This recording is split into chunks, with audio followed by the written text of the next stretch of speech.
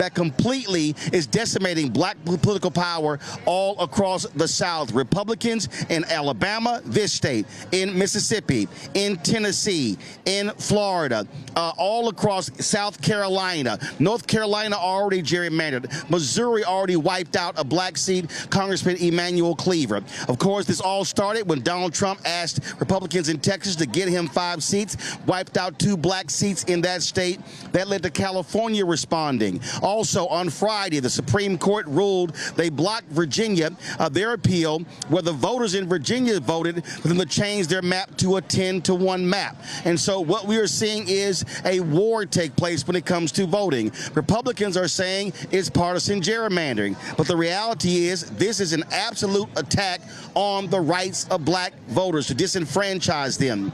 What we are looking at is likely going to be the largest disenfranchisement of black political power since the period of Reconstruction. And so what we have to understand that the only way to respond to what these right-wing conservatives are doing is to have the largest black voter registration we've seen since the 1965 Voting Rights Act. But not just African Americans. It's also going to cause white voters who have been disenfranchised, white voters who are being ignored when it comes to these policies, for them to also to go to get registered. In 2024, some 90 million people did not vote in the 2024 presidential election. And what we have to understand, complaining about things, saying this should not be happening, that means nothing if you don't do something about it. And so a week ago today, organizers started a signal chat, and this began to come together. And in 7 days, this entire event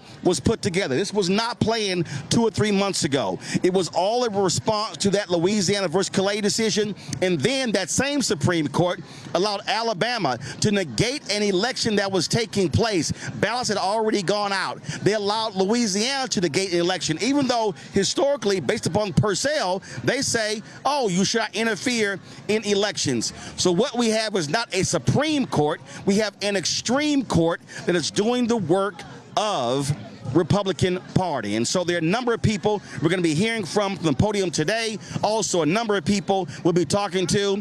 Senator Cory Booker is here. But first up, we have former U.S. Senator Doug Jones, who's running for governor of Alabama. Senator Jones, glad to have you here. This literally is, and I've been saying it's a state of emergency, and what they're doing, this is an existential threat to black political power all across the South. Yeah, you know, Roland, you're absolutely right. I mean, I was telling folks earlier, it's just stunning that we're here 60 years after the Voting Rights Act signed, years after it was renewed and by an almost unanimous Congress twice, and we're here today having to have this demonstration and rally to protect voting rights. It's really stunning, but you're absolutely right about who this affects. It is primarily the black population, and you're going to lose representation, no question. But this affects everyone. This is a Supreme Court. This is a legislature that is taking and rolling back everyone's rights these days. Are we good? Yeah, go ahead. Okay. And you know, it's funny when you rattled off the states. It's the states of the old Confederacy. The very states that the Voting Rights Act was designed to say, you can't do what you've historically... Senator, hold Jones 1 second. Guys, what's going on? Why I don't have a 2 shot of the senator? I only got a 1 shot. Okay? What is going on? Okay, I need folks to wake up in the control room. So please, let's go. All right. You were talking about, go right ahead. Yeah, you know, this is the states of the old Confederacy who are rushing to do all of this. And we've got, I really believe, Roland, that there are people of goodwill in this state that are going to rise up. This is also fairness. This is about, and I don't think people are going to stand for it. Well, the thing here is, and what I've said to people, one, we've been calling this. We've been saying this was coming. We've been saying this was going to happen. And a lot of people, a lot of folk didn't believe it. Right. A lot of folk were like, well, you know, we're not sure. And I'm saying it absolutely is going to happen. Actually, we're going to do this here. Okay, we're having a slight technical issue, and I see the delay there. And so let me do this here. I'm going to go to commercial break. Control room, if y'all can go ahead and go to commercial break. Then we're going to come back. We're going to make sure that we get the signal straight as we're live here from Montgomery.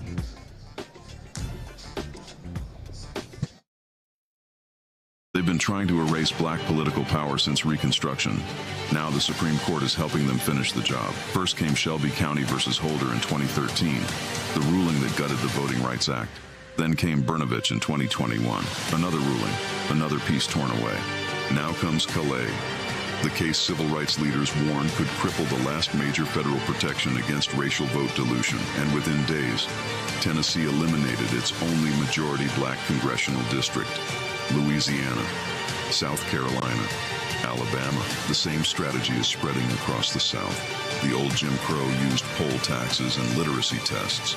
The new Jim Crow uses gerrymandered maps, voter roll purges, polling place closures, and court rulings that make black communities politically invisible. 1965 was Freedom Summer. This is Freedom Summer 2.0, because they are still trying to erase black political power, and we will not bow.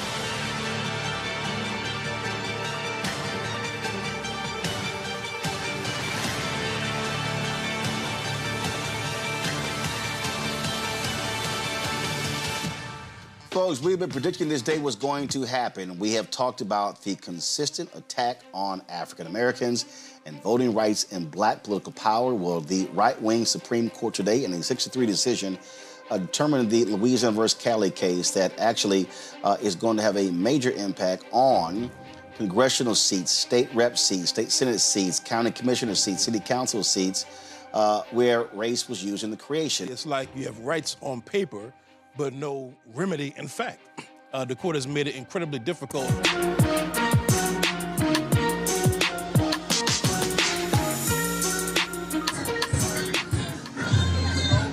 All right, folks, we're live back in Montgomery, so I wanted to make sure we had that technical issue fixed. It is now taken care of. Senator Jones, what I said to folks was, look, we knew what was coming down. We could not trust this court. And again, the only way we can respond to this is at the ballot box. And so that means that we have to have a massive, massive, massive registration effort. Yeah, two things. We absolutely need to get people registered. Our primary is May 19th. So it's late for that, but people need to register for November. But as importantly, in states like Alabama, we need to get those who are registered engaged. We've got to have a massive turnout, not just registration. Alabama is one of those states that rarely turns out 50% of the vote. If we can get a record turnout, we can win this race up and down the ballot. So registration, engagement, getting to the polls in November. That's what we got to have. Well, one of the things that I've said is that how I look at elections. I see voting as the end of the process. Before that is registration.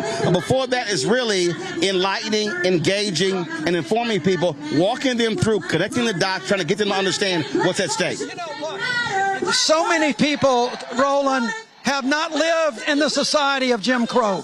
Nobody understands. They think they take your vote for granted. And so it's easy to say, my vote doesn't count in Alabama. This proves your vote counts. This proves you've got to use your vote as your voice. And the more voices we can get out there, the more changes we can make so that we can stop this and move Alabama, the South, and the nation forward. So, again, the primary in Alabama is when? Primary is Tuesday, May 19th, this coming Tuesday. And so then, as soon as that is over, it is then completely focused on registering folks for November, right, and then driving them to the polls. Right. Because when you look at the numbers, the votes are there. The numbers are there. 100%. You know, look. When I ran in 2020 and I lost my re-election, I still got 920,000 votes. That's enough to win any governor's race in history of Alabama. So those votes are there. Those votes are there, and I believe, Roland, that they are growing. I think the independence in a state like Alabama has grown because people are just not happy with what they see, the direction of the state, the direction of the country. Okay. All right. Well, Senator Jones, listen, I keep telling folks, it's all hands on deck. Absolutely. Absolutely. Thanks for everybody coming out here. Find another one wherever you can. Let's get people engaged. Get them out to vote. Vote like your life depends on it, because it does. All right, we appreciate it. Thanks a lot. All right, thank you very much, folks. They are starting the pay from the stage, and so let's do this here. They're going to open this with prayer. So let's go to this feed from the stage. Let's go to the feed from the stage. Lift up the sound one time for the AME church that's here.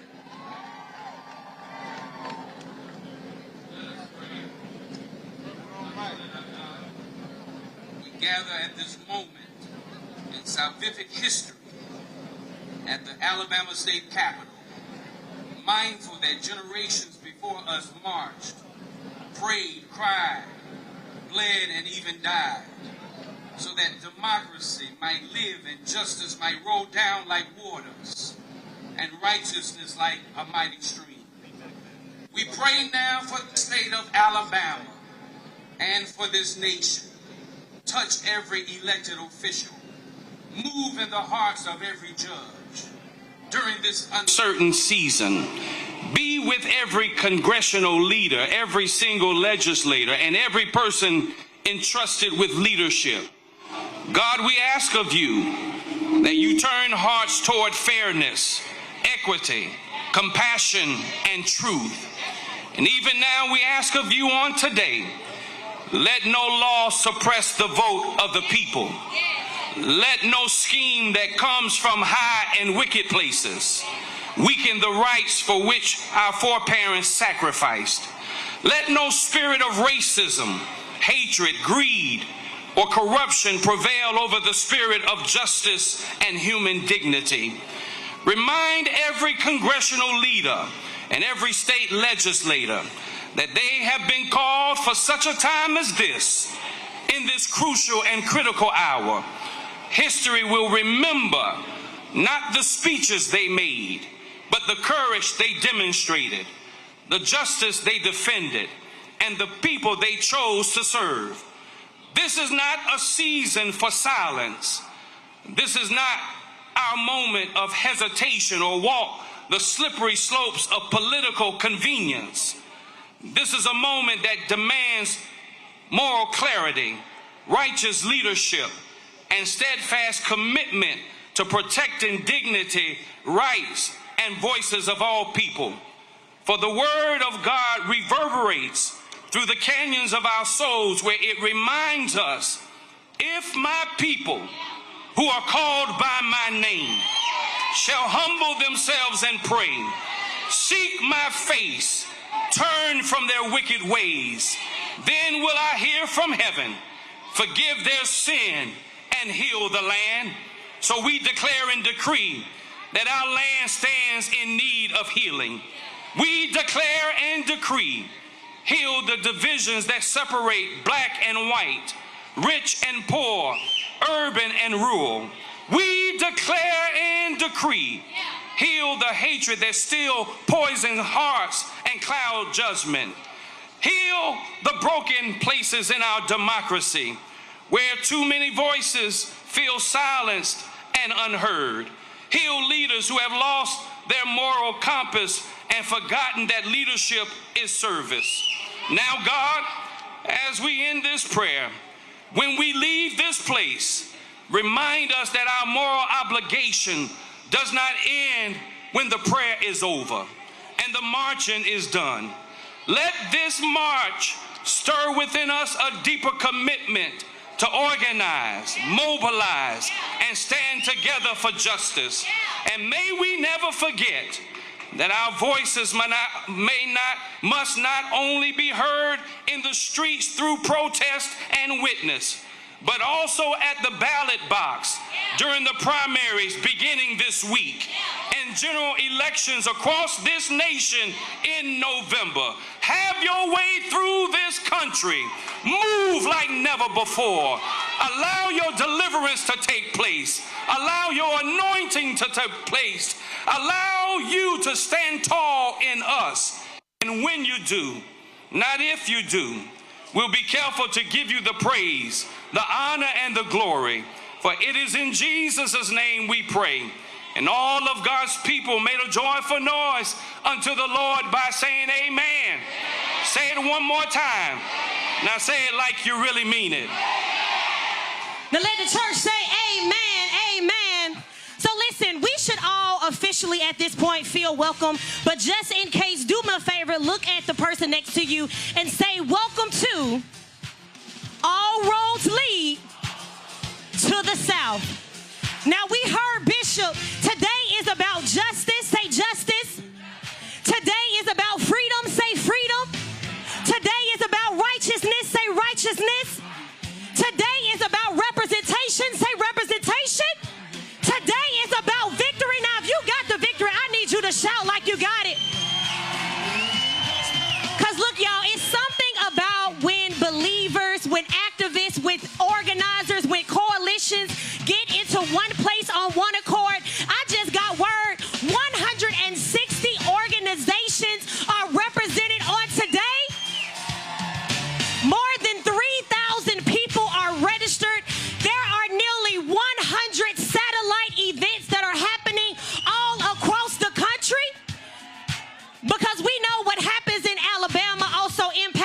Louisiana, and Georgia, and Mississippi, and so on. And so I need you to lean a little bit.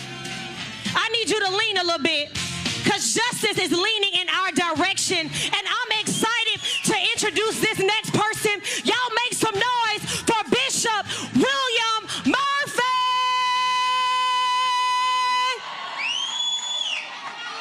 Good morning, family. Let's raise up our national anthem. Lift every voice and sing the words of James Weldon Johnson. Come on, my friend. Let's sing it together. You know the words. Let's raise it up all over this city until they hear it in D.C., until they hear it in the White House, until they hear it in your house. You know the words.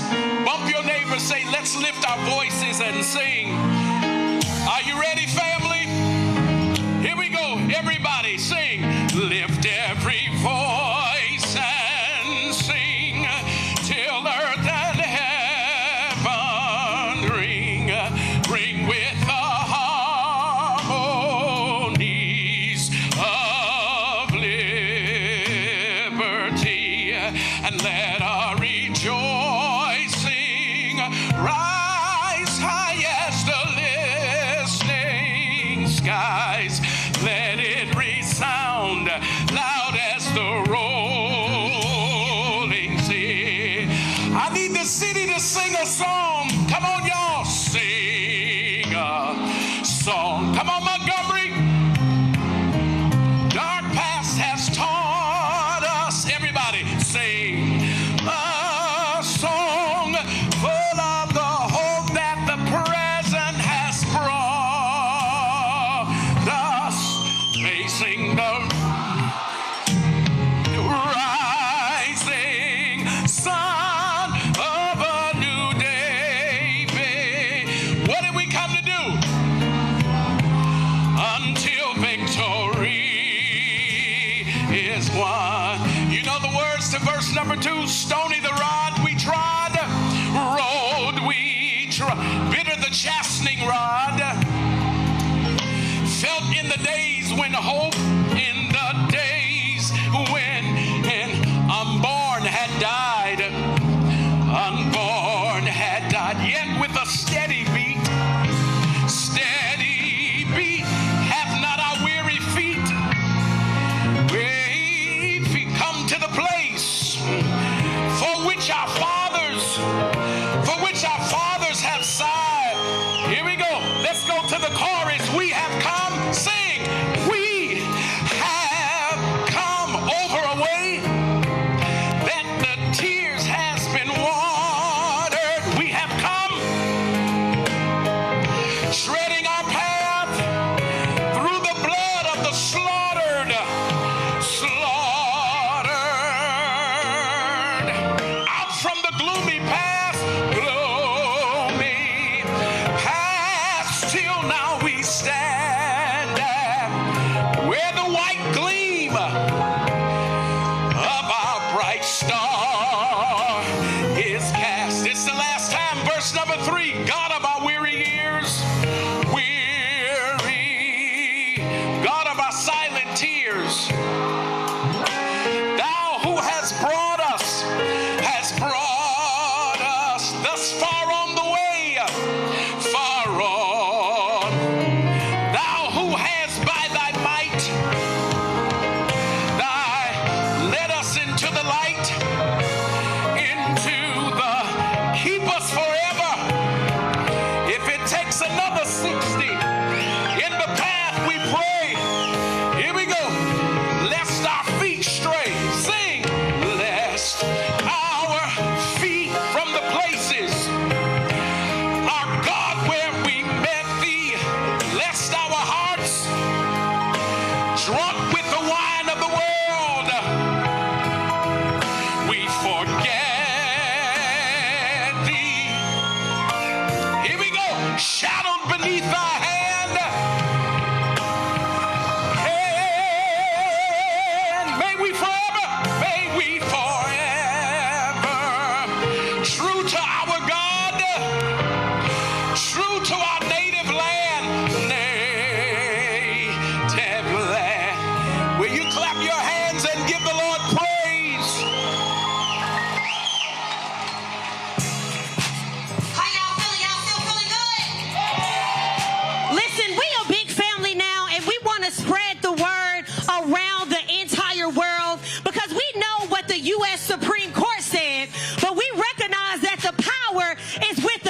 people. Can you say the power is with the people? Which of my brother right here is ready? Where you from, brother? Come on, my brother is from Selma, Alabama. With your fist in the air, say the power is with the people. Absolutely. And so we know the courageous acts that took place on the bridge, but how many of you know the numbers? I was really upset with 18 to 39. 55% of the people who voted were 65 plus. 18 to 39 represented only 9% of everybody who voted early. What has to be done to get the largest demographic to understand that they can't be the smallest voting demographic, but they're the largest voting demographic? That's a really great question. It's also good to see you. To take righteous. Folks are not listening to what the solution is. We have a leader here who, in the words of Lone Crusher, ain't never scared. He's actually from my home city. If you go to a state school. Yeah, same as in Texas. Right.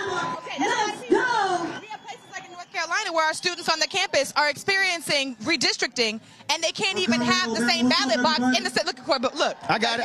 And you got to be able to have ballot boxes on campus so that students can easily participate. We got to make it so that campuses right now are afraid to even engage in politics because they think it's political. Nonpartisan voter registration is not a political issue. Now, that's the folks who are in college. Yes. What about those folks who are not in college? So that's the first level, because and also you said interim. I'm the executive director now. Okay, well you didn't tell me. So number two, I didn't tell you that. I didn't say that. Yeah, tag off interim. I'm the executive director.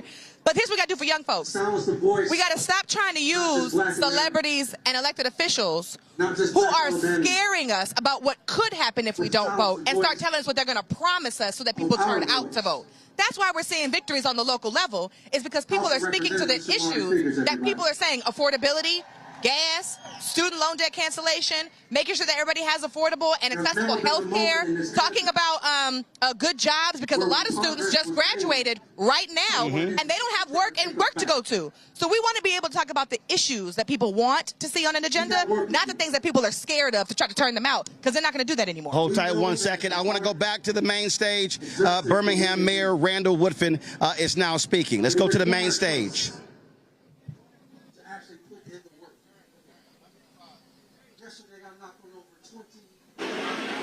Doors.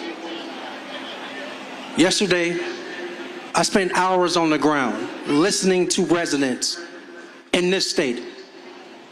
And what they require of us in this moment is to not take it lying down. It requires us to organize. It requires us to put our tennis shoes on and knock on doors. It requires us to be at every church and every campus and every union hall, organizing across this state. The changes we have to see in this state won't just happen if only Birmingham and Montgomery and Mobile and Huntsville show up. Marion, Alabama, Anniston, Alabama, Lowndes County, all of the Black Belt, all of us organizing. Let's remember, we are descendants of real foot soldiers. Foot soldiers, some of them at the age of 10, 11, and 12, who were not afraid of dogs, not afraid of fire hoses. We have to remember who we are. And so, before I give this mic up, I give you my honest, sincere charge to every person that descended on Montgomery, Alabama today. This race, this fight we're in is more than about May 19th. This fight is more than about the first Tuesday of November of 2026. We're in this fight for the long game. And that requires you to not give up. That requires you to know how to fight, not just to fight, but how to fight. And it requires you, this moment, This moment requires you not to be silent. It requires you not to give up. And to not only have hope, but to turn that into something tangible.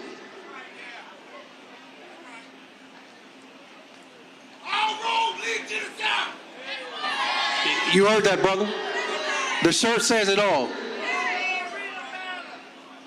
All roads lead to the South. And I got a point. Y'all have heard it before. The South got something to say. The South got something to say. We're not going back. So y'all with us? I said we're not going back. Are you with us? We are not going back. Are you with us? Then let's get to work. Thank you.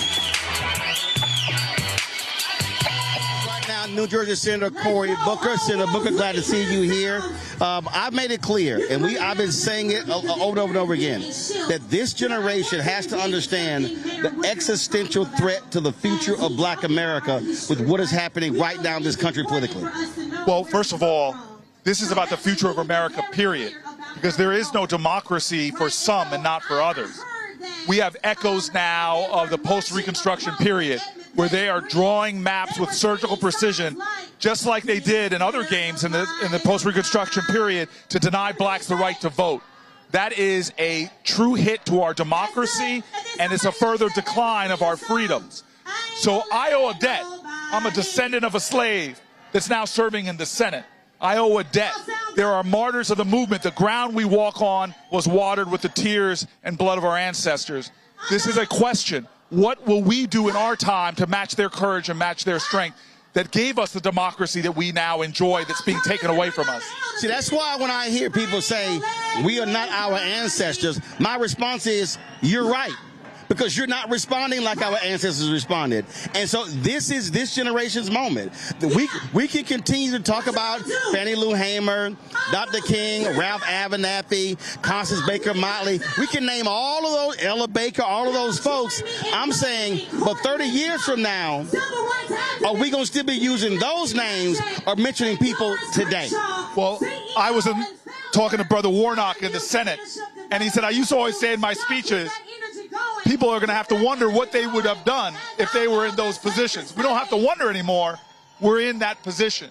What the Supreme Court is doing is like what they did in Plessy versus Ferguson. I call them the extreme court. Well, we've seen them before try to take away or deny rights. Dred Scott, Korematsu, I could go through the cases, now Calais. But all of those other times, great leaders rose up, foot soldiers rose up to take back our rights, to secure our rights. The question is right now, are we going to sit back and simply wonder what's happening with our rights, or are we going to stop them? And we have the power. Our ancestors proved it. They made a way out of no way. We have all the power we need. The only thing that will stop us from stopping them is a participation. It's too many people on the sidelines, too many people not realizing the urgency of the moment. Yeah, and what I've consistently said and yelled and screamed, this moment requires the largest black voter registration since the 65 Voting Rights Act. And what I've said to white folks, I need y'all registering white folks. This ain't just about us carrying this burden. Yes, and it didn't in the past. The civil rights movement was a moment of some of the greatest political leadership our country's ever seen. Black folks from Ella Baker to Fred Shuttlesworth, but there were also a lot of white folks, Asian folks, Latino folks. It was a rainbow coalition. Goodman, Cheney, and Schwerner, black and white, Christian, Jewish, died together for voting rights in Mississippi. That's what we need right now, that kind of commitment, that kind of people answering the call to courage. Now, nonpartisan one thing, but the reality is what we are seeing with this MAGA Republican Party and their policies. So it's not just a question of saying we need you to vote. It's looking at the actual policies that are being passed that are anti-black. Project 2025 was filled with a lot of anti-black stuff. Look, Stephen Miller, Donald Trump, they're saying the quiet part out loud. As soon as they got in, they fired not only qualified African Americans, but some of the most qualified people that have ever held positions, from the Congressional Library, the Library of Congress, all the way to leaders in our military. They've been targeting African Americans. They've been trying to do everything they can to cut off research for black maternal mortality. They're doing everything they can to make this not a level playing field, not a meritocracy, but to stop African-American equality. And now the Supreme Court, comprised of people he put on it, that would do his bidding, that would do things like this. They're advancing that call. All of these are signs of a democracy in decline. When you're so afraid of black voters, when you're so afraid of fair elections, that you're going to do everything you can to rig the map to stop black people from participating, then you know that we have the power. And now we have to respond with the power of the people that I still believe is greater than the people in power. And the thing is, this is called All Roads Lead to the South, because even if we look 4 years ahead, 2030 census, blue states are projected to lose 11 to 14 congressional seats. Those are coming to southern states. So if there is this is absolutely a moment where, frankly, Democrats, if you want to be in the future, they're going to have to massively invest in southern states. But the thing is not just, and this is, and I'll be very specific, what I've been saying to these white consultants, stop thinking it's all television. If you do not put money on the ground, on the streets, in communities, with activists, touching people, and not September, October, no, it has to be January, February, March, April, May, year round, because you got to educate folks on the issues. We live and breathe this stuff. The average person doesn't. Okay. You've been actually saying this a long time. I don't mean to use this metaphor in any way about you being sick, but you've been the canary in the coal mine, chirping away and showing signs that there's a problem far before we saw it. When you don't cultivate your democracy in times that you think are good, you will lose your democracy when things are bad. And so that's the problem. We have been taking places for granted. The Democratic Party hasn't been investing like they should in Mississippi, in Alabama, in Louisiana. Oh, those are red states. No. Give it up on Florida. Oh. So I think this, though, is not a left-right movement. Our democracy, our democratic rights are intrinsically tied to one another's rights. As James Baldwin said, when they came after Angela Davis, he said, if they come for you in the morning, they're going to come for me at night.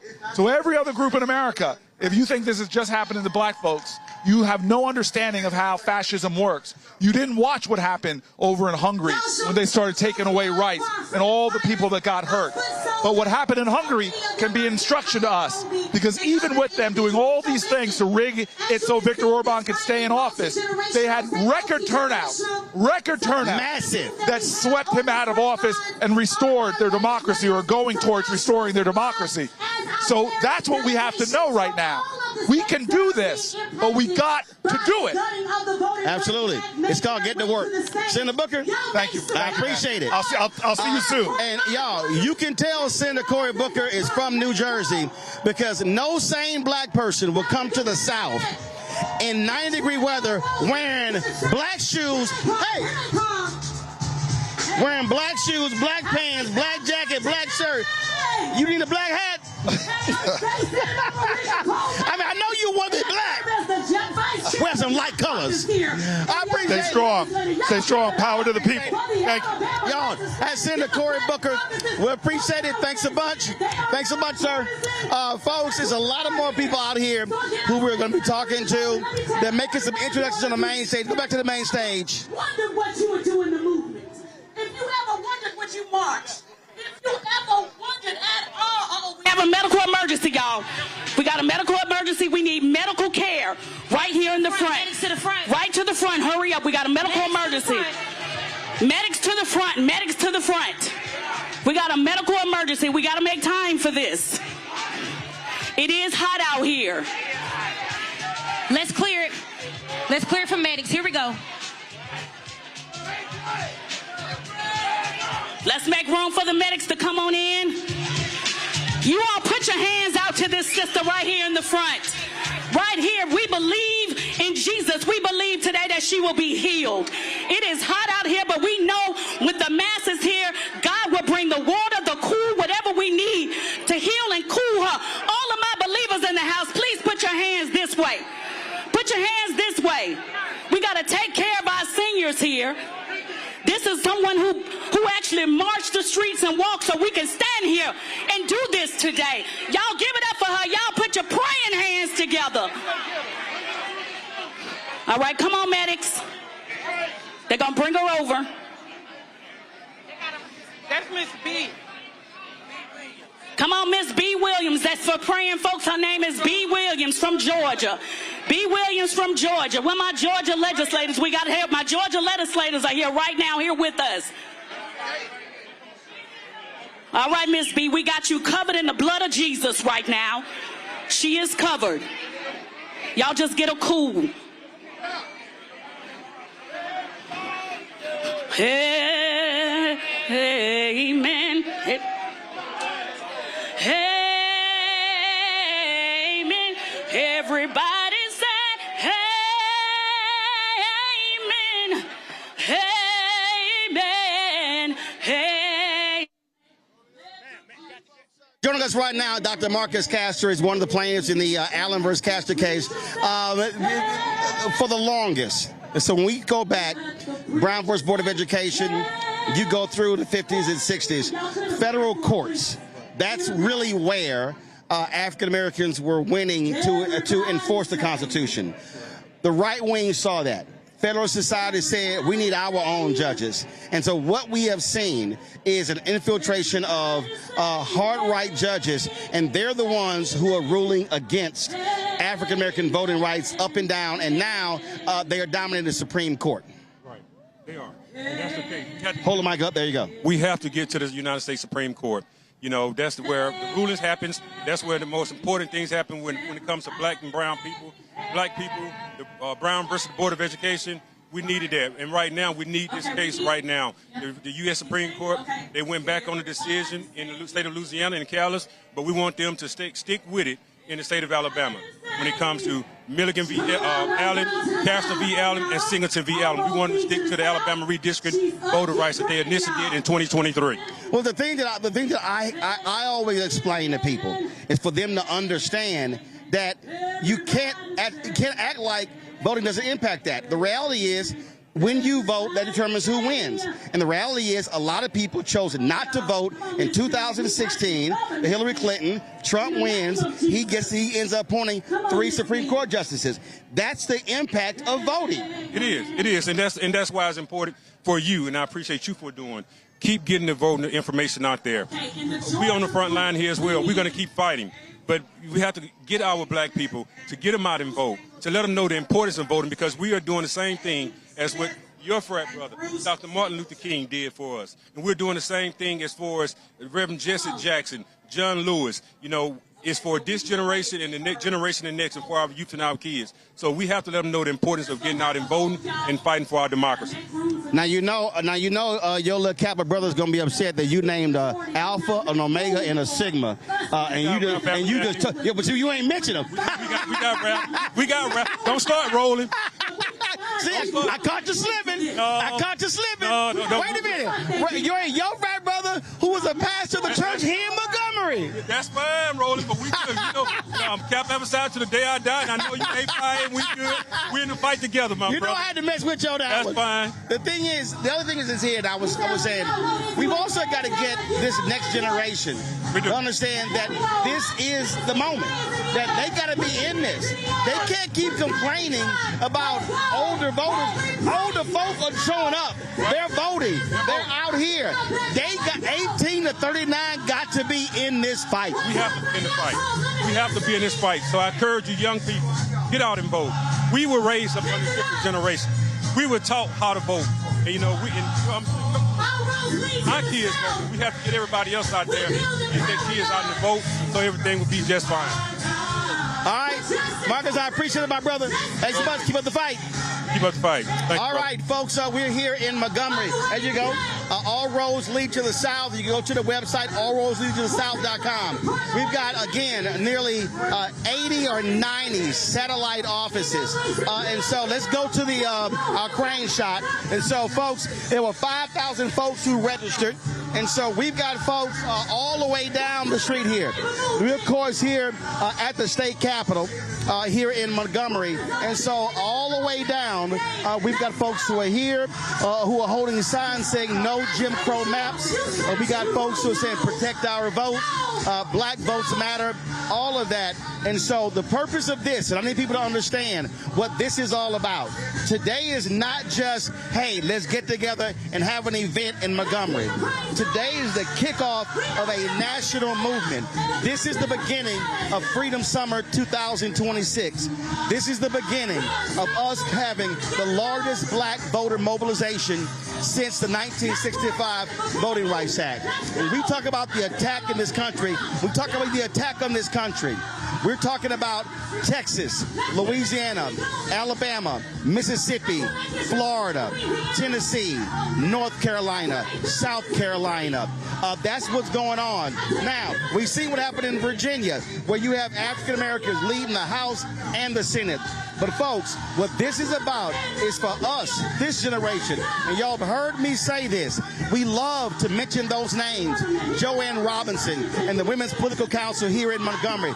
They're the ones who started the Montgomery bus boycott. We talk about Rosa Parks. We talk about Septima Clark, Diane Nash, all of these folks. Well, we got to understand that we got to be calling present day names.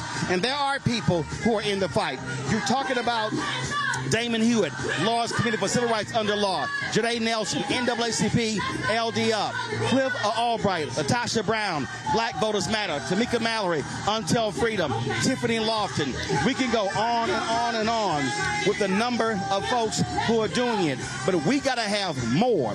We got to have more people engaged, because you have to remember, Montgomery did not happen. Montgomery did not happen. Montgomery did not happen without people who are on the ground. Montgomery did not happen. Montgomery did not happen without people who were foot soldiers. No, cold. Montgomery, cold. We gotta protect the vote, guys. Montgomery did not happen. Selma did not happen. Birmingham did not happen. Albany did not happen. All of these places did not happen unless there were regular, ordinary people who were on the streets, who were showing up, people who risked their jobs, people who risked their lives to do what's right.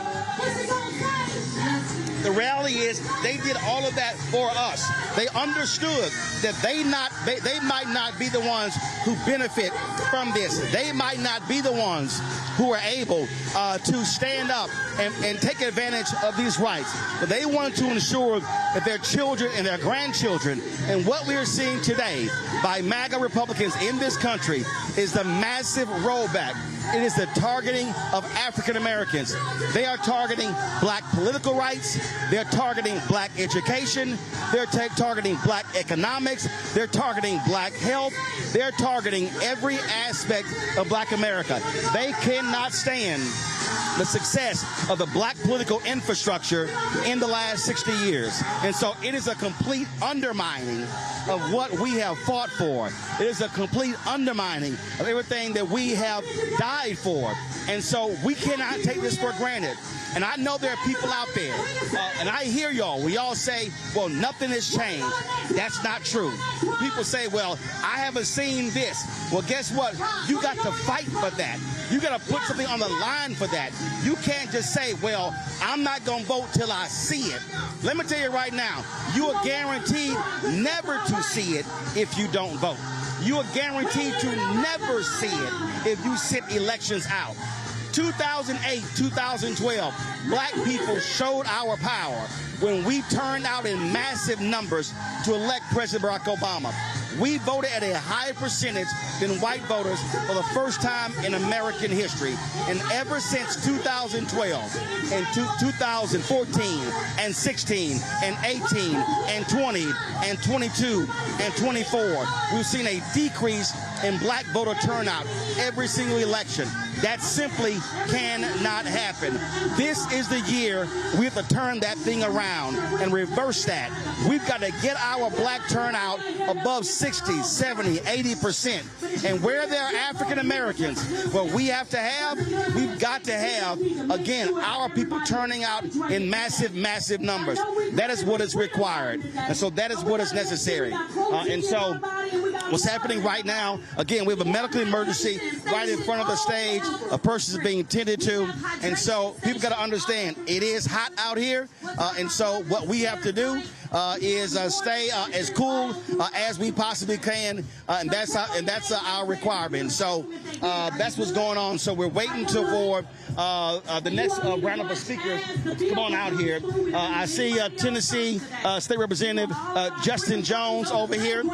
He's here. We're going to try to grab him to come over here. And so we have some other folks as well. You see many of those speakers that are on stage. And so we want to be able to talk to more of them. Again, I see Montgomery Mayor Stephen Reed, who's here, so we'll be chatting with him a little bit later as well. And so let's go to the main stage, Of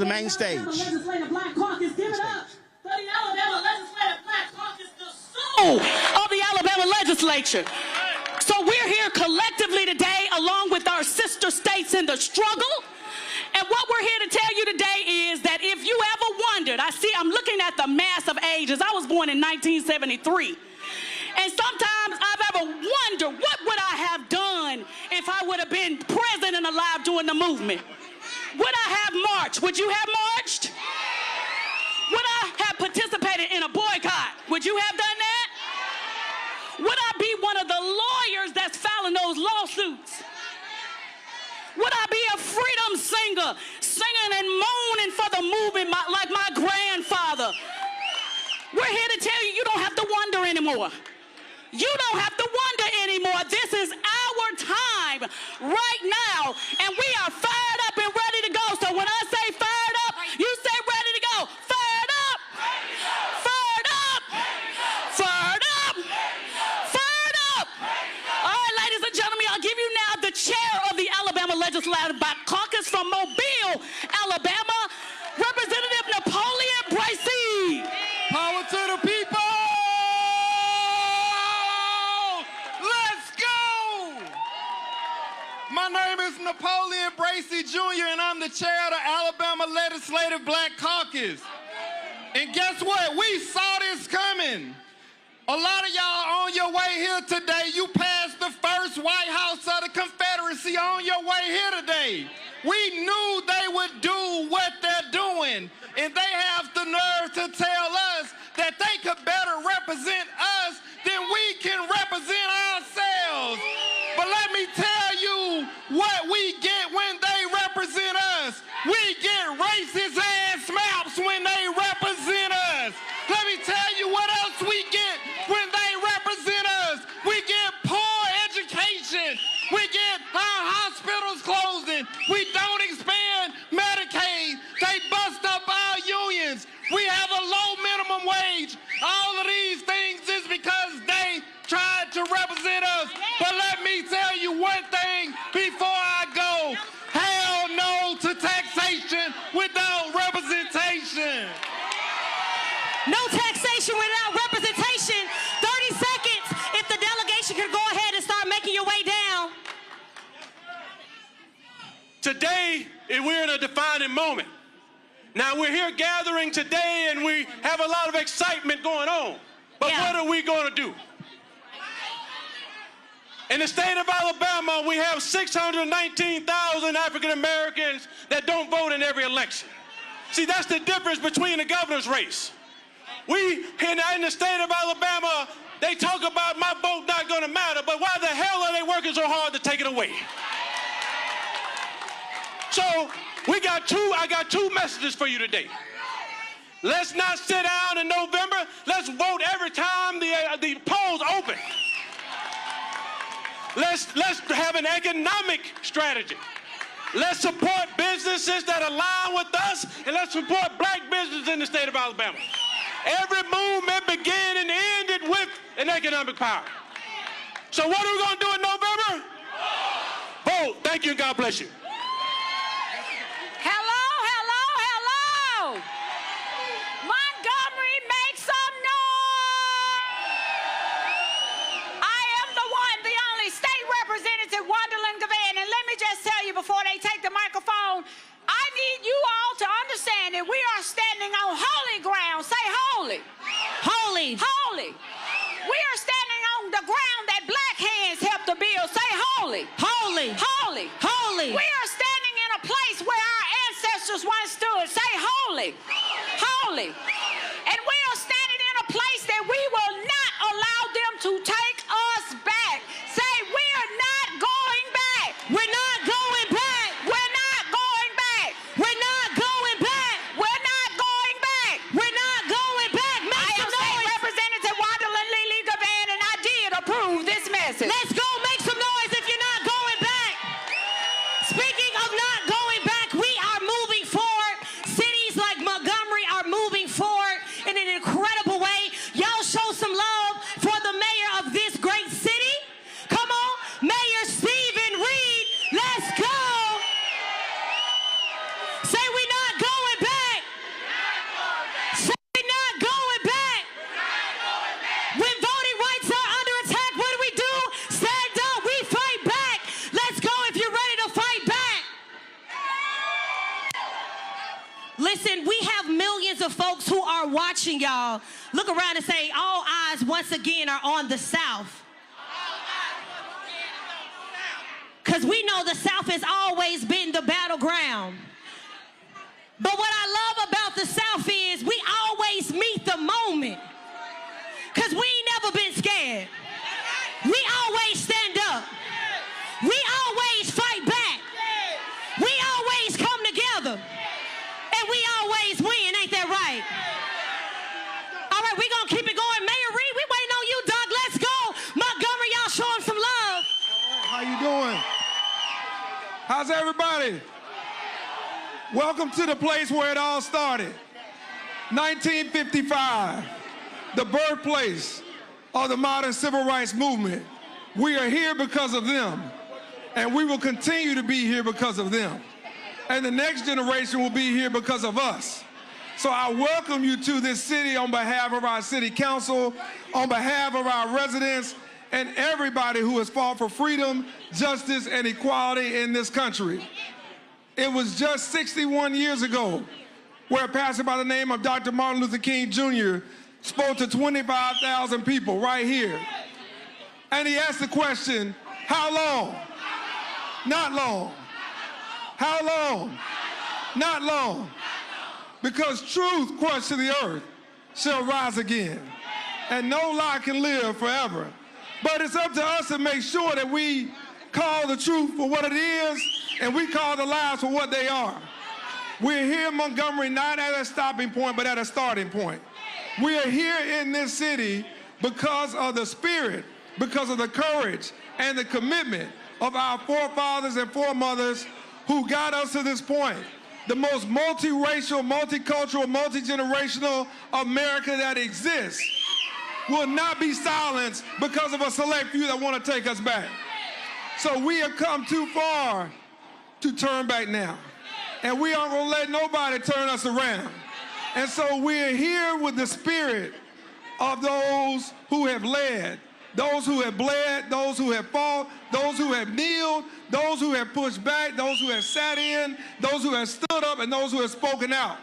So I welcome you to this city where history is always on top of our minds, where we are living history, but we have to make sure that we don't just end right here today. This has to go through Tuesday, primary day. We have to vote, we have to invest, and we have to partner and collaborate with those that partner and collaborate with us. If they do not share our values, if they do not share our vision, then we should not share our money. We should not share our action.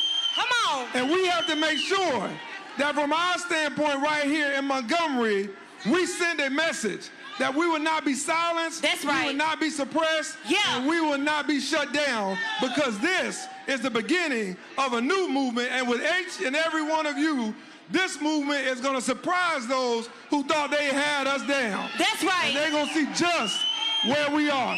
That's so right. Know that, welcome to this city, and let's continue to go back to your cities and your communities with this energy. Let's vote, let's invest, and if need be, let's boycott and let's sit in and do what we have to do to get our message through to this administration and those that support it. Thank you. Welcome to the Go. Let's go, Gumptown. Listen, Mayor said we got to vote. Say we got to vote. Because we know that when we vote, we really do win. And shout out to the folks that were fighting for representation in Congressional District 2. Black folks, all folks showed out, and we were able to get equitable representation representation. Now, while the Supreme Courts and the courts are trying to erase our voice, they're trying to silence our voices, we ain't gonna let them. Look at your neighbor and say, we ain't gonna let them. And so here to talk a little bit more about the Allen versus Milligan case, I have a few plaintiffs. Y'all show some love for Kadita Stone along with Evan Milligan. Let's go. Yeah. We actually got three of them. We got three of them. How y'all doing? Everybody say 1, 2, 1, 2. Yeah, I like the energy. Kadita, set us off. Yeah, so as y'all know, we proved in court that Alabama was racist in their maps, and we were able to win a 2nd congressional district, and the news that we found out of what they've done now is absolutely wrong. And as you know, our governor called a special session last week, but let me tell you what she ain't talk about. So she ain't talk about expanding Medicaid for everyday Alabamians. Mind you, we 1 in 3 states that don't have Medicaid expansion.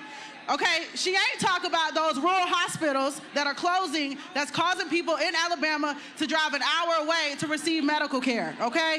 She ain't talk about she ain't talk about why we got the highest power bills in the Southeast. We can fix that. We can fix that. She ain't talk about why we're the third highest state in the nation for maternal mortality rates for black women. She ain't talk about that. She ain't talk about why 50,000 Alabamians just lost SNAP benefits 2 days ago. She didn't talk about none of that, okay?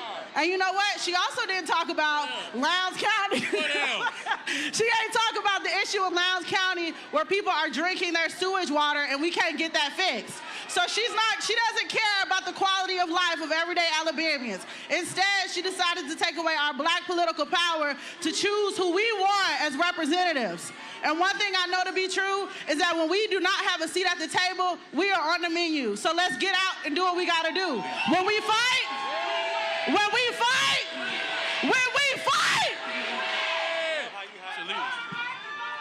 All right, y'all, so the fight continues. Although we may not have gotten good news in the congressional maps, we need y'all to meet us in Montgomery next Friday on the 23rd. We are back in court.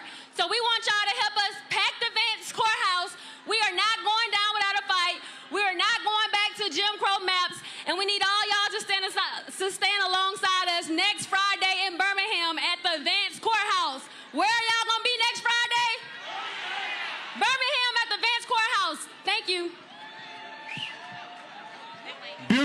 Beautiful people, Dr. Marcus Ellis Castor. I just want to thank you all so much. I want you all to continue to fight, continue to vote, teach our young kids to vote. Get them out so we are there for the next generation and the generation after that. Continue to push the voting narrative, but continue to raise our children upright. Love you all. Stay hydrated, stay safe. Y'all show some love for the plaintiffs. We are grateful for their work. So as we can see, it is about litigation. It is about voter mobilization and grassroots organizations that are on the ground day in and day out. Next up, we have Monica Rowley, Executive Director of the Alabama Alliance, along with my good sister. I need them hands clapping. That part. Rodrisha Glasgow, Executive Director of the Ordinary People Society. Let's go. Hey, everybody, I don't hear enough noise. There we go, that's a little better. Hi, everybody, my name is Monica Riley, and I'm the Executive Director of the Alabama Alliance, and we're going to take just a second to go down memory lane. So 61 years ago, a tired man stood on these very steps behind me. He had just walked 54 miles. The state of Alabama had done everything it could to stop him, and when he finally stood his ground, right where you are, he looked out at the people who had marched through tear gas, water canyons, state troopers, and he asked a simple question: how long? And then he had a revelation, and this is a part that isn't spoken about quite often, but he remembered that strangely, the climatic conflicts have always been fought and won on Alabama soil. There we go. We have always been their testing ground here. Suppress the votes, redraw the maps, dismantle the law. That's their entire legislative playbook. They keep running the same play because they don't have another one. That is not power. Hear me say that is not power. That is being a coward. If Alabama can be used to test drive attacks on our democracy, then Alabama can be used as a blueprint for resistance. If they can organize to take power, then we will organize to protect it. And so I want to talk just a moment to the everyday people who are here, not the staffers, not the lobbyists, the everyday people who realize that I may not know all of the details, all of the bill numbers from last week, but I don't need to know that something is wrong. I don't need to know that suppression is here. You don't have to work in politics. This movement belongs to the people. That's right. It belongs to the people that we love back home. It belongs to the parent that has to choose. We're joined right now by one of our on the table. The teachers fighting like hell to make sure our babies can still learn the truth. The neighbors who organize because their communities deserve safe streets and clean water. These are not radical ideas. This is what the American promise is. So these same people are betting that y'all feel too tired. That's right. They call it lawfare sometimes, but the reality is we are at war. And when I say that, I mean that we are literally fighting for fundamental rights, for rights that were already fought for, already won, already paid for with blood, sweat, and sacrifice, and yet we are retreading the same ground. And we, as our ancestors, are nonviolent, and we're peaceful. Our greatest weapon is our intellect, our strategy, our perseverance, our resilience, and the fact that we know we are righteous in our cause and we will never give up. And that's how we win in court. That's how we win in the state legislatures. That's how we win with the people, because we have justice on our side. Bad that the Supreme Court is actually, I think they had heard it the other day, their efforts to even stop groups like yours from filing lawsuits. I mean, these folks, I keep warning people, this is not small things. This is all out political, economic, civil, massive warfare on every front. Warfare. We know that they are trying to deny the ability of our children and the next generation of all Americans to understand the history of this country, to understand that it took this type of mass mobilization to create the democracy that we all now just take for granted. And in order to maintain it and to keep it, all of us are going to have to fight for it. This cannot be a black people only struggle, because we did that once, and we're not doing it again by ourselves. We had allies before, but now we need a mass movement.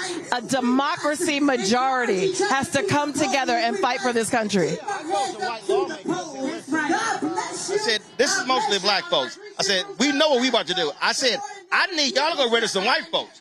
I remember I told Senator Bernie Sanders in his office, I said, you need to be talking to white people, I said, in these places. I said, because they're getting screwed by policies. I said, you keep criticizing, all different things. I said, no, bruh. I said, I need you talking earnestly to white people. Is they use anti-black racism to feed the masses their own demise. They tell them that we are a threat, immigrants are a threat, black people are a threat, and they use the tropes of criminalization and poverty. And they do that to cover up all the corruption and the side dealing and the grift that is happening before our eyes. So I have to believe that the American people can be smarter than that. They haven't proven themselves yet, but they have to get smarter, because they are picking your pockets by telling you to look at us. We're looking at, what is utterly illogical. To watch, I call them an extreme court, to watch them make a decision in December and say, oh, it's too close to the election in Texas, with the primary was in March. They said in December, oh no, March is too close. But Louisiana had already sent ballots out. They said, oh yeah, y'all can go ahead. Alabama, yeah, y'all can go ahead. And it's like, wait a minute. You just said in December that 3-4 months was too close. You're allowing them when ballots have already been sent out and returned. Like, that is inexplicable. It is inexplicable. And people are always asking me to try to make sense of it, right? Like, what's the reasoning? What's the rationale? What's the logic? There is none. And I have to say that I defend the courts. I believe that they are still a powerful vehicle for change. But when they act up, when they are indefensible, I will be the first one to tell you. And right now, the Supreme Court's antics around voting are absolutely indefensible. This is an activist court. I love this idea of an extreme court because they are the extreme Supremes right now. That conservative majority is extremist. Yes. We can do whatever we want. For now. For now. Because what they've done is they've awakened a sleeping giant. Because the people understand when they've been hoodwinked. They understand when their institutions have abandoned them. And we are now commemorating the 250th anniversary of the Declaration of Independence. And that very document tells us that when your government stands in the way of your life, liberty, and pursuit of happiness, you, the people, have the right to change it. And that's what our job is this November. Well, I tell everybody, this is all hands on deck. Everybody has a role to play, and that's where we got to be right now. And I don't want to hear another young person or a middle-aged person say, oh, I'm tired, I'm sitting down. I'm like, listen, I gave your ass all of 2025, and I don't want to hear it then. I don't want to hear nobody saying, I'm tired, I'm sitting out right now. No, I hear you. I hear you. I do understand how people can feel frustrated with politics, right? How they can feel like it's not really delivering for them. But LDF is a nonpartisan organization. We believe in people's power, and the most powerful tool that every one of us has is the right to vote. And you can exercise it any way you want. But when someone tries to take it away, that should tell you how valuable it is. When they're trying to use all these tricks in the courts, in the legislatures, to keep you from your vote, you know you have something that is precious. And for you to let it go and sit and rot is on you. Absolutely. We can't afford it. Absolutely. Janae Nelson, we appreciate it. Thanks a lot. Thank you, Roland. All right, thanks a bunch. Always good to see you. All right, folks, you can go ahead and take off. Grab your water with you. I'm going to bring in, we got a lot of folks waiting, Congressman Stephen Horsford of Nevada. He's also in one of the places. We're going to sit here, and also we're going to have Mayor Stephen Reed of Montgomery step on up right now. Congressman Horford, glad to have you here. You're from Nevada. You got Aaron Ford running for governor there. And when we talk about, again, what's happening here, all road lead to the south, we've even seen this I call the extreme court, making voting rights decisions out of a case out of Arizona. And so folk got to understand, this is a north, south, east, west battle. It's absolutely, I'm the first black elected representative to Congress from Nevada. Yes, we won through coalition, but we're one Supreme Court decision away from losing our power. It's our political power and our economic power. And I understand that I stand on the shoulders of those who came before me, but our job is to build power and make progress over time. And this Supreme Court, the corrupt administration, Republicans who are capitulating, are trying to take us backwards at a moment we're not going back. Well, and the thing is, when I keep saying it's all hands on deck, it's literally all hands on deck. We need everybody fully engaged. So that is why this march is so important, because they want us to believe we're powerless. They want to tell us to believe that there's nothing that we can't do. There is a lot that we can do.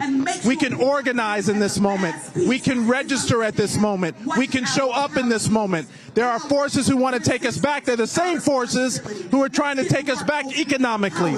But our power is in our representation, not in them choosing our representatives, but in the people being able to choose it. And that is why we have to organize in this moment, and organize to turn out the biggest black turnout ever. It has to be too big to rig, because they want to steal this election, but we can't let them do that. And the people, the black communities all over the country will show up in numbers the likes the other side has never seen.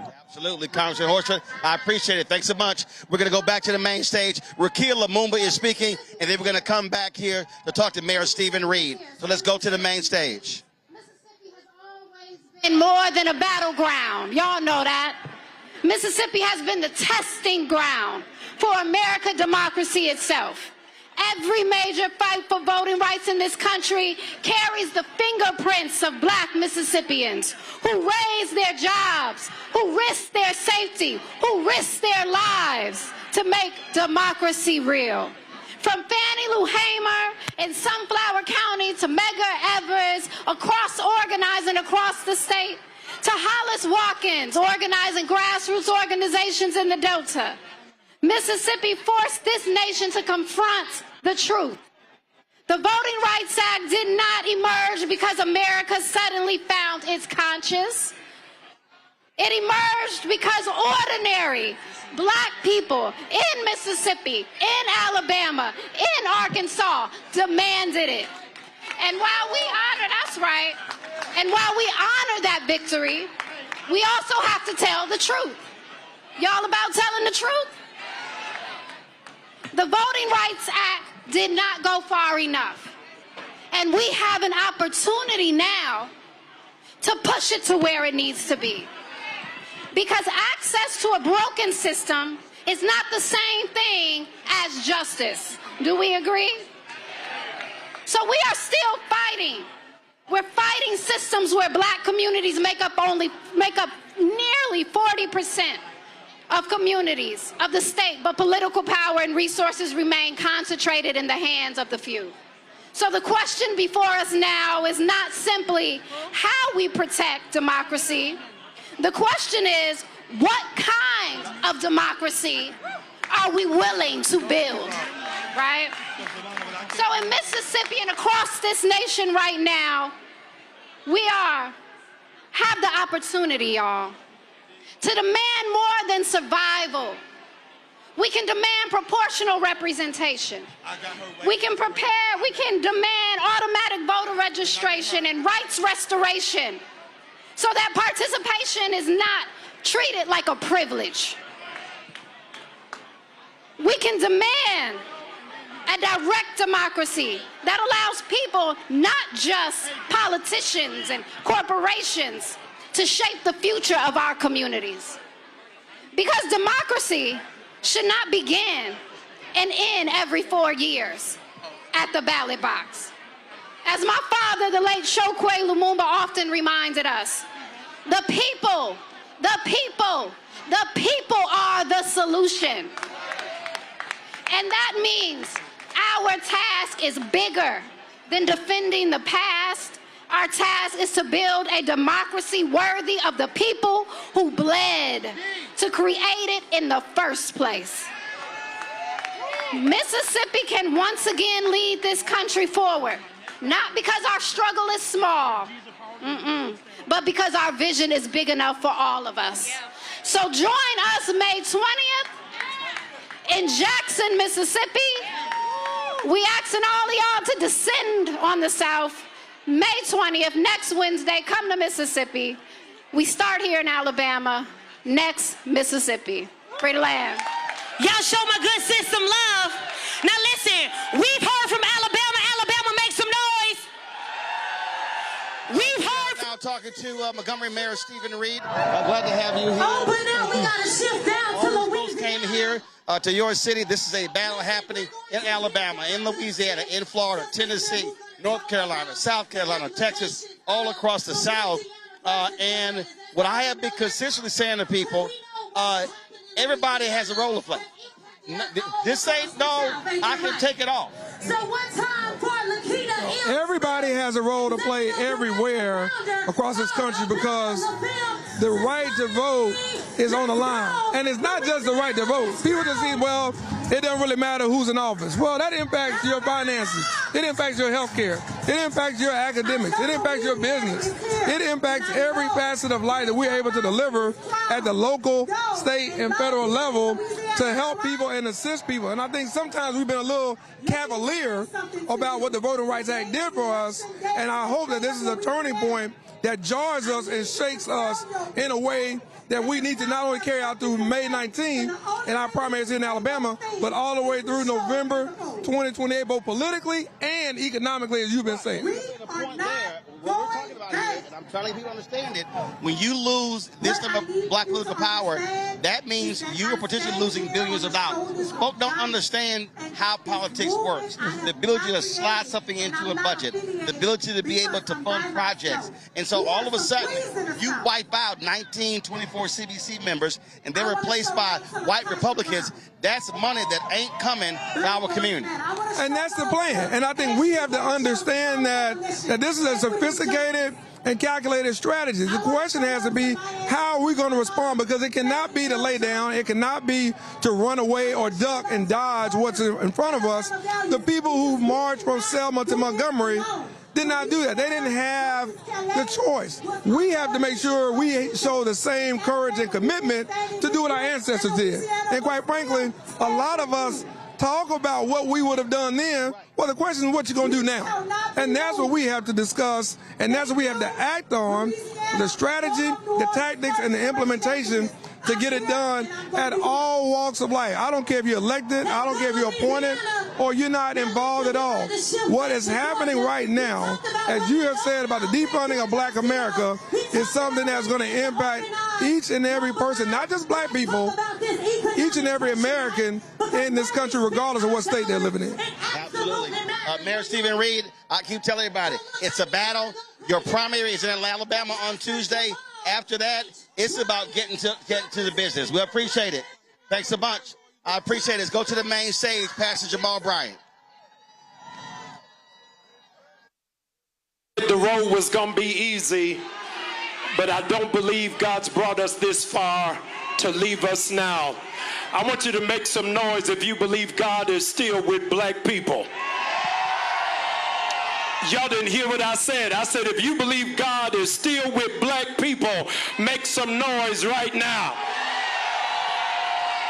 I'm not talking about the God of Bull Connor.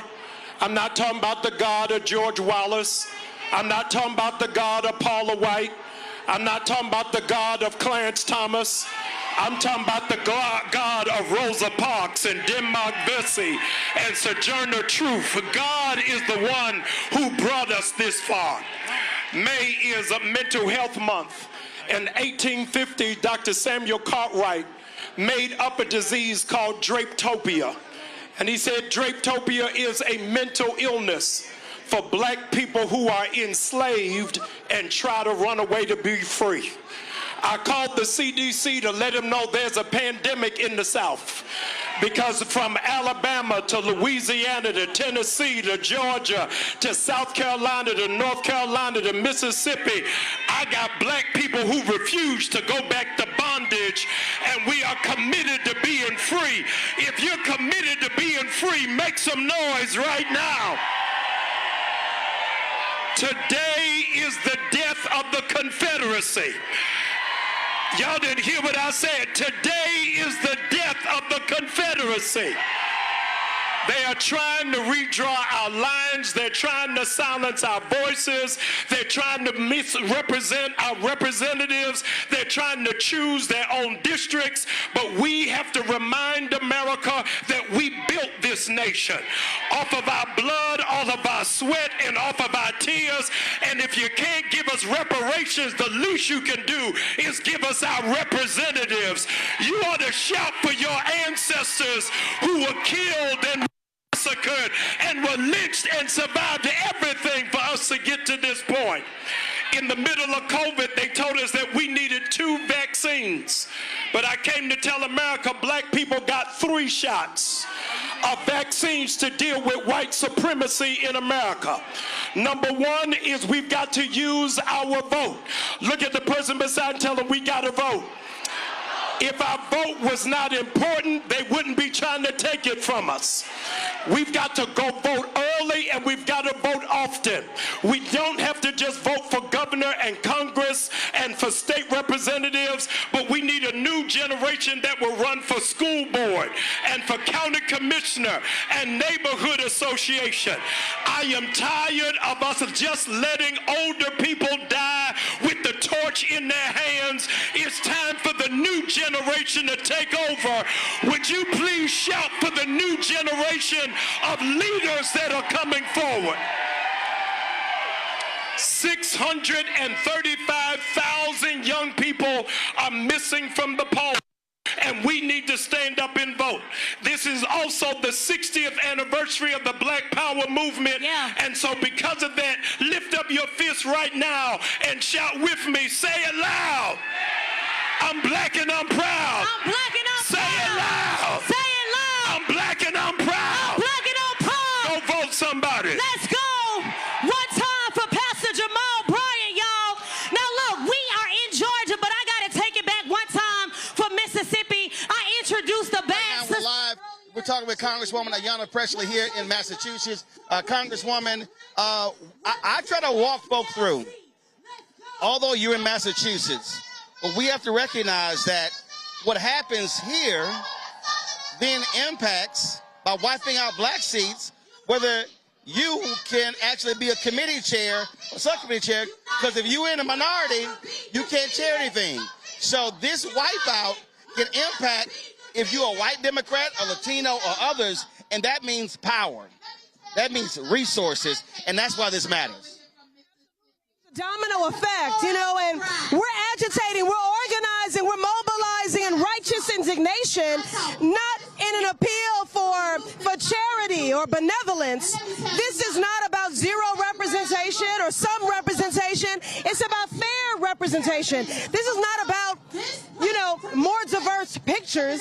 This is about when we don't have black representation, there are issues that are never called to the table, like the black maternal morbidity crisis, like the Crown Act, like the racial wealth gap, like the harm done by federal highways decimating black communities. Oh, we just saw with the wipeout of Doge, all the billions that were going to black maternal issues, they wiped it out, and now we're at disadvantage. That's right. So, but the thing about this administration, Roland, is that they have been very active in their anti-black agenda, harming black workers, seeking to dilute black power, to decimate black progress, and to disenfranchise black voters. But Dr. King said, when the Voting Rights Act was passed, that it was a victory for black America, but it would enrich the lives of all Americans. So that's why I'm here. From Massachusetts to Montgomery to Memphis to Mississippi, our destinies are tied. I was just talking to Mayor Stephen Reed, and what I keep saying is this is also about the money. When you have the power, you control the purse. And so by wiping out black political power, that means wiping out black economic power. Absolutely. It's all about power, Roland, and the recognition that we as a black people are very powerful. We are the supermajority, and that drives them crazy because they have been trying to erase black people and deny us our full citizenship and rights since the Civil War. They cannot get over it. There's a through line from the 3/5 Southern Compromise to the Louisiana-Calais decision. It is all connected, all of it. So all roads lead to the South. As goes the South, so goes the nation. Y'all need to pull up because this is about our power. This is about our votes. This is about our economic power. This is about our very existence. Absolutely. Congresswoman Pressley, we appreciate it. Thank you, Roland. Thanks a bunch. We appreciate you. I appreciate it. Support black press, independent black press. There we go. All right, folks, let's go back to the main stage. Let's go. We just step from side to side, from side to side, because we know that joy is a part of our liberation. My brother back here with the bandana, he got it in the back. Can you do me a favor? Y'all help me say shield. Say shield. This you can say shield. I need my folks in the back to shield for me. There we go. She got it. She got it. We gonna do a little extra slide. Today is about power. It's about joy. It's about love. You should know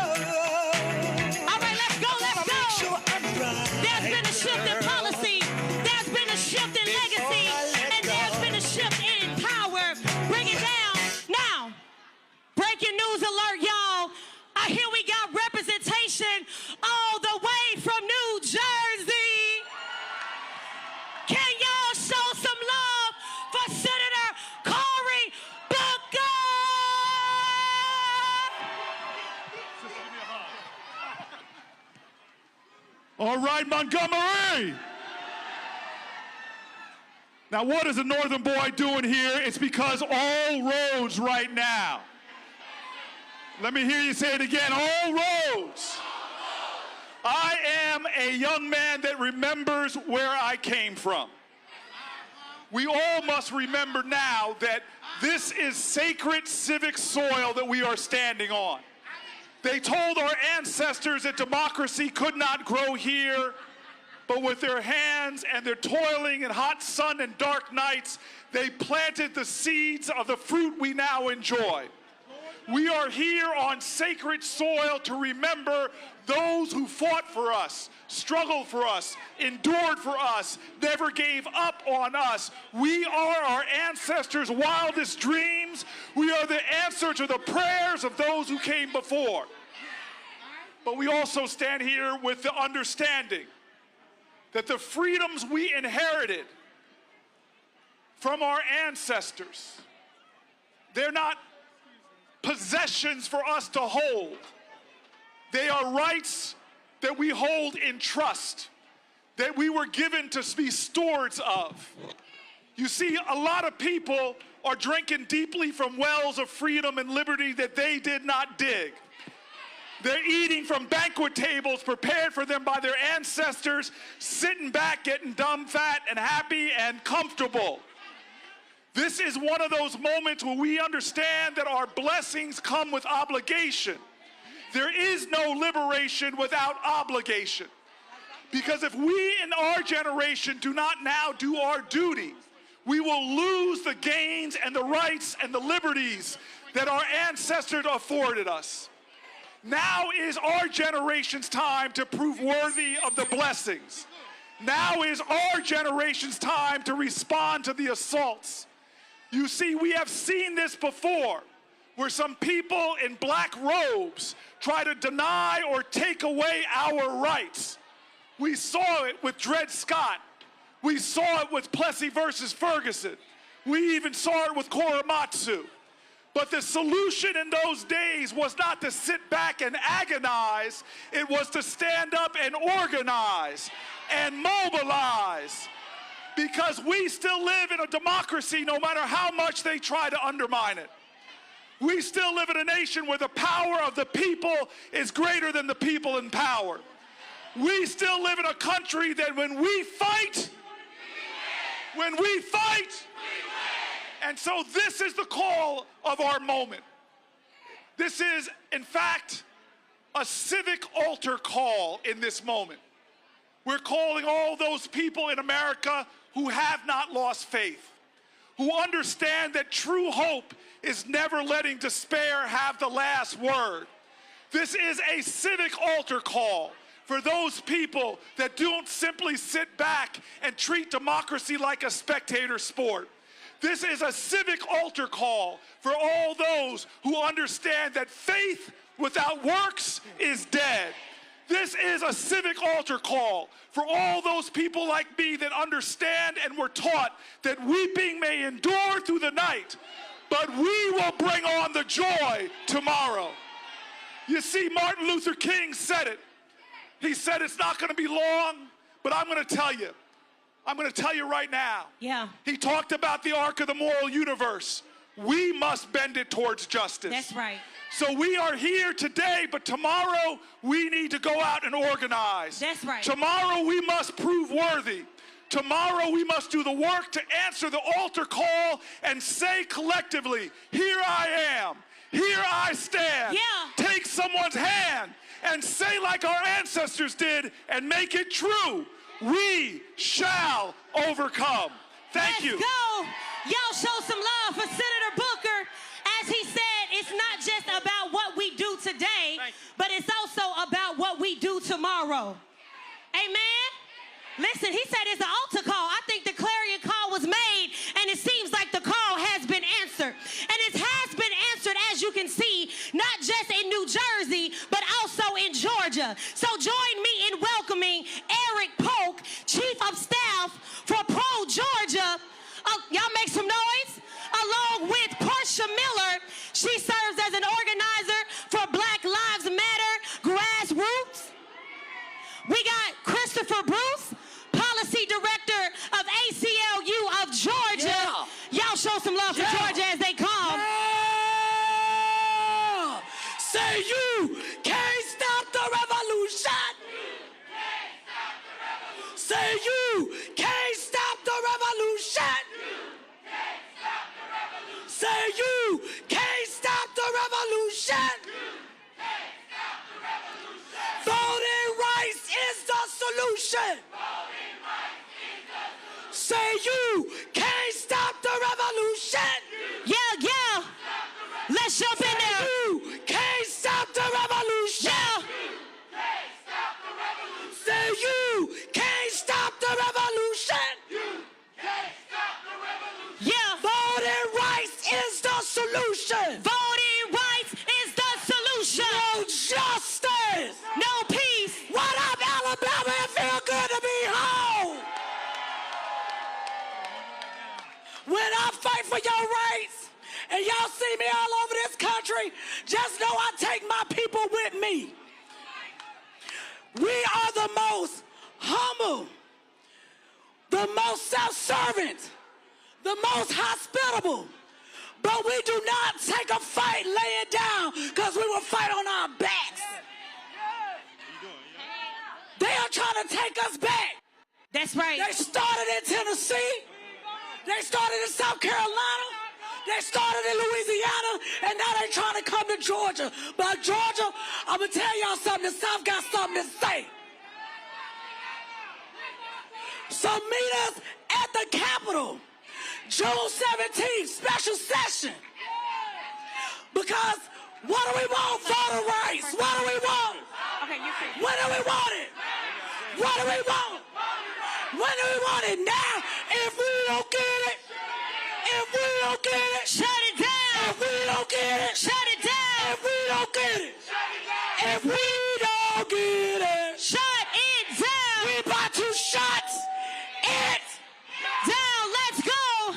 Black Lives Matter grassroots. Next up, we have Christopher Bruce, Policy Director of ACLU of Georgia. Hello, Alabama. Hello, hello, hello. Alabama, what's going on? I can't hear y'all, Alabama, what's going on? What? Look, history has brought us here again. Again, this isn't the first time all these black people have come in front of this Capitol. Last time they were coming for your rights. And what happened? When we fight, we what? When we fight, we what? When we fight, we what? Look, there are people in this country who are trying to silence your vote, right? Now, they try to silence your vote, which means they try to silence your voice. When they're trying to gerrymander your lives, that's gerrymandering your future. What are we going to do about it? We're going to fight. What are we going to do about it? We are going to win. Why? Because we're not the descendants of losers, right? That's right. We're descendants of winners. Yeah. Right? I've never heard of black history or losing history. Black history is the history of people who've been empowered to change this nation. Okay? I come from Atlanta. You know what they say? Atlanta influences everything. Hey, you black people influence everything. Especially this nation right here. Yeah, we got about 15 more seconds. There you go. Yeah. So while the court blew a hole in our voting rights, okay? While they opened the door across the South for attacks against black people. Preacher, how you feel it? They're up here. They're not attacking. Yeah. They're going to win. Yeah. Okay? So let's go. I'll see y'all on the finish line. That part. Let's go. Let's go. Now, with 30 seconds left, I got a state representative here from Georgia. Make it real quick. Don't make it long, but make it strong. We just want you all to know that Alabama, we come from Georgia to support you. Let me hear Georgia in the house. Yeah. That's right. We come to support you, and we know that you will support us when they call us back in on June the 17th. We are all in this together. That's right. Peace. Peace and love. Thank y'all so much. Show some love for Georgia.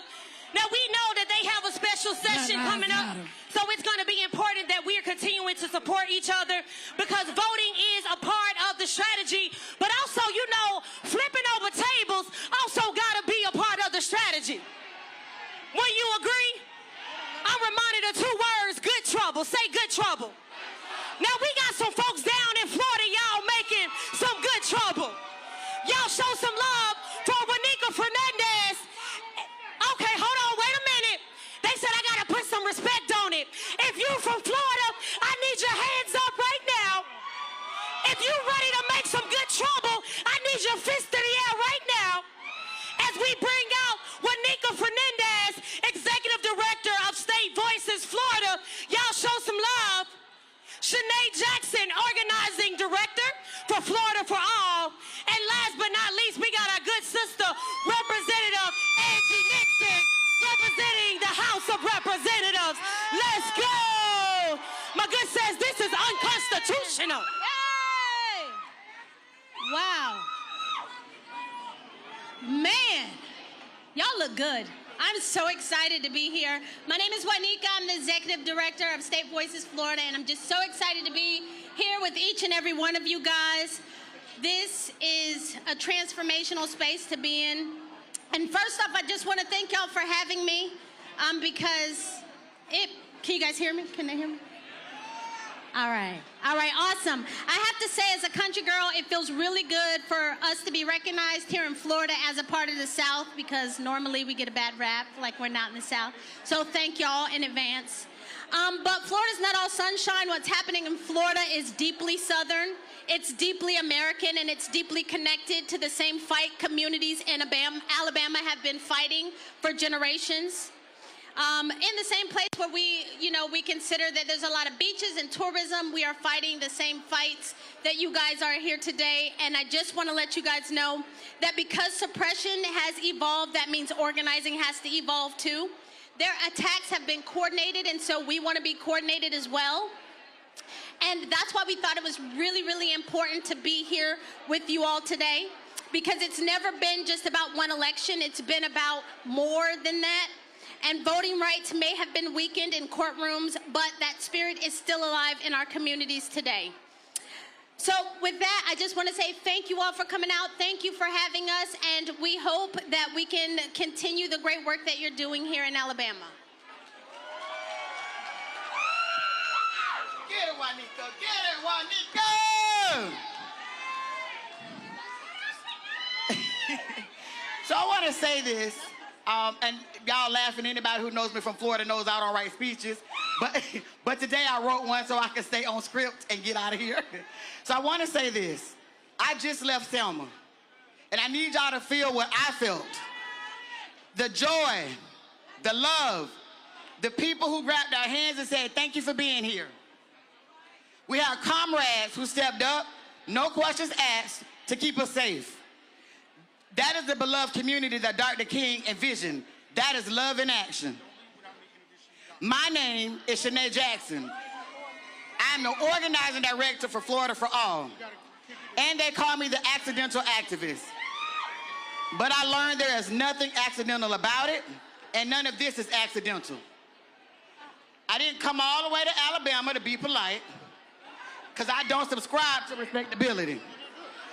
Because frankly, respectability is appealing to the morals of people who don't have none. I also want to say, fuck decorum. Did you hear what I said? I said fuck decorum. Because decorum is erasure with a gavel. Be quiet, be small, be orderly while they destroy you. And if you dare raise your voice, you're out of order. Not the harm, not the policy, but you. Let's stop pretending that this is about Democrats and Republicans, because it's not. Say it plainly. It's about us, black people, our lives, our power, and our future. In Florida, we fight rigged maps. And we fight rigged maps because that's what decides who gets represented and who gets erased. So I want to state you, because my time is up already, that one thing we are doing is fighting a war for real. And that is wisdom, to know where we came from and where we're going. That's architecture, and that's not just buildings. That's what we build in this community, and that is revolution. But we cannot have revolution unless we have something to put in its place, or that's destruction. So what I'm stating to you is to vote, not because voting is the be-all, end-all, because the vote is the entryway, and that's what we get what we want. So what I want to say is this is our fight. Whose fight? So let's get it. Let's go. We're going to let you cook. Come on. When I say good, you say trouble. Good, good, good, good. I am Florida State Representative Angie Nixon, and it is an honor and a pleasure to be with you all today. I must say that I am a little flustered because yesterday Ron DeSantis decided to arrest me. Say shame, shame, shame, shame. Ron DeSantis decided to arrest me because I wanted to schedule a meeting with him about him deciding to draw unconstitutional and illegal maps. Say shame, shame, shame, shame. The problem is politicians should not be deciding who their voters are. The voters should be choosing their representatives. When we allow politicians to choose who the voters are, it winds up where folks use the emergency room as just regular doctor visits. Say shame, shame, shame. When we allow politicians to choose who their voters are, that means our children get ushered into the school-to-prison pipeline. Say shame, shame, shame. And the reason they get ushered into the school-to-prison pipeline is because these same politicians and their campaign donors have stocks in these private prisons. Say shame, shame, shame, shame. And this is great what we are doing right now. It's beautiful. But I need you all to do more. Whether or not you believe it or not, we are in a civil rights moment. And you need to decide what you want your grandkids to think about you, what you want your grandkids and your great-grandkids to say how you showed up in this moment. Are they going to tell you, are they going to say that you put your head down in the sand and let whatever happened to you happen? Or are they going to say that you locked arms? Yep. And you were accomplices in this fight? And I'm going to end on this note. It is our duty to fight for our freedom. It is our duty to win. We must love and protect one another. We have nothing to lose but our chains. Our chains are bigotry. Our chains are these rigged maps. Our chains are the school-to-prison pipeline. Our chains are the fact that they want to spend $2 billion on a war we didn't ask for. And our people are dying. Those are our chains. It is our duty to fight for our freedom. Yeah. It is our duty to win. Yeah. We must love and protect one another. We have nothing to lose. We have nothing to lose. We have nothing to lose. We have absolutely nothing to lose but our chains. I'm State Representative Angie Nixon. That's right. Fight win. That's right. Say we have nothing to lose but our chains. Say we have nothing to lose but our chains.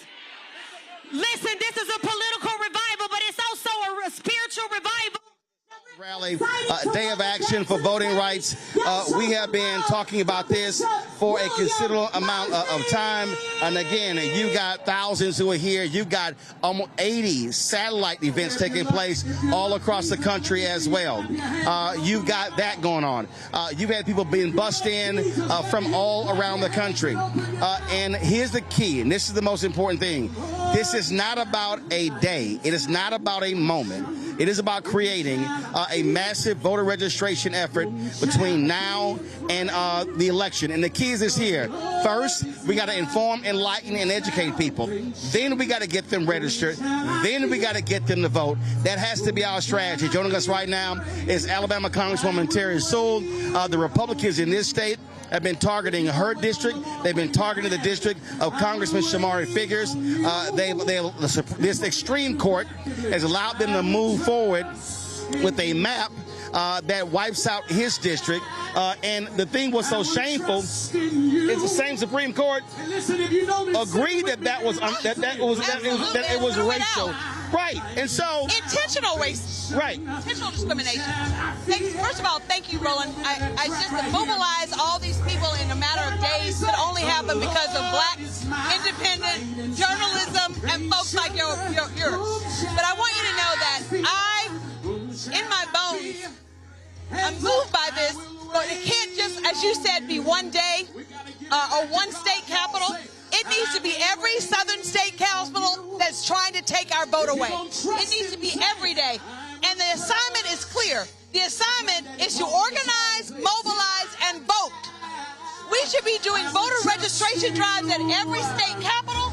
We should have every Divine Nine group registering more people to vote and taking them to the polls.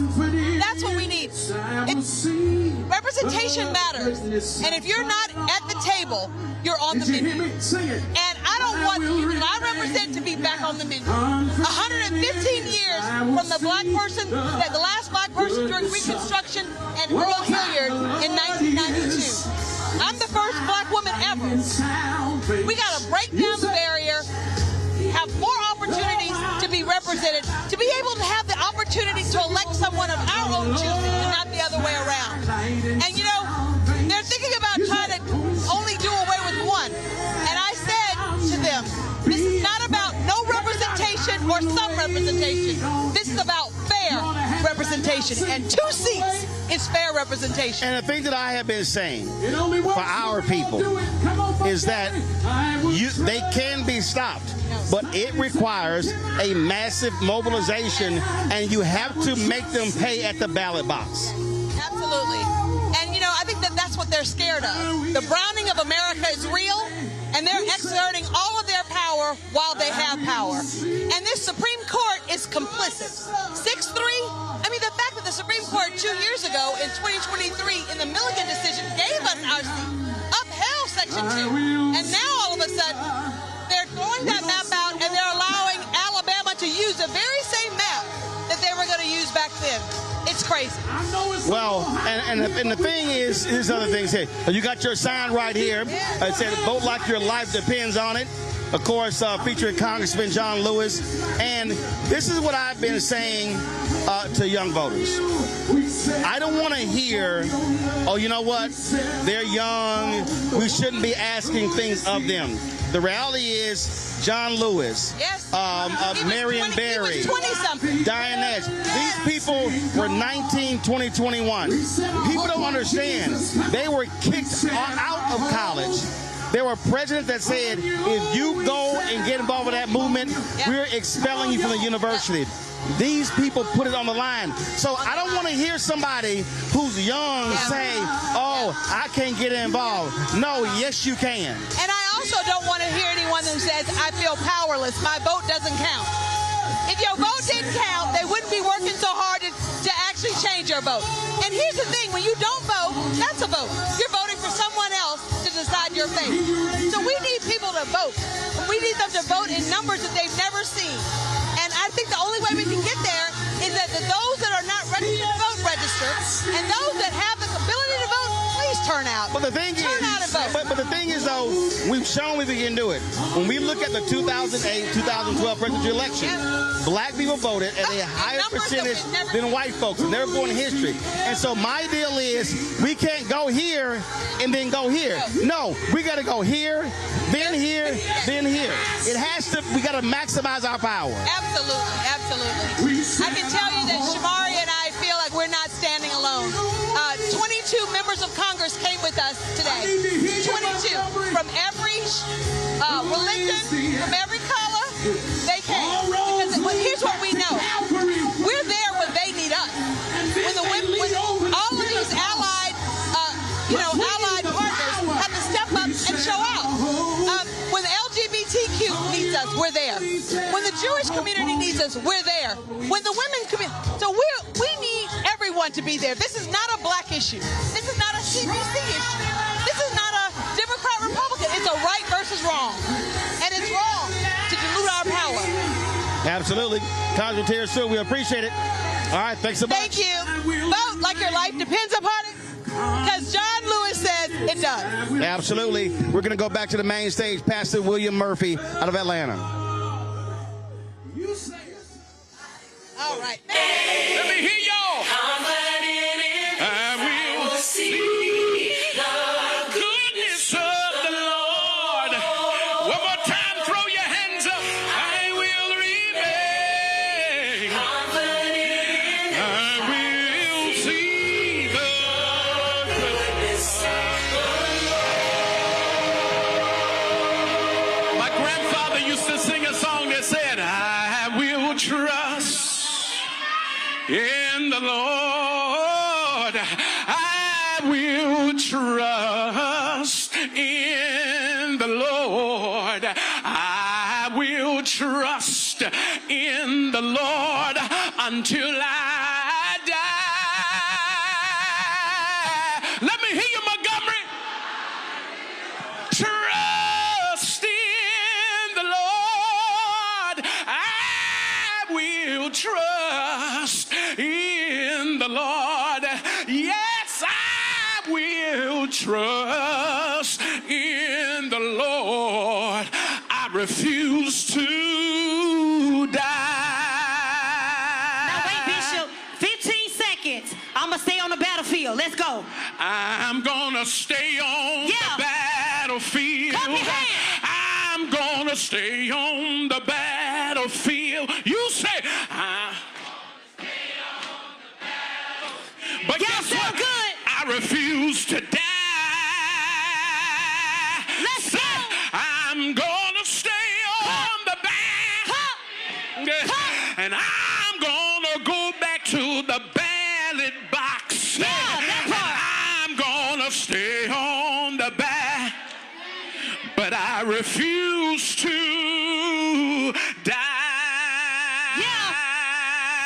Let's go. Now, speaking of the battlefield, I got 3 bad sisters that's been on the front lines of the battlefield all the way from Tennessee. They did their thing in the legislature, y'all. They've been fighting for voting rights, for environmental justice. Y'all make some noise for Tequila Johnson, founder and CEO of the Equity Alliance, Tequila Walker, executive director, Memphis for All, and Amber Sherman, Tennessee lead organizer.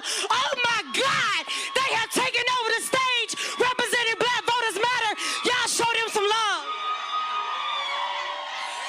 Y'all ready?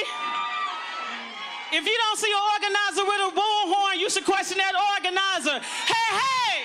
Ho, ho, ho! These racist maps have got to go. Hey, hey! These racist maps have got to go. Ho, ho! These racist maps have got to go. Ho, ho! Has got to go. That's right. Give it up for yourselves, Black people. Look at us, y'all. Look at this blackness. In the face of adversity, in the face of erasure, in the face of division, in the face of everything racism, we stand united. Yeah. What's going on, y'all? I am Tequila Johnson. I am the CEO and co-founder of the Equity Alliance. We are the largest Black-founded, Black-led, grassroots, power-building organization in the state of Tennessee. And all these red hats you see represent the organizers that have led us to this moment in our state.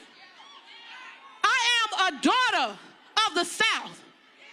I am from Tennessee, the state that rushed, almost broke a leg to redraw the maps and make them more racist like they needed help.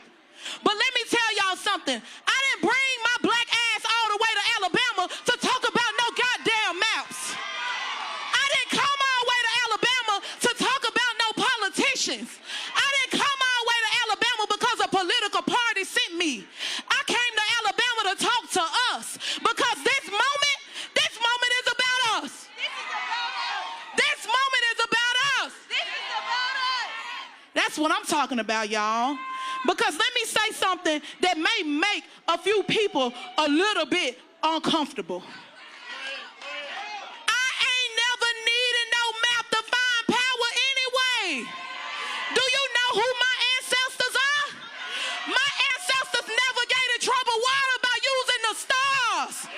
They used hair. They used Negro spirituals. So you can redraw the map, but you can't redraw or duplicate my DNA. And in my DNA is resistance. So you can redraw, you can reroute, but what we got, you can't stop. Because this is about us. This is about us. This ain't about no voting, y'all. That's what they want us to think this about. They want us to think that this is about one person or this is about me and my organization. They want us to think that this is about one or two politicians. They want us to think that this is about a platform or an ego, but it's bigger than all of that because this is what? Who is this about? Who is this about? That's what I'm talking about. We have never been defined by oppression. We have never been controlled by restrictions. When they gave us struggle, we turned it into hip hop. They gave us rags, we turned it into runways. They gave us rotten peaches, we turned them into cobbler. They gave us the disregarded meat nads, $30 a pound in the grocery store. You can't tell me we can't overcome without nothing because we've done it before. And so this right here, this damn for sure ain't about defending no democracy. This ain't about defending something that is drenched in the blood of our ancestors, rooted in genocide, and built on capitalism, on stolen land by stolen bodies. This is about whether we ready to step up and fight or not. And we fighting in Tennessee. You see Rachel Spriggs, you see Jess Williams, you see Antrecia Gordon. These are the women who knocked over $1 million last year with little resources. These are the black women that stood in the face of oppression, that organized and made sure we had people out here. So right now, as Andre 3000 said, the South, and if the world ain't never heard us, they hear us now. Yes, the South got something to say. My name is Tequila Ruck, and I serve as the Executive Director at Memphis for All. Yesterday, I walked through the Legacy Museum right here in Montgomery, and I left with a couple of questions because walking through that museum was really heavy. Have we forgotten or have we become too disconnected to recognize the patterns, to recognize this playbook? Because it's the same play that they've run before. After slavery ended and black people began building political power during Reconstruction, backlash came quickly. Laws were rewritten. Political systems were reshaped and structures of racial control were built to maintain political power, all of which we see happening today. I need us to be honest with ourselves for a minute because many of us, those systems never disappeared. They evolved. For a long time, many of us convinced ourselves that some of the darkest parts of our history were behind us, but they're not. We right here today, witnessing, being reminded that systems built on division, racial hierarchy, and control do not simply disappear when they go unchallenged. They disappear when we show up and we conquer them. And today, as we still showing up to fight for our voting rights, what is evident that this has never been about voting only. This has always been about power. Power over a people. Power over resources. Power over communities in historically black districts and neighborhoods. Power over our voices that have the ability to speak life or death in communities through our votes. Our vote is our voice, and it's our time to show up and continue this fight. Remember, what happens here becomes a blueprint for what spreads across the region. But we won't stop there because history reminds us of something powerful.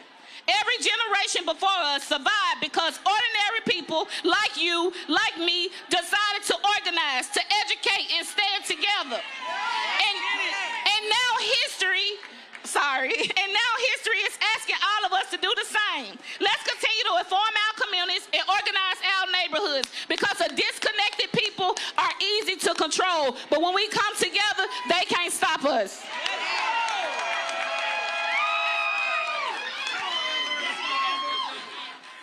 What's up, y'all? My name is Amber Sherman. I'm the Tennessee lead organizer for Black Voters Matter. And I just want to talk about the goal of us actually coming here. So the goal of us mobilizing in Montgomery is for us, for our people, to leave activated. And so I want to talk about what our next steps should be. It's time to tap into our ancestral playbook. I'm sure y'all have heard your grandparents or your elders say things like, there are freedom lessons in a book, we just got to take a look. Everything I've organized comes from the tactics and the practices of those before me. The Dr. Pauli Murrays, the Fannie Lou Hamers, the Claudette Colvins. Black women have sustained this movement. And no matter how much our labor was taken for granted, our legal analysis being used without credit, our story being told it doesn't fit the perfect mold of what a civil rights leader looks like, we have continued to sustain this movement. Because that's what black women do. And we need to study the lessons left by these brilliant organizers. Because the types of attacks that we're under will require the Fannie Lou Hamer style of organizing. Which means all of us working together, doing the grassroots organizing to meet the people where they are and get them to the polls.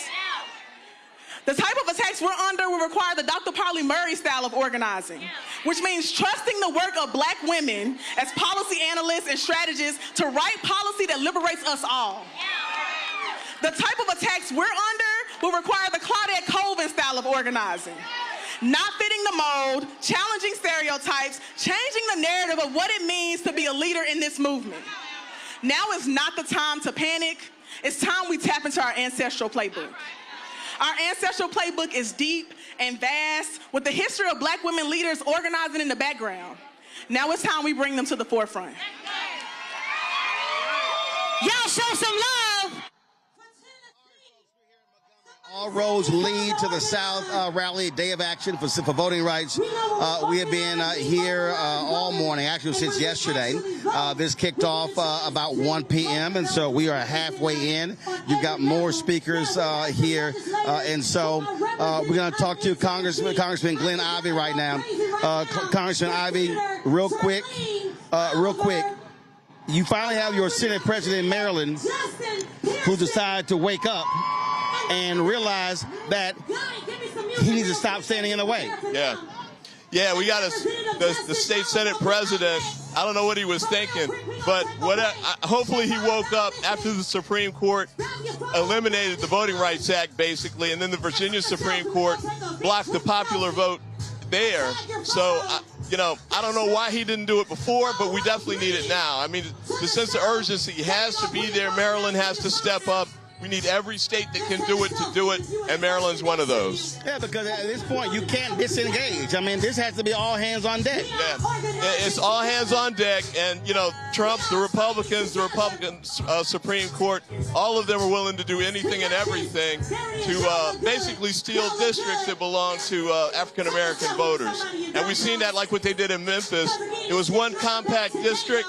They cut it up into 3 different ones. One goes 100 miles long. So we know they'll do anything and everything. We got to fight fire with fire. Absolutely. And again, when we talk about, this is about power. This is about a battle over power, control, access to billions of dollars. That's what we got going on here. Yeah, I think that's right. I mean, the Republicans have figured out that Trump has screwed this up so badly.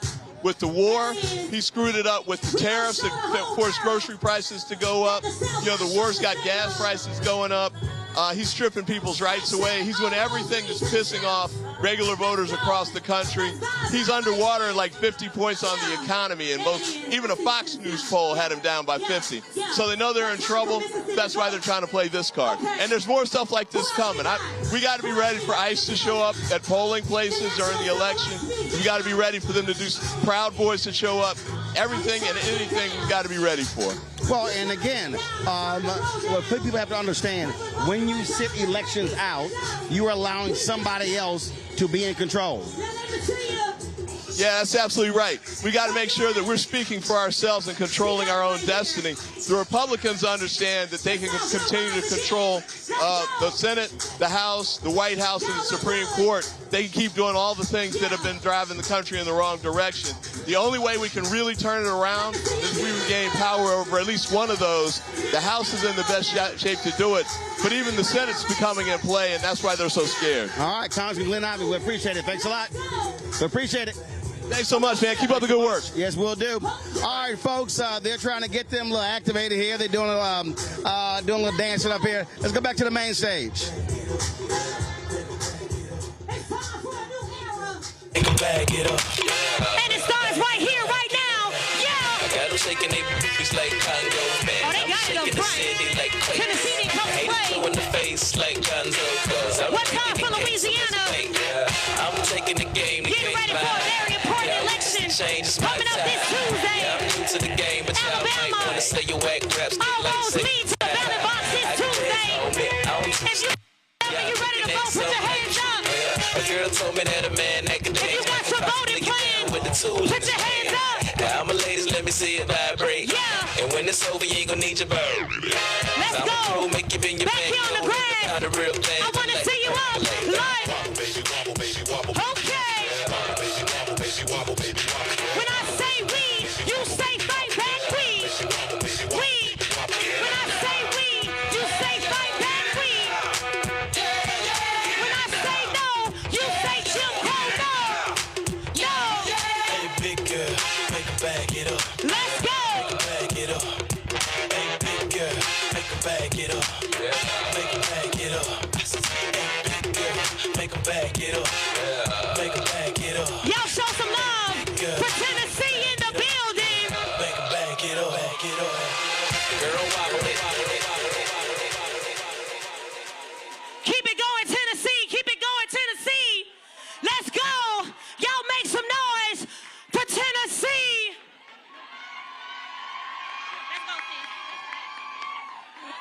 What's up, Alabama? I am Tennessee State Senator Charlene Oliver.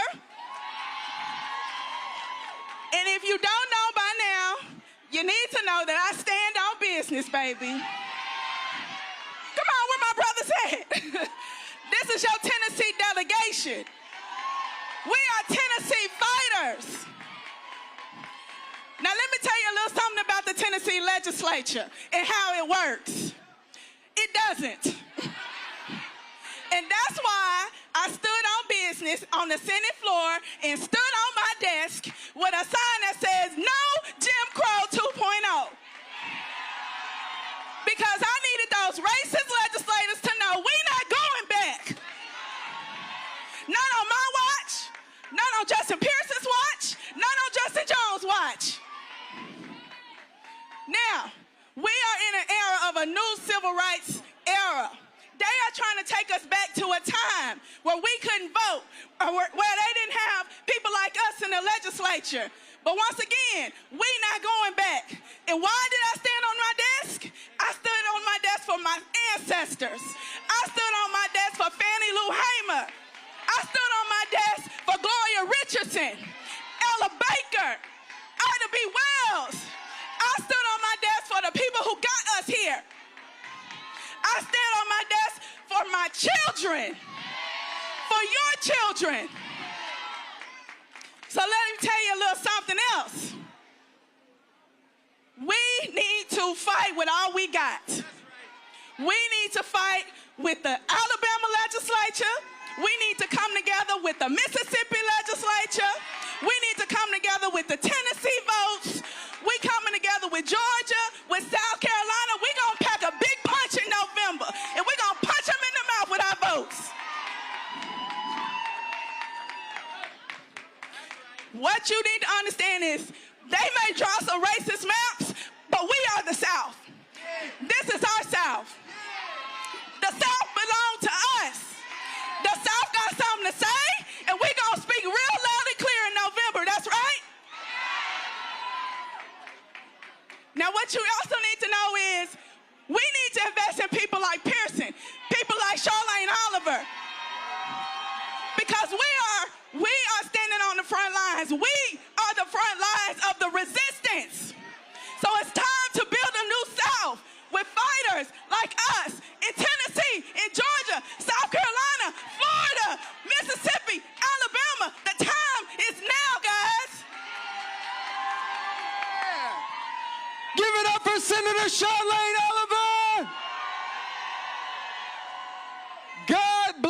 extraordinary black women who stand on business, who fight for our freedoms, for equality, and for justice. Give black women a round of applause.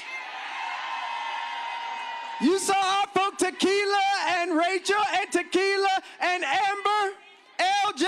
We have a movement because black women refuse to bow down. Black women refuse to quit. Black women refuse to give in. I'm Representative Justin J. Pearson, a candidate for the U.S. Congress in Memphis, Tennessee.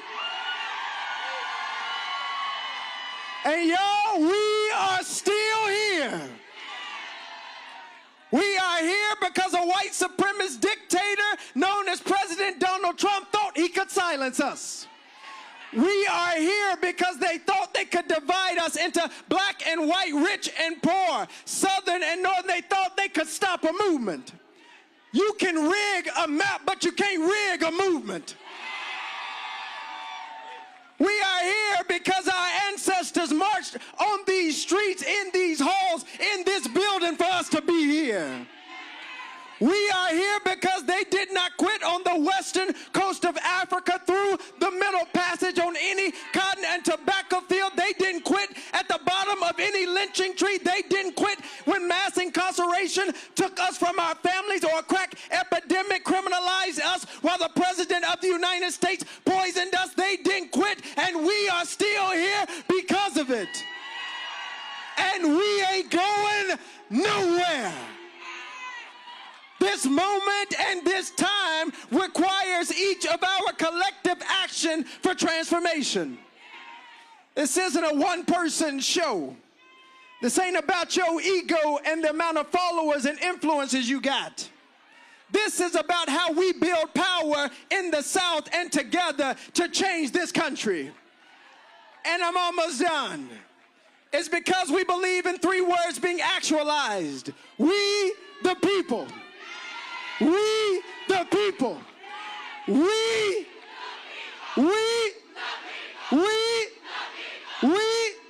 the people who believe in democracy. We, the people who will not bow down. We, who will not quit. We, who will fight until justice rolls down like waters and righteousness like an ever-flowing stream. Let's get to work.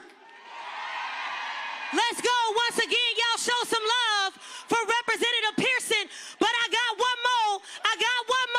The other week, y'all, we saw this brother burn a photo of the Confederate flag.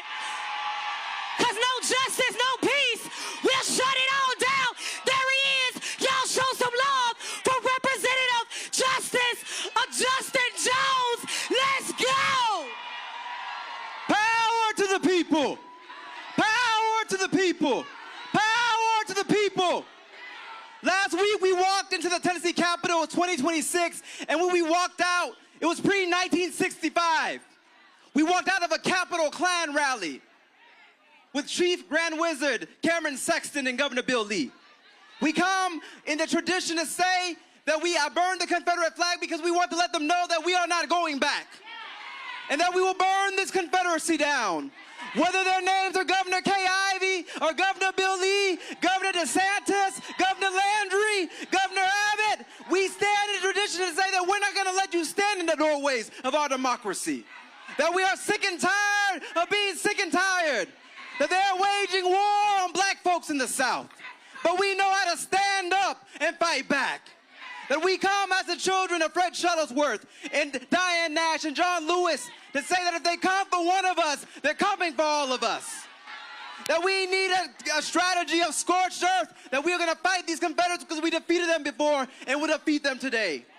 That now's our time to stand up and let them know that we stand in a tradition that says that if you come after us, we may not be a swing state in Tennessee and Alabama, but we will swing back on you. That we will fight back. That you can't kick us when we're down. And so we send a message to the nation that the South is a front line of democracy. And we stand with this Capitol behind us because we know that it represents the Confederacy of the old South. But we represent a new South that is multiracial, multi-generational, pro-black, pro-justice, anti-poverty. And so we come here today with a very simple message to the governors of Alabama and Tennessee and Mississippi. We will see you in the streets. We'll see you outside. We'll see you at the ballot box because we're voting you the hell out of here. You mess with the wrong people. You know who taught us and who trained us. And it's time to turn up the heat. I know it's hot out here, but it's time to turn up the heat of justice and burn this Confederacy down. Power to the people. Power to the people. Power to the people. Thank you. Let's go. Look, my brother said you might try to see one of us, but look around. You can't see all of us. So just lock arms with the next person sitting beside you, standing beside you, and say power to the people.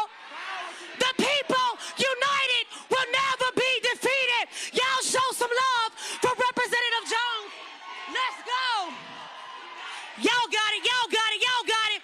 Now, as we're locking up, as we're locking in, we got to show some love for the members of Congress that are representing us every single day, that are doing their big one right here from Alabama. Show some love for Congresswoman Terry Sewell and Congressman Shamari Figures. Keep it going, along with other members of Congress. And big shout out to the Congressional Black Caucus.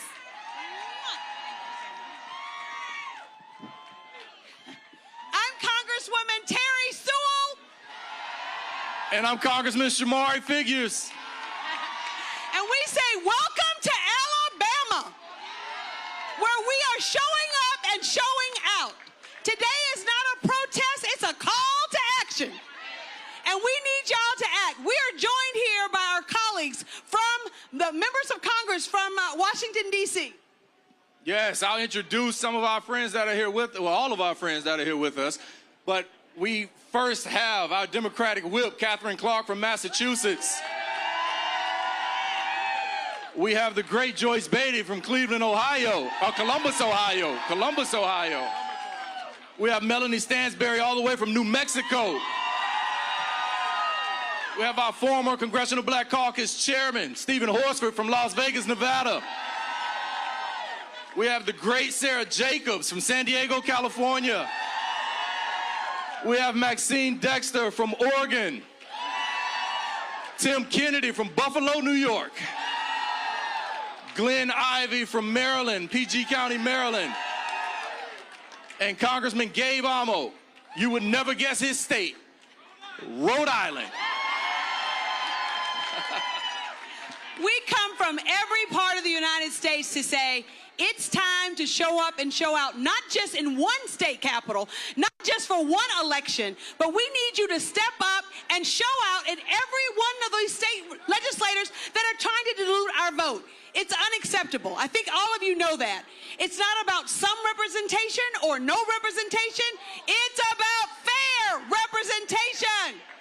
I say fair, you say representation. Fair. Fair. And in Alabama, where there are 7 seats and we are 28% of the vote, African Americans, that means 2 seats. What do I say? 2, you say seats. 2. 2. And we will settle for nothing less. Look, we are not going back. Listen, it is not lost on me at all that the reason thousands of people showed up here in Montgomery, Alabama, in the district that I have the privilege to represent, the birthplace of the civil rights movement, the home of we're not taking this anymore. It is not lost on me that you guys are here to have my back, that you guys are here to have Congresswoman Terry Sewell's back. We don't forget that. We won't forget that. Every single day we go to fight, we go to bat for you guys with the support of everyone here on this stage. We call Alabama home. We know what we've been through. People tell us that we are not who we once were. That is true. But we certainly are where we need to be. We're not going back. Not going back. Not going back. No, we're not going back. We're not going back. Listen, this state has overcome a lot. My father served in the state Senate here. In 1987, he had to go to jail for trying to remove the Confederate flag from this building behind me. That flag flew into the 90s. Other Confederate flags flew on this property through 2015. And in 2021, the legislature was back up to those same tricks, drawing congressional districts that discriminated against black people in how they drew them. Now, that's not just my word you have to take for that. 3 Republican-appointed judges, 2 by Donald Trump himself, made that determination. And so our case is still going on. Our fight is still going on. We will not give up on you. Thank you guys for not giving up on us. Thank you guys for not giving up on democracy. Thank you. We want to make sure that you know that we still have a primary this coming Tuesday. So when I say vote, you say now. Vote. Now. Vote. Now. It is so important that your assignment, your mission from today is to get out and organize and mobilize and register people to vote. And we have to go to the polls in the numbers that we did for Obama in 08, Obama in 12, because when we overperform, we win. When we fight, when we fight, I could not get off the stage without having my minority leader say a few words on behalf of all the members. Thank you so much. Montgomery, they don't know what they started, but they know we're gonna finish it together. So let me just say how thrilled I am to be here with my friend, Congresswoman Terry Sewell, and Congressman Shamari Figures. All of my colleagues who are here today, and we are just the tip of the iceberg of the support. We are not gonna let them take their seats. We're not gonna let them do it. And I have never seen Montgomery looking so beautiful. But I have been here before. And on my first visit, I came with Congressman John Lewis. Right there. And we were right over there at the Dexter Avenue King Memorial Baptist Church. And John Lewis said to us how he strategized, how he fought, how they organized. He wasn't telling us just about history. He was laying out the strategy for the future. He was preparing us for this moment. And we know that when they come to decimate black political power, we stand together or we fall together. So this is one country, one destiny. So we are going to go out, we're going to mobilize, we're going to organize, we're going to vote because we know our lives depend on it. And then what are we going to do? We're going to win. We're going to win. And when we win and we take back the People's House in Washington, then we restore the Voting Rights Act. And then we pass the John Lewis Voting Rights Advancement Act. And then we're going to get busy and elect the first black Speaker of the United States Congress, Hakeem Jeffries. That's the work we're going to do together. I will see you in the streets. Thank you. Okay, I'm closing it out with the words of John Lewis. The last time he was on the bridge in Selma, Alabama, his body was riddled with cancer, but his voice was strong. He told us what we have to do. We must never give up. We must never give in. We must keep the faith, and we must keep our eyes on the prize. Thank you. Somebody say fight the power. Listen, continue to use the hashtag all roads lead to the South. They said that we have surpassed 3 million posts on Threads, y'all, that our message is breaking through. Break it down, break it down, break it down. All the way from the great state of Georgia, I need y'all to show some love. She already going crazy right now. For Senator Raphael Warnock. Let's keep it going. When I say fight, you say the power. Fight. Fight. When voting rights are under attack. Oh. Okay, Georgia, let's go. You ready?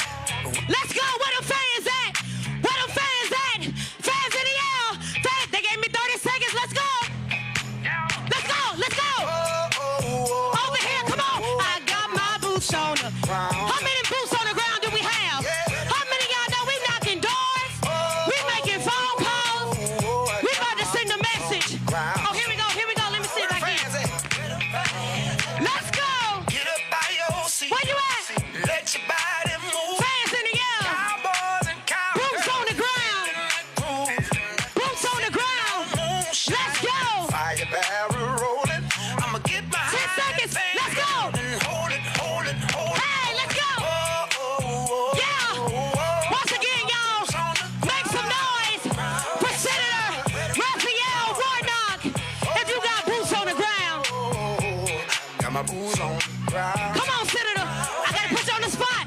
I gotta put you on the spot. You ain't got a fan, but you can wave your hand. Listen, just wave your hand and give God glory for the Reverend Doctor. Yes, sir. Hello, Alabama!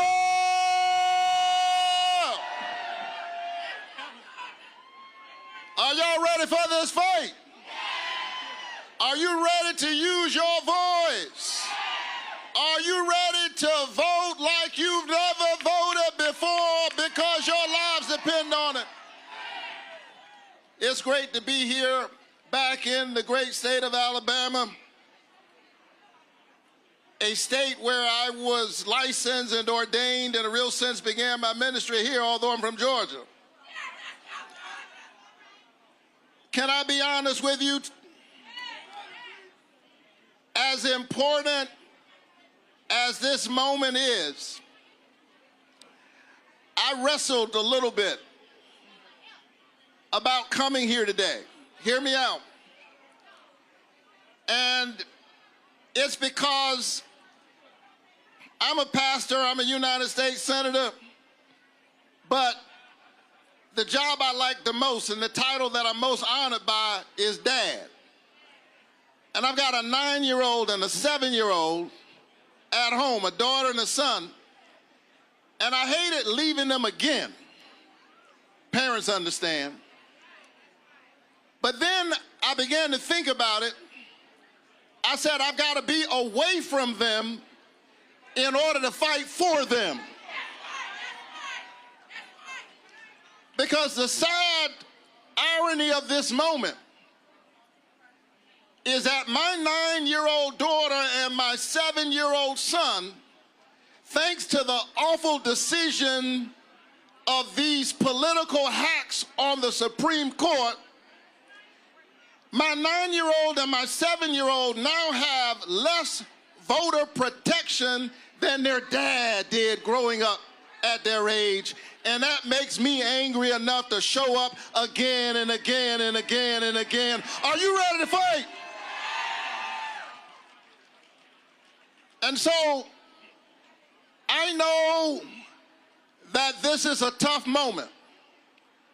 But I drove by Alabama to tell you that the light shines in the darkness. It's dark, but the light shines in the darkness.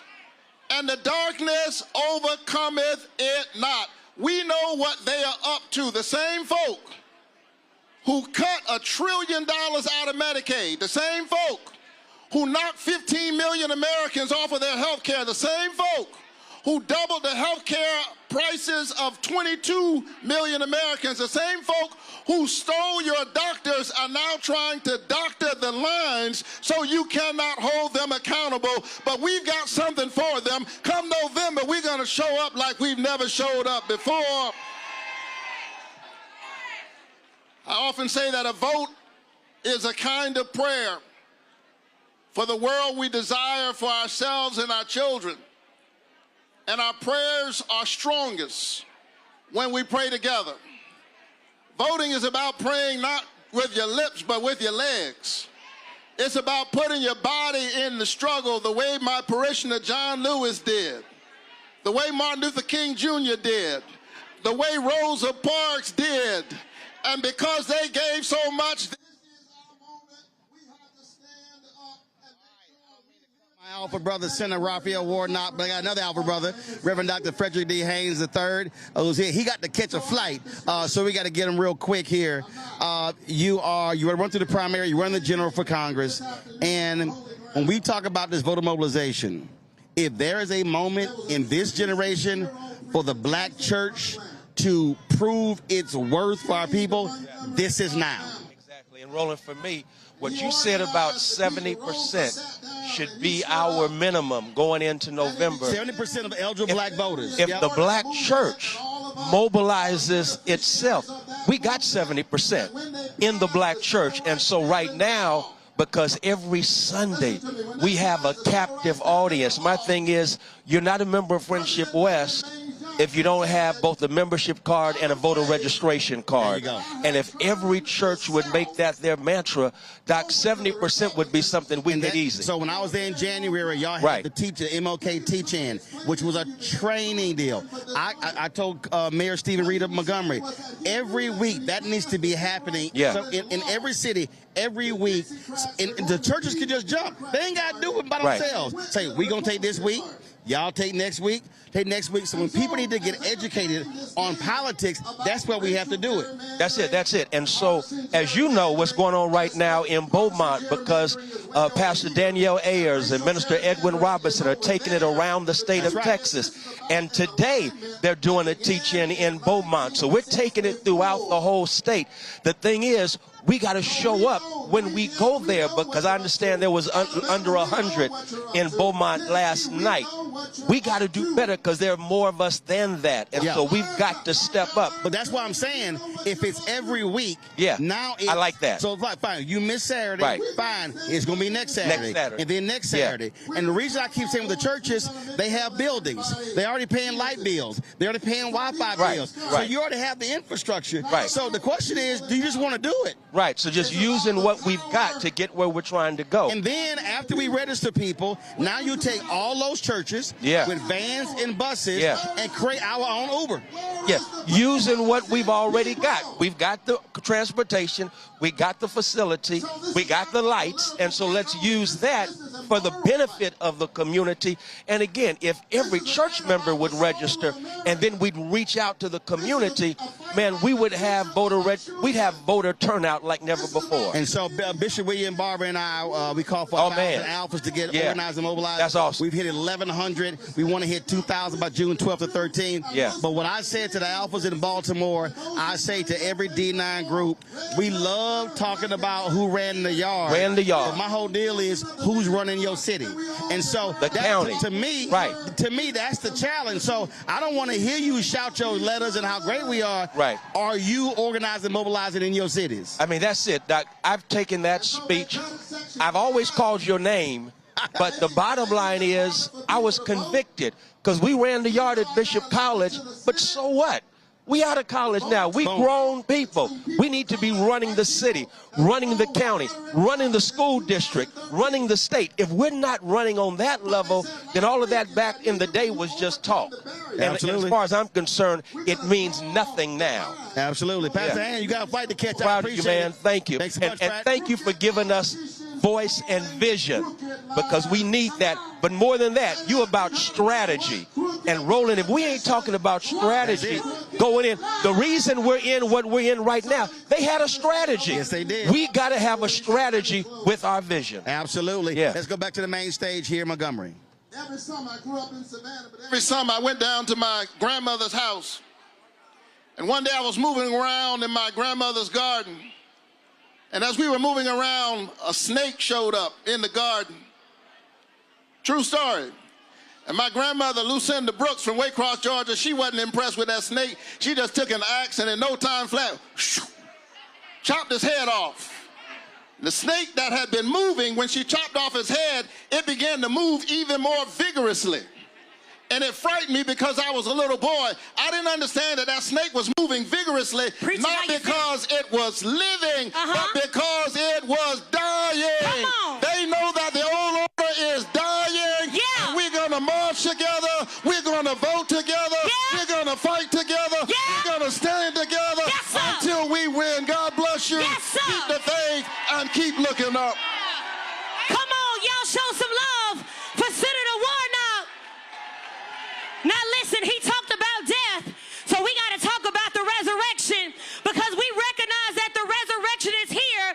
Why? Because the power is here. Why? Because the people are here. Y'all make some noise. Now, amplifying the voices of the people.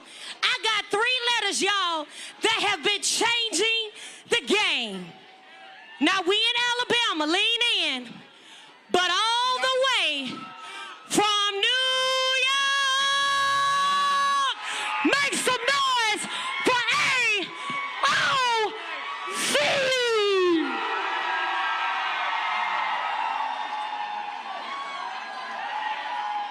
How's it going, Montgomery?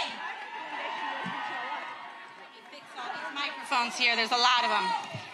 I love you too. One second. How are we all doing today? I'm so grateful to be here in this moment and in this fight alongside each and every one of you, shoulder to shoulder, as we fight to continue the legacy and expand upon that of Montgomery, Alabama. I was with Senator Warnock last Sunday, and we were at Ebenezer Church in Atlanta. And after his beautiful sermon, Senator Warnock took me to the original Ebenezer that Martin Luther King Jr. had preached at and had organized in. And we sat inside that sanctuary. And what had struck me was how small it was. And Senator Warnock turned to me and he said, this sanctuary only fit 300 people. And he said, Congresswoman, can you believe that this sanctuary of just 300 people changed the world? Those 300 congregants at Ebenezer Baptist Church turned into those congregants at Dexter Avenue Baptist Church right behind us here today. And from Dr. King's work right here on Dexter Avenue, we saw the launch of the Montgomery bus boycotts. And it was right here in Montgomery where we saw some of the most cruel repression in the history of America, where we also saw the highest angels of American history rise to create our democracy. Because it wasn't until the Voting Rights Act of that was passed that we even had a democracy in this country.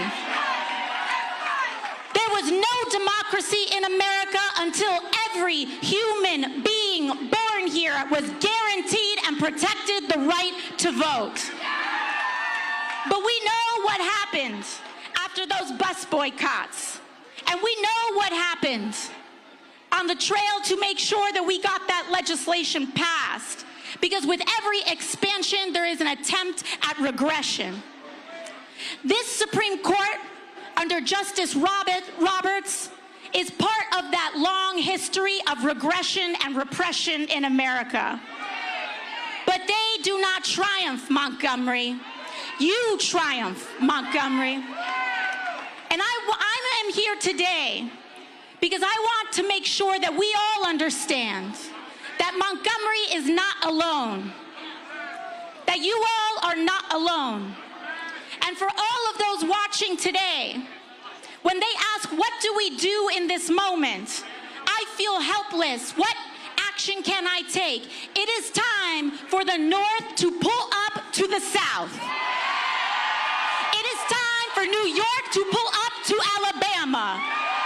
It is time for all of us to come to Georgia, to Louisiana, to Tennessee, to Mississippi, and let them know exactly what they have uncorked with this injustice. They think they can draw us out of power. They do not know the sleeping giant that they just awakened. Because it is not a coincidence, and our whole country must understand that it was not until voting rights were ratified in this country that we got the Great Society. Because when Black Americans have the right to vote and that vote is protected, our schools get funded. When voting rights are protected, health care gets expanded. When voting rights are protected, our country moves forward. And Montgomery, that's what they're actually afraid of. They're afraid of us coming together. They're afraid of us protecting one another. Alabama is the crucible. Georgia is the crucible. Tennessee, Louisiana, Mississippi is the crucible. So if you are not from here, it is time to pull up. Because what they thought was the final blow is actually just the opening silo. And with that, I want to introduce to you all my sister from Boston, Massachusetts. The heritage of what is greatest in our country. Sister. All right, folks, joining us right now is Congresswoman Joyce Beatty. Congresswoman Yana Preston speaking. I've already interviewed her, so we're good. Congresswoman Beatty from Ohio. I was explaining to people earlier, when we talk about when you remove black power, you're removing access to money. You sit on the House Financial Services Committee. And when we talk about being on that committee, if y'all are in the majority, then you're chairing subcommittees. Then Congresswoman Maxine Waters is chairing the committee. You're controlling the flow of money. So we're talking about billions of dollars that can be impacted. It's so important for us to vote so we can take back that power. Hold it right there. There you go. It is important for us to vote so we can take back that power. Think about it. The Financial Services is one of 4 of the most powerful committees. You would have Maxine Waters as chair. You would have me chairing diversity, inclusion, or financial banking, which means the 20-some black banks that we have as MDIs, that can be leveraged with votes that help them get more dollars into black banks, which primarily serves underserved constituents. When you think about one of the #1 issues, housing, it would allow us to pass housing legislation that would help people have home ownership, which is one of the greatest ways for us to have access to wealth. And that's why they're trying to suppress the vote. See, and now you take that.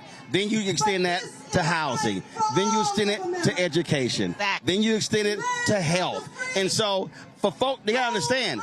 So this is not like, oh, we just want to have somebody black in office. No. But it drives me crazy when these people say, oh, the CBC ain't doing this, the CBC ain't doing that. I'm like, you don't even understand how a member may not even pass a bill, but they can have something added, something removed, a word change. The impact of being at the table is huge.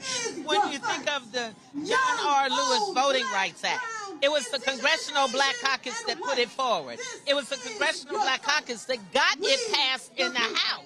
So if we now can get our 4 senators and increase the numbers there, we can get it through. If we vote, we can have a Hakeem Jeffries, who was powerful on the Judiciary Committee before being in leadership, to make a difference. We have Bobby Scott, brilliant lawyer, to be chairing when we vote and take back the House of our Education Committee.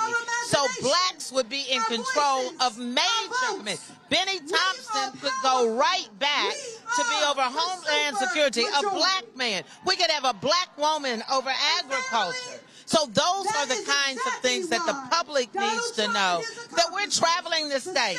I'm from Ohio, but just in the last 48 hours, I've gone from Ohio to Washington to Birmingham to Selma and here in Montgomery on my way to Louisiana. And when we talk about Congress, but what this Calais decision, that's going to impact states, county, city, and so school boards. And so I keep trying to tell people, we do not understand the depths of power, money that we are about to lose because of this extreme court decision. And it's so important, and I'm glad you brought that up, because America needs to know that our congressional lines are drawn in the state houses by the state legislature, which I served in the great state of Ohio, to be the first black woman, the first woman Democrat to be the House leader and deliver the majority. And in that same year, you think about, we won across the United States. Barack Obama became president. We had black legislators to be in the majority. This is, when I say state of emergency, when I say existential threat, what this is really the challenge to this generation. History is going to record, our people is going to record who stood up Yes. in this moment and who remained silent. Oh, I think it's so important because you know what? People might not remember what you've said. People might not remember what you do, but they remember how you make them feel. And when we travel and when we fight and we stand up, people feel like someone's fighting for you. And that's why I'm out here. I'm not being performative. I'm not being a show horse. I want to be the pace horse, the person that paces the fight, the person that's out front. No matter what the cause is, we have to galvanize and we have to be unified. Absolutely. Councilwoman Joyce Beatty, we appreciate it. Thank you. Thanks a bunch. Thank you. Folks, let's go back to the stage with Congresswoman Ayanna Pressley from Massachusetts. An America that has paid the reparations owed to black people. An America where voters pick their representatives instead of politicians picking their voters. An America where the black leadership and power of Shamari figures in Terry Sewell is recognized not as a threat, but embraced as essential. Family, a more just America is possible, but only if we organize for it, only if we fight for it, only if we vote for it, and we will.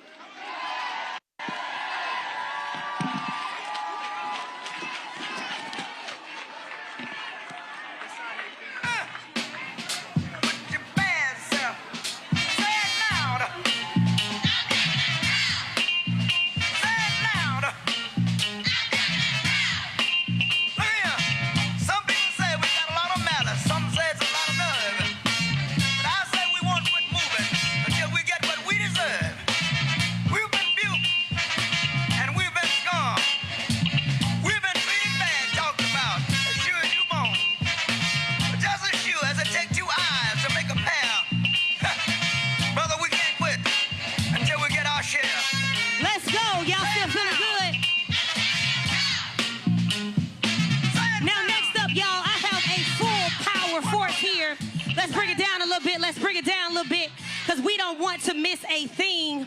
Next up, we have our national civil rights and advocacy organizations. Y'all show some love. One time for Maya Wiley, President and CEO, Leadership Conference on Civil and Human Rights. Keep it going, Ebony Ryler, SVP, National Action Network. Keep it going, Damon Hewitt, President and Executive Director of Lawyers Committee for Civil Rights Under Law. Y'all keep it going. For Randy Weingartner, President of AFT, keep it going. For Sister Rebecca, she serves as the President and CEO, get this, of Fair Election Center. Keep it going. And we got Ebony representing National Action Network. No justice! No justice! I said no justice! My name is Ebony Riley, Senior Vice President of National Action Network, founded by Reverend Al Sharpton, and I'm here joined by my colleagues. Thank you for the organizers bringing us here together today. At a time when collective action is necessary, we did not come here to be polite about what was fought for. We came here to defend it. And let me say this clearly. When they target black voters, when they target black communities, when they target black women, they are targeting progress in America. That is why we cannot afford division, distraction, or silence in this hour. In this summer of activation, organizations will continue organizing across this country. And in that same spirit, we will gather in Washington, D.C. on Friday, August 28th, on the anniversary of the March on Washington to defend our rights, our representation, and our future. Let's be clear. Every right we hold here today was marched here on someone else before us. I'm out here for my family. I'm out here for my community and anyone who feels unseen in this country. We see you. I am you. Our vote is non-negotiable. There is no weakness in our walk. We walk boldly, we walk together, and we are not alone. Forward together, backward never. No justice, no peace, We'll see you in Washington, D.C. on the 28th of August. My people, we are the Leadership Conference on Civil and Human Rights, and we are the nation's oldest, the nation's largest, the nation's most diverse civil rights coalition. And when we are in Alabama, I'm going to tell you what we understand as national organizations. We are your foot soldiers. We work for you. But let me just say one thing, and I'm going to pass it to my brother and sister leaders. When I look out here today, I see power. I see voters. I see commitment. And I see democracy. And when they say Jim Crow, we say hell no. Jim Crow? Hell no. Jim Crow? Hell no. Jim Crow? Hell no. Damon Hewitt. Give it up for Maya Wiley.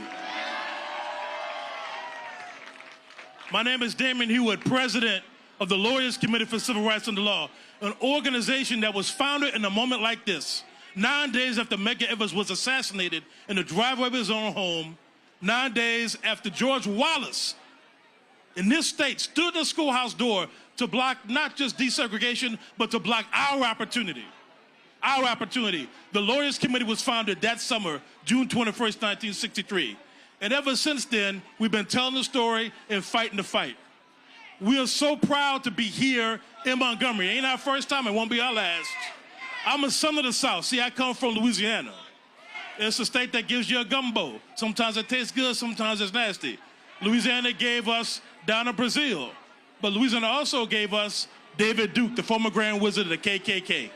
Right? And so what we know is that it gave us other things. It gave us the 4 little girls, including Ruby Bridges, who desegregated New Orleans public schools. But it also gave us Plessy v. Ferguson, that told the lie that separating us means we were equal in the eyes of the law and in morality. Well, right now, the Supreme Court is telling a whole nother lie.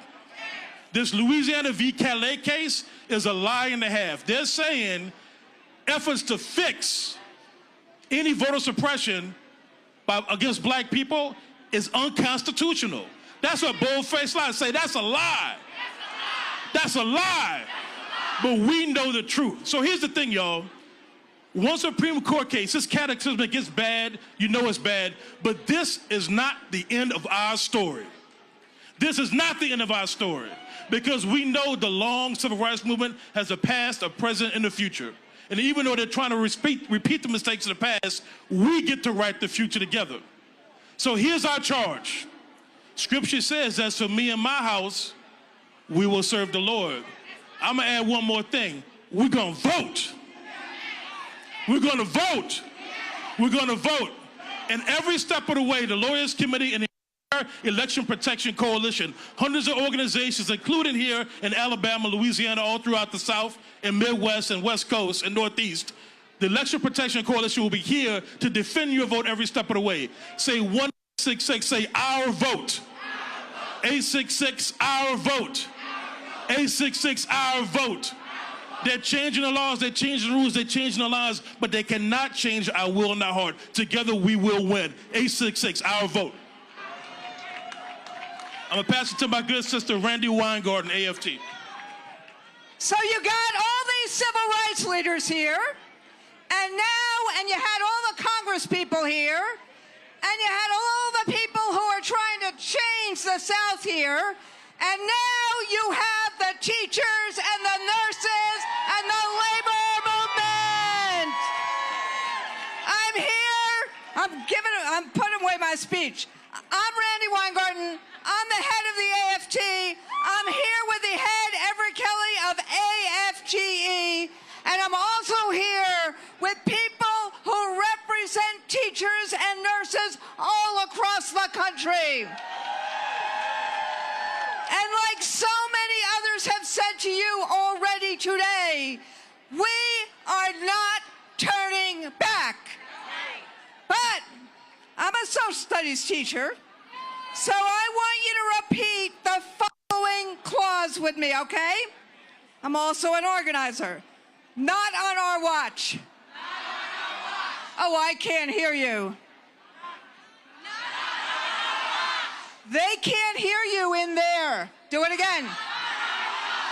So, we know, and so many other people have said this already, we know that they're trying to pull the rug out from under. We know that Supreme Court case just basically tried to steal our votes and basically tried to deny fair representation. We know all of that. You've heard all of that. You live all of that. The question really is, what are we going to do about it? And that is why we have all these blue shirts here, moms, dads, all across the country.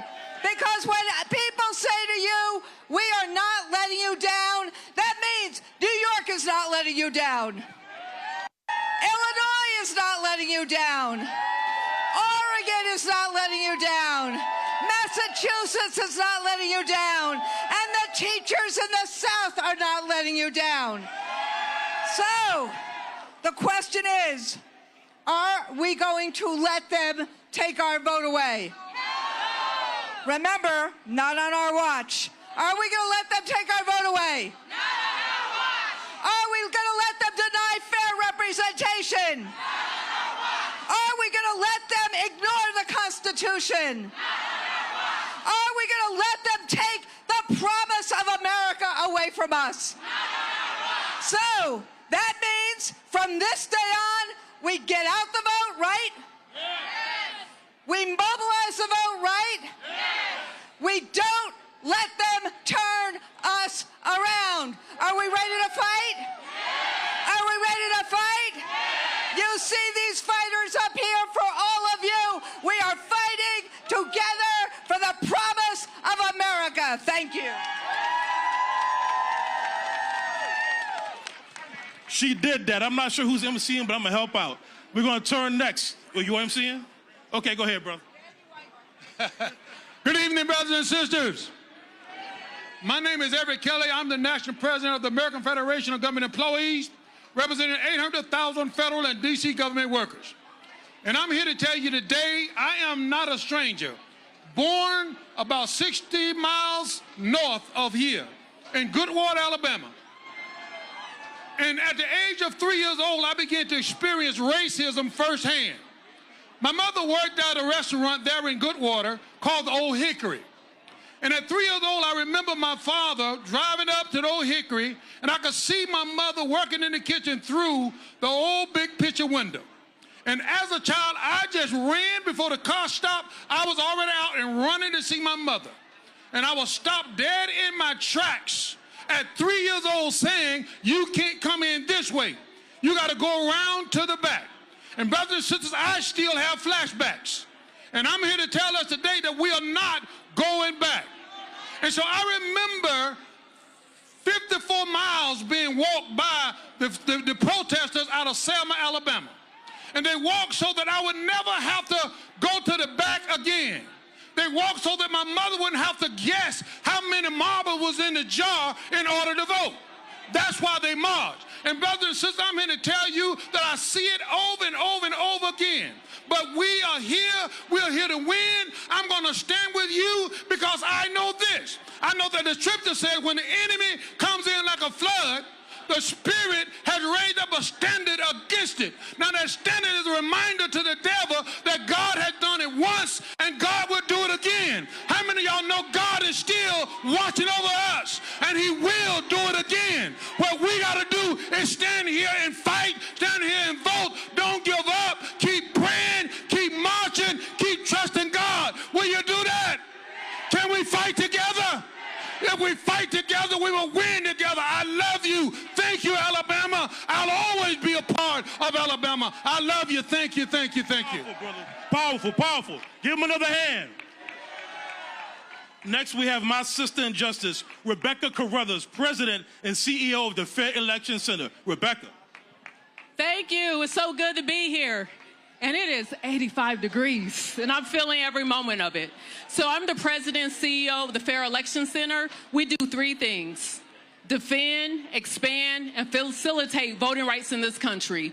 We do this in the courtrooms, we do this in the halls of power, and we do this on hundreds and hundreds of college campuses across the country. In fact, we are on 55 of the 107 HBCUs. We understand where we're at in this moment. If you give me just a second, I'm going to tell you a quick story about my family. My great-great-great-great-grandfather, Henry Carruthers, was enslaved, and he was born 1807 in Tennessee. He was last sold in 1847, and guess how we know this? We have the bill of sale. My story is not unique. My story is an American story. And there are so many of us like that who have that American story.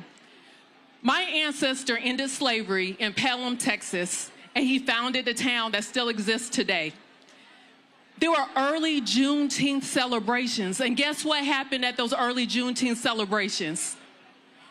Black men were registered to vote.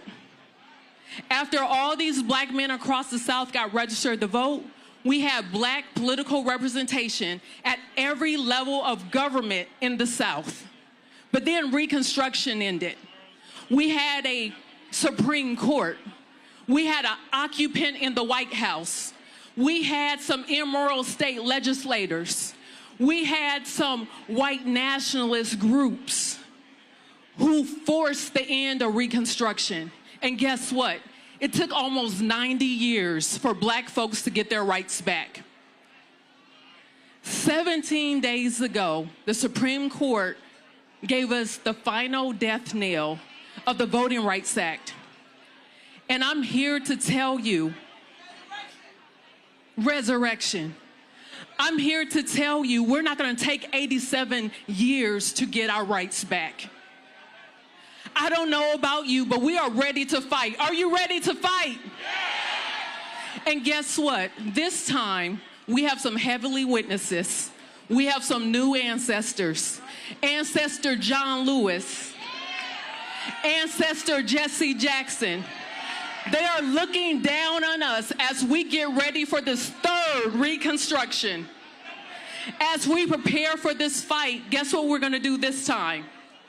We're going to finish that fight that our ancestors started. Thank you so much. Thank you, Rebecca. Next, we have a mad scientist, Norm Eisen, executive chair and co-founder of Democracy Defenders Fund. Go ahead, mad scientist. Get him.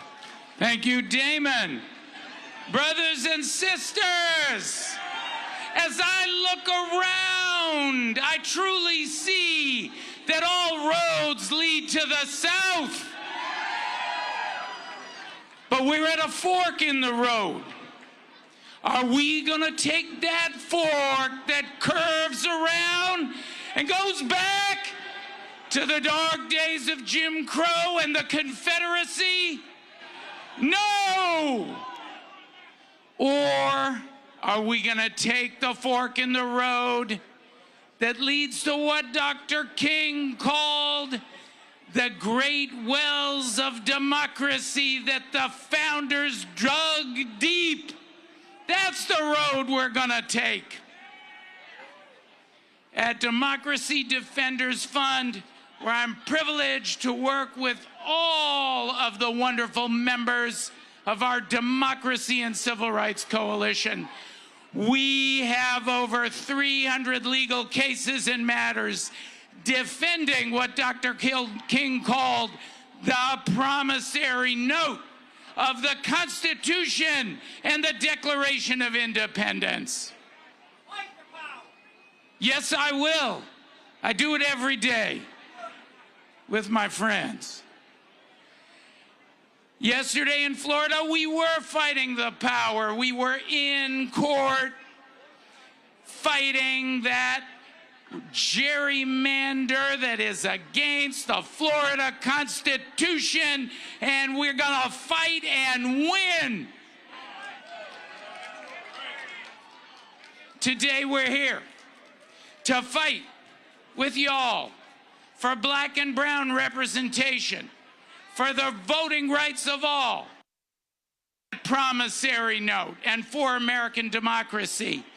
I treasure that democracy, and I'm extra motivated to fight because I'm the child of a Holocaust survivor, survived Auschwitz, and a Holocaust refugee who came to this country as an undocumented migrant in 1940. And they taught me the words of another Martin, Pastor Martin Niemöller. And he said in Nazi Germany that when they came for the socialists, I didn't speak out because I was not a socialist.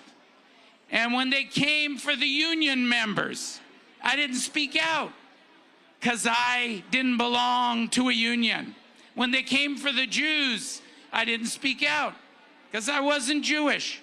And when they came for me, there was no one left to speak out. Well, we're gathered here today, friends, to speak out. We will never let that happen in the United States.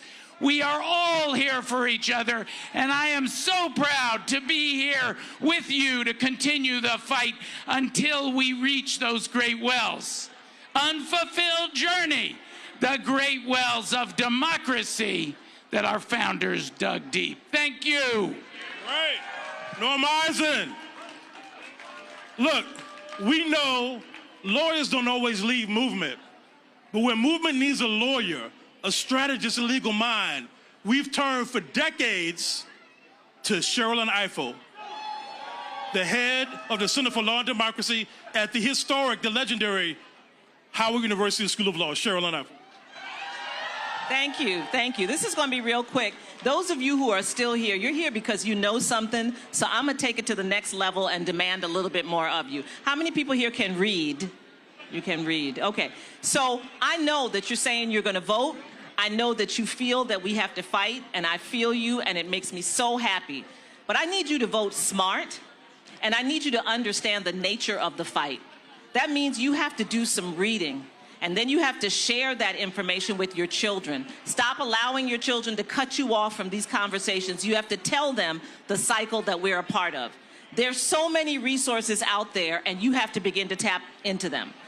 I have a Substack, many of you follow, which I appreciate.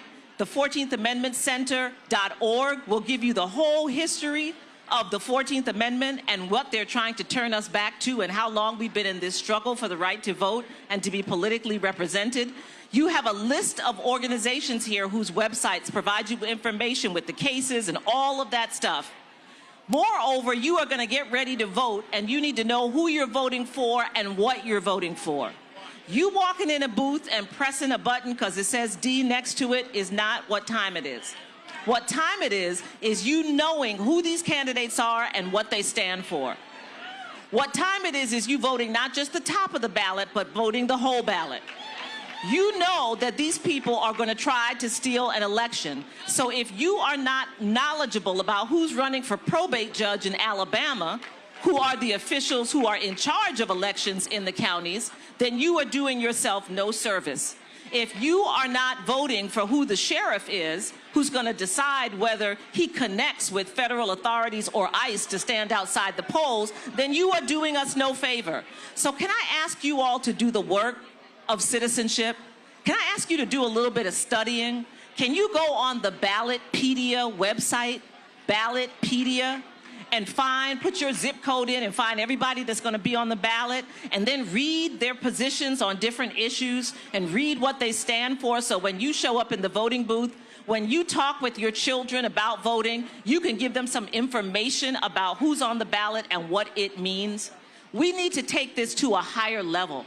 We need not only action, but scholarship. We have to stop playing like we just came to this fight. There's more sophistication we need to bring to the battle, and that starts with all of you.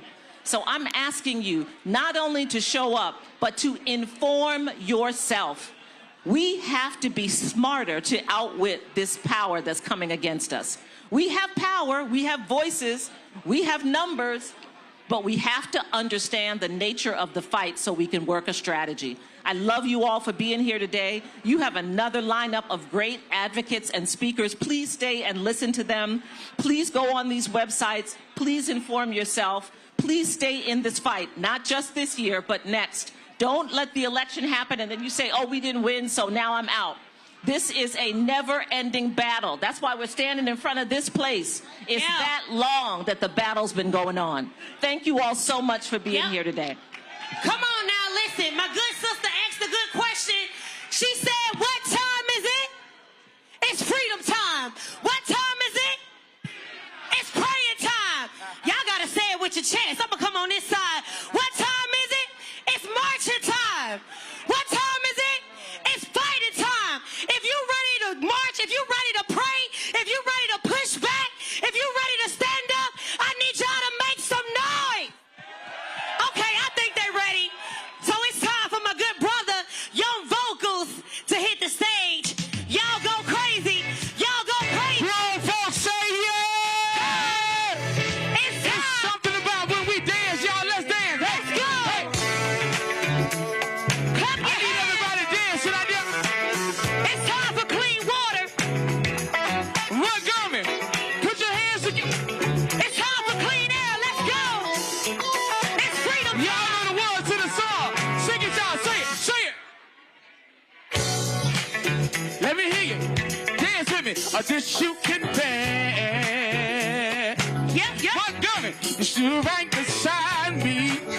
Yeah. And I won't forget. Montgomery, say it, y'all. I really. Sing it, y'all. You should know.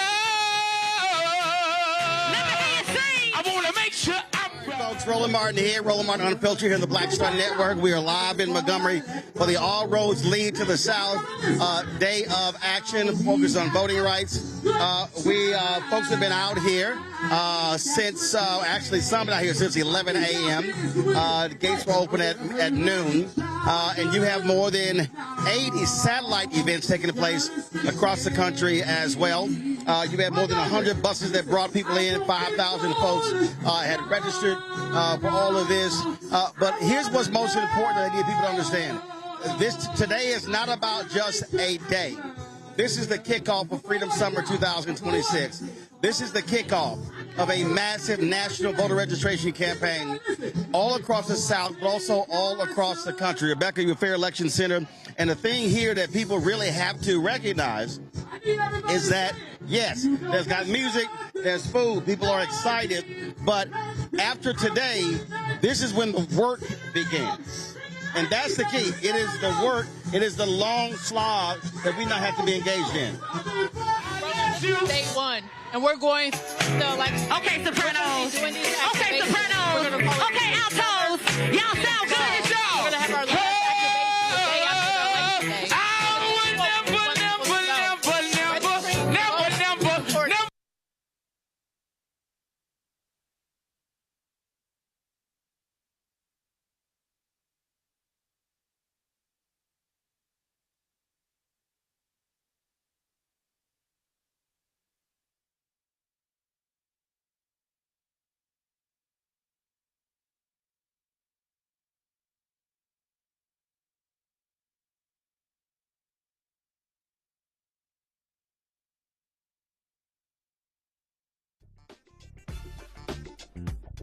Never.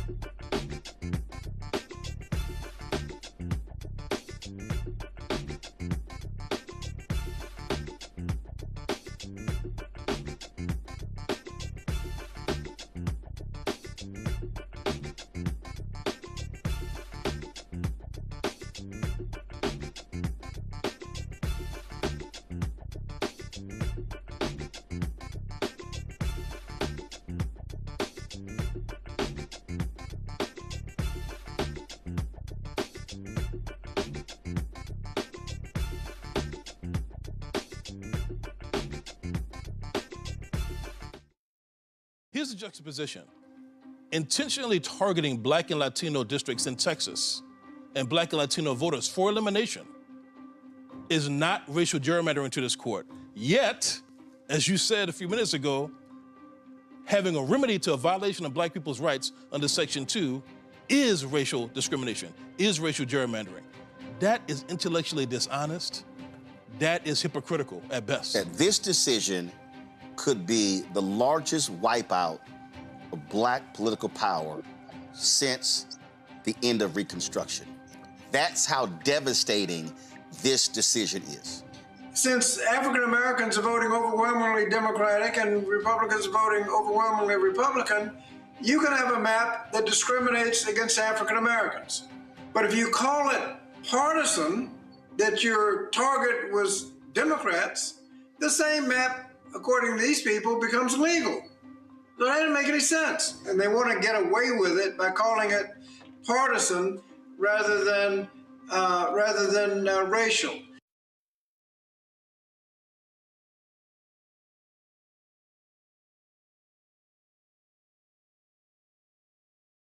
And I can tell you, they tell on themselves because these people are not against partisan redistricting. You know, we are at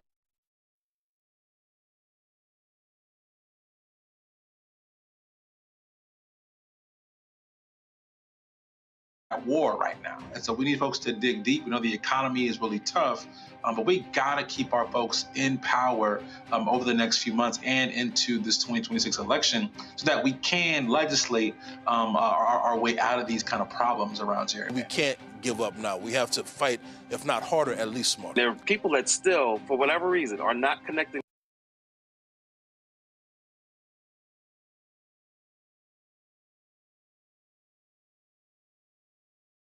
the dots to whatever it is that you are feeling is directly connected to this issue. Like if you're upset because gas prices are high or housing affordability, guess what?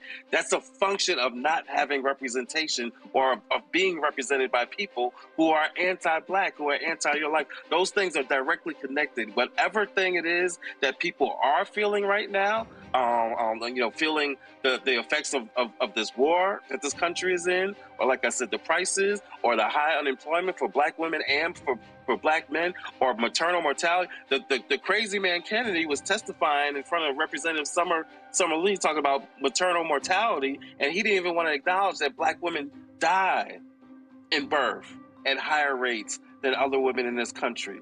That is what happens when you don't have representation. They can literally control your health, your well-being, your lives, your economics. So all of these issues that we're feeling, all of the frustrations that we're having, all of the stresses that we're having in our lives, one way or another, it comes back to, do you have people who are representing you, who have control of resources, who literally have control of significant parts of your life? That's what's at stake when we're talking about voting rights or redistricting. It's not theoretical. It is the thing that very much connects to every issue that you care about, everything that affects your quality of life. At the end of the day, it comes back to who is making decisions over your life. And now, 60 years later, we are watching that progress be ripped away. With its decision in Louisiana v. Calais, the Supreme Court has opened the door to a coordinated attack on black. All right, folks, Roland Martin here. We're back. We had a power issue, but it's always a plan B. Rebecca, you were talking about this is day one of what this action is all about. I got it. This is day one. We're getting ready to kick off Freedom Summer, and we're going into a Freedom Fall. In fact, this is going to go through the election, and it's going to go the day after the election, because we need people to understand registering to vote isn't enough. Showing up to vote and making sure your ballot counts isn't enough. But once we have elections, it's time to hold people accountable, and it's time to bend truth to power, because we're seeing too many people get in elected office, and they're not doing the things that we need them to do. We're seeing too many people who aren't accountable, and it's time.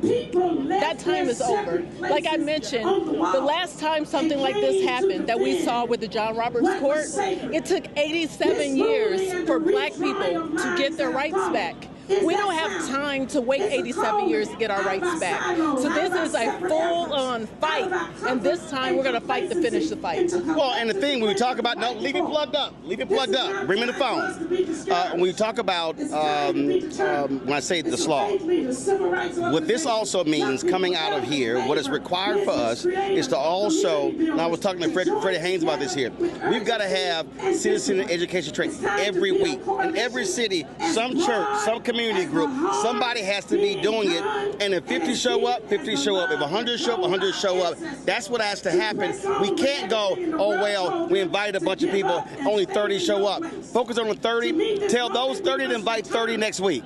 That's called relational organizing. And we have to return to Saturday schools because this is going to be a fight. We're not going to win this fight just in the next few months. We're going to have to commit at least to a decade because this time we want to make sure in the Constitution, as we rebuild in this third Reconstruction, we want to make sure that these rights are permanent because there should never be a Supreme Court that could take the rights of black people in this country. And we've had enough. We're not going back, and we refuse to take 87 years. And, you know, there's a book that I'm working on that speaks to black organizational leadership. And what I've often said is we've got all these black organizations. So we have capacity. It's simply unutilized capacity. So it's two things. We have to coordinate and have a unified strategy. One sound, one voice. The other thing is we have to fund the movement because this costs money. It costs money to have people in every city doing the research, doing the work, and doing the training. This isn't something that can be done for free. And when I think about our second Reconstruction, the Civil Rights Movement, I think about all those celebrities and athletes who funded the movement. I think about all those corporations who are willing to fund the movement. And in this day and age, it's all hands on deck. Don't be afraid of the occupant in the White House because he's only going to be here for so long. But guess what? We're going to be here after. After that's over, we're going to be here. And we need people willing to step up and fund this movement. You know what's one of the things that's interesting, and some, you know, I try my best to ignore stupid people, but you got some fool, Alex Clark -T8H, on here who said, we want to get paid just like Roland Martin was, $350,000. Well, first of all, I got to remind y'all that was for advertising during the campaign. And I love the Negroes who complain about us getting $350,000 in advertising, but they're silent on the white folks that got $600 million. And what they also don't understand is what you just laid out. And this is not about being arrogant or cocky, but folk gotta understand, this is called infrastructure. This event, we're streaming it out to 30 to 40 other pages across the country. We got crew here. We got crew in D.C., with a crew in Selma. That costs money. And so when people say, well, man, we need folk out here working. We need folk, well, you want folk to volunteer? It has to be funded. The movement has to be funded. Look, people would spend $200 to go to a baddie brunch, right? We don't need any more baddie brunches. What we need is actually real things happening in our communities because people are hurt. And in order to have real change, you have to have funding. That's the purpose of resources. Resources isn't for the sake of capitalism. It's for the sake of community. Right. Like, it's a little hard to take people around the country and broadcast from 8-10 cities, and you do that because you got to pay for gas, you got to pay for hotels and airfare. That people don't understand. And so we are often sitting here asking our leaders to do stuff for free, but then folk want to say, well, how do we get what comes back to our community? That's what happens when you mess about your political power. You put folks in who now can bring resources back to our community. Look, I have a staff of 32. That's 32 families that are dependent on making sure I'm raising money so they can get up every day and do their jobs. Like, this isn't something that happens for free, but here's the thing. We have to be willing to invest in our community. We have to be willing to invest into a better country.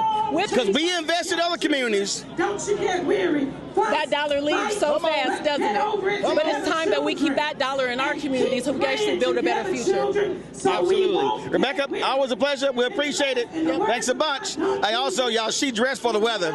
I told Cory Booker, I said, Cory, how you come out here with black shoes, black pants, black shirt, a black jacket? I said, you ain't spend no time in the South. Look, when I said it was 85 degrees, it felt like it's 105. Oh, there you go. Luckily, we got a little breeze. Rebecca, we appreciate it. Thanks a bunch. We're going to bring over Tennessee State Representative Justin Pearson. He spoke earlier on the stage. We're going to bring him on out here. And so, come on here. To fight for the promises of the people. I need y'all to go crazy right now. Here we go. Pearson, then you. Johnson, CEO of the NAA. All right, take a seat here. So let's do this here. So we're gonna let's hear what Derek has to say from the stage, and then we're gonna come back and talk to Justin Pearson. Will be won locally. This movement must be won locally. When the Supreme Court made their decision, within 48 hours, the Tennessee Legislative Black Caucus began to organize to get ready for the next week. When the Supreme Court made the decision, communities in Louisiana filed a petition to recall the governor within 48 hours. This movement will be won locally. When the Supreme Court made the decision, groups say we need to convene in Montgomery to initiate the fight. So, this movement must be won locally. Right. For those of you who studied the civil rights movement, it was never about a demonstration or a march. It was always about the people. For those of you who understand the impact of the civil rights movement, it was always community-centric led. What we must do here is ignite the power of the people locally to carry the movement forward. With that said, all roads lead to November's election. All roads lead to November's election because the reason why they are seeking to take the power from the people is a result of the power of the vote that you have displayed across the former Confederate states. It's no coincidence that the states that are reacting first are the former Confederate states. Texas, Tennessee, Mississippi, Alabama, Georgia now, South Carolina now, and Florida. We will prevail because we must organize locally. Now, as we get ready to leave from here, on Tuesday, there is an election in Georgia. If you have people in Louisiana, call them now. There's an election right now. If you are familiar with what's going on in Florida, call people now, because the fight that we have to take on is locally. Now, one of the things I'm going to conclude with this, that our history have taught us, that every time we came together, we won. Every time we strategized together, we won. Every time we leveraged both our voices, our vote, and our money, we won. In this moment, we will win because we are in this fight. So when we fight, we win. When we fight, we win. When we fight, we win. Y'all keep it going for the NAACP. Now representing Fair Fight Action, I need y'all to go crazy. We got our good sister Lauren Wargo and Amar Patek. What's up, Alabama? All right, folks. All right, folks, we're going to bring on Representative Justin Pearson, chat with him. Representative Pearson, listen, this battle, it's southern states. That's what the target is. But this really requires folk from everywhere to be fully engaged. Absolutely. It reminds me of the great matriarch of the civil rights movement, Mamie Till, when she said, you know, I didn't think about the problems in the South as being my problems as a person who lived up north. For black folks and people across the country of good conscience, you got to realize that the litmus test for our country's progress isn't Massachusetts and California, it's what's happening in Mississippi, Alabama, Tennessee, Texas. And right now, they're the neo-Confederacy. They are literally reviving their ancestors' dreams of stripping away our voting rights, taking away our ability to articulate and challenge the systems of oppression that we're dealing with. Well, but the thing that I was talking to Congresswoman Joyce Beatty about this, and Congresswoman Ayanna Pressley about this, and that is the reason it all goes together, because if you get rid of these black members in the South, frankly, they're Democrats, they're not Republicans, then what you're doing is you're decreasing that representation, and now who controls the House? Who controls the Senate? And so it all goes together. So if you're black in New York State, if you're black in California, if you're white in Illinois, well, guess what? This is impacting you because MAGA Republicans want to consolidate power, and they want to put those Democrats permanently in the minority.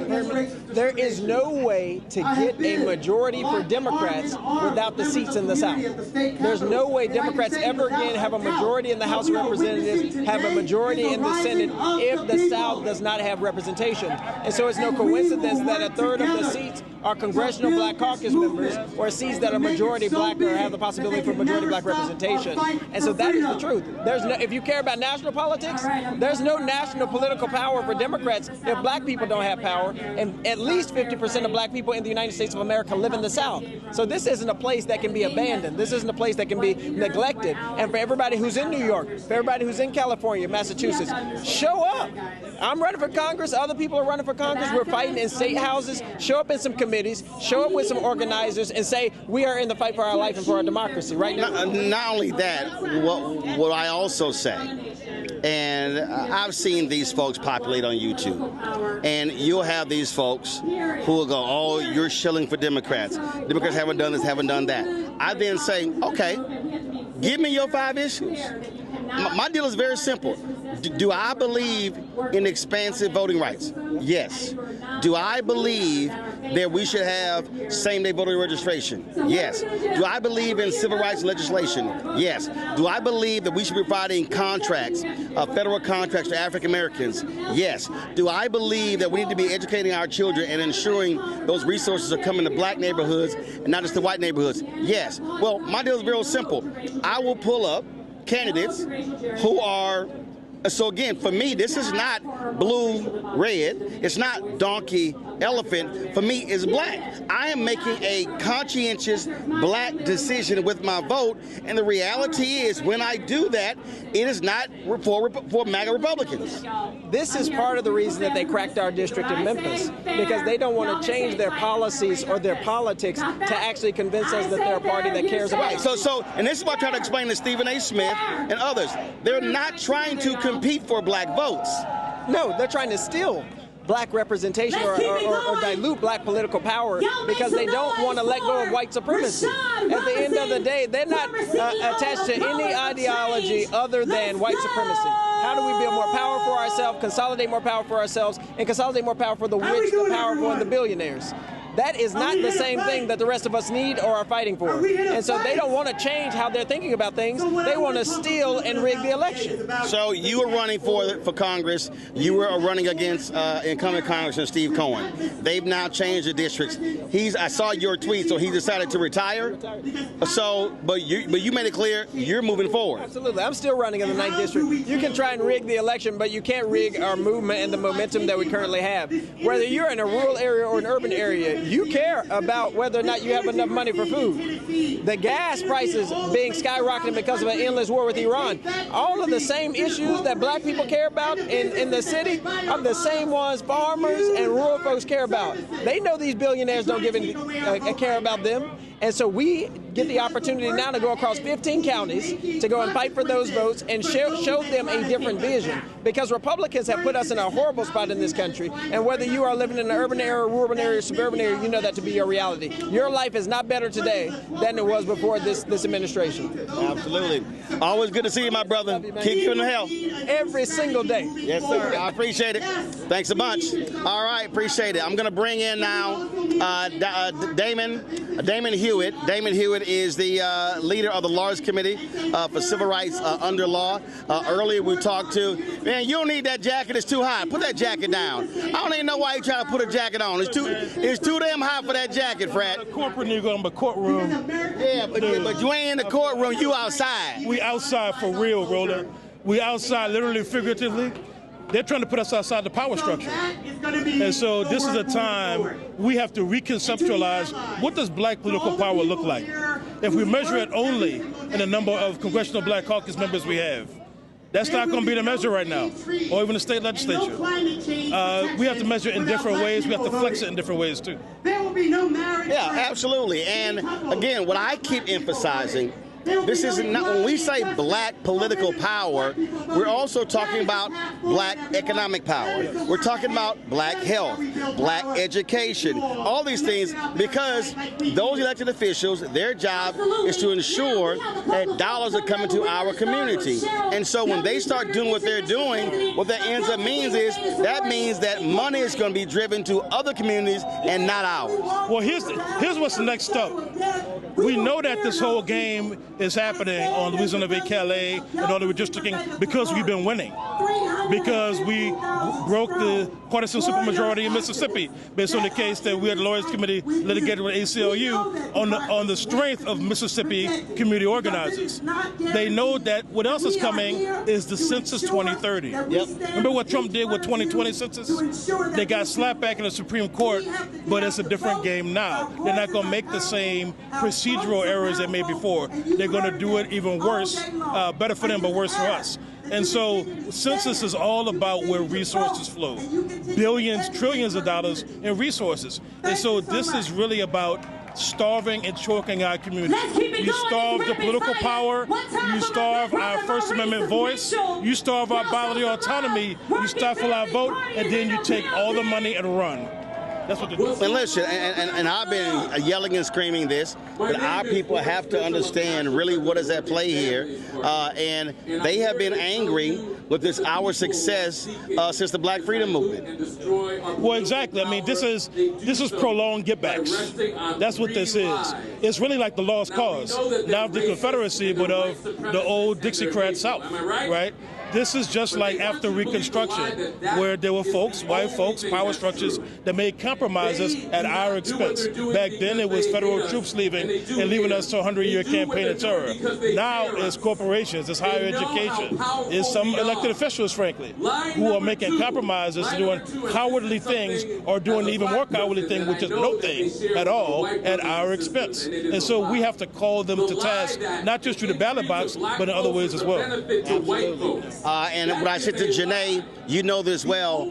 I mean, the reality is our civil rights lawyers are literally engaged in massive warfare every single day in these courtrooms. Every day. I mean, we're here right now with the people. This week, we argued in court to stop Trump's executive order to limit mail-in voting and to have a preferred list of voters based on immigration and other status. We also filed a new redistricting case in Tennessee, which is one of the current battlefronts. So it stretches all of us thin. It's massive warfare. And look, Roland, sometimes I feel like we don't have enough civil rights lawyers around to litigate well everything we need. That's why we need allies and support. Lawsuits alone won't be enough, but lawsuits in concert with people and movement can make a difference. And also, I mean, I'm gonna go ahead and say this. It also requires our high net worth folk to understand Leonard Leo is sitting on a $1.6 billion fund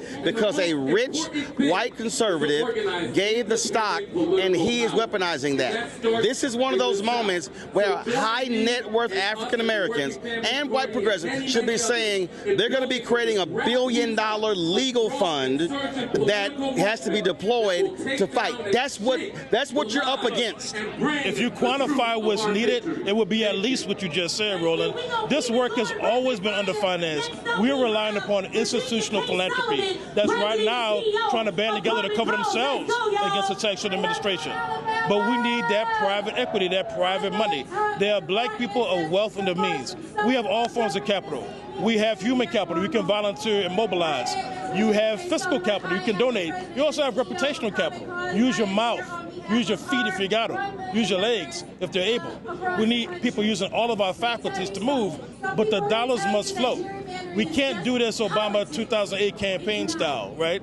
We have to do this in a way where people who have significant means are moving in addition to the people who have small dollars to support the organization at the front lines. It could be my organization, the Lawyers Committee for Civil Rights. It could also be another organization. It could be a community group around the corner from you. Support somebody. I talked to a group of black corporate executives just yesterday in New York City. And what I said was, I know you all write checks. You might do it on December 31st. I want you to write all the checks now. I want you to at least double the checks that you write now. Support some black organization. Not a black-led organization, Roland. a black organization that's focused on our people and our community, not to the detriment of others, but to make a better way for our people and everybody in this country. Absolutely. Damien, we appreciate it, my brother. Appreciate you, man. Keep up the fight. Always, brother. Thanks so much, Frat. Again, folks, the battle continues. The battle continues. So even though the crowd here is thinning out, listen, we've got thousands of people who have been watching us across more than 30 channels on Facebook and YouTube and Instagram today. They have been all over. They have been watching. They have been commenting. And what we need you to do is also, we need you to use your power. I need all of y'all to go to allroadsleadtothesouth.com. Again, allroadsleadtothesouth.com. I need y'all to sign up. Y'all give me 1 second, it's hot. So everybody, join Lewis and us in making good travel. Good travel. So I need to, listen, when you out in this heat, you got to stay hydrated. So that's what we got to do. So what I said made clear, what we have to do is, again, use our numbers. Go to allroadsleadtothesouth.com, and we need all of y'all to register. That's what we need you to do. All right, who's next? Come on, Rashad Robinson, longtime leader of Color of Change, joins us right now. Rashad, one of the things I was just talking to Damon about is that this is a moment where African Americans of means must band together and say, if Leonard Leo is sitting on a $1.6 billion fund that he is using to fight this strategy, then we've got to create that similar fund. Folks, I need our people to understand, and we are excellent at doing a lot with little. But you cannot fight any of these battles. You cannot put on these events. You cannot organize and mobilize around the country and think folk gonna do it for free. Well, the problem that we have is if this work is only funded by white foundations, that does limit the possibility of what we can actually achieve. When you think about the right wing, their funders, their billionaires, their millionaires are actually more radical sometimes than their actual activists. And what they do is they create space for them to do all sorts of things. Imagine if the folks that were funding our movements believed in reparations. How much space that would provide. So I not only agree with what you're saying, but the other thing I'll say is that for the black folks who control the people who control things like endowment funds, who control things like the pension funds in cities and blue states and blue cities. Why do we have money inside of Bill Ackman's funds? Why don't we pull that? We actually, the government resources are helping in so many ways fund our oppression. And so I think about Bill Ackman's fund, BlackRock, all of those folks, Steve Schwarzman, they're all putting money into anti-black causes. Absolutely. And so sometimes I hear people say, what if like Illinois or New York or California succeeded? We don't actually have to go as far as secession. What if we succeeded with our money? What if the governors and the comptrollers and the state treasurers in those places started using the money around procurement? What if we started using the money to divest from companies that are putting us in harm's way? I remember back when I was taking on Facebook, I would have never been able to show up to the shareholders meeting if the New York City comptroller did not use their shares to proxy me in to actually go after that company. But let's take it a step further. And so you're absolutely right. We will always lose in the back rooms if we don't have people lined up at the front door. And it's not just the front door of capitals like this, it's the front door of the places that keep our money and spend our money and fund our oppression. Then I love these people, these simple Simons who say, no check, no vote. Okay, here's my question. Are the Republicans cutting you out a check? No. See, I mean, that's what trips me out. They ain't cutting you a check. It's a lazy strategy. It's a strategy like voting is about picking your opponent, picking the person you're going to fight with. I remember when I built the district attorney strategy where we went after and we elected folks like Larry Krasner and Kim Fox and Amber Sayala. Some of those folks are really great, but I knew that they were going to go into offices where we would still have to challenge them. We were picking our opponent. I remember when we got Anita Alvarez out of office in Cook County and we put Kim Foxx in. Kim couldn't be perfect in that seat, but what we knew is that before Kim Foxx was in that office, activists weren't even let up to the office by Anita Alvarez. When Kim Foxx got there, we got up there. We got to do real work around changing, getting people let out who had marijuana arrests, about stop prosecuting for low-level offenses. That was about picking the people we're going to fight with, pick the people we're going to argue with. Imagine if we were all able to fight with Kamala Harris right now. Imagine if we were all able to battle with her, demand things from her. That's a much different position to be in than the position we're in now. And so the stupid idea that you gotta love everything about the person you're putting in office actually is it defies what our ancestors actually have fought for and built, and how we are actually in these seats we're in right now. It's because people recognize that they had to move things. Even when they couldn't move everything. Yeah. I mean, listen, I think back when Herbert Hoover ran, here was a white man who was a Republican who was leading the Lily White movement. Yeah. And there were black folks who voted for him because they said, we know what he's doing, but we know what his evil Southern Democrat self is going to do.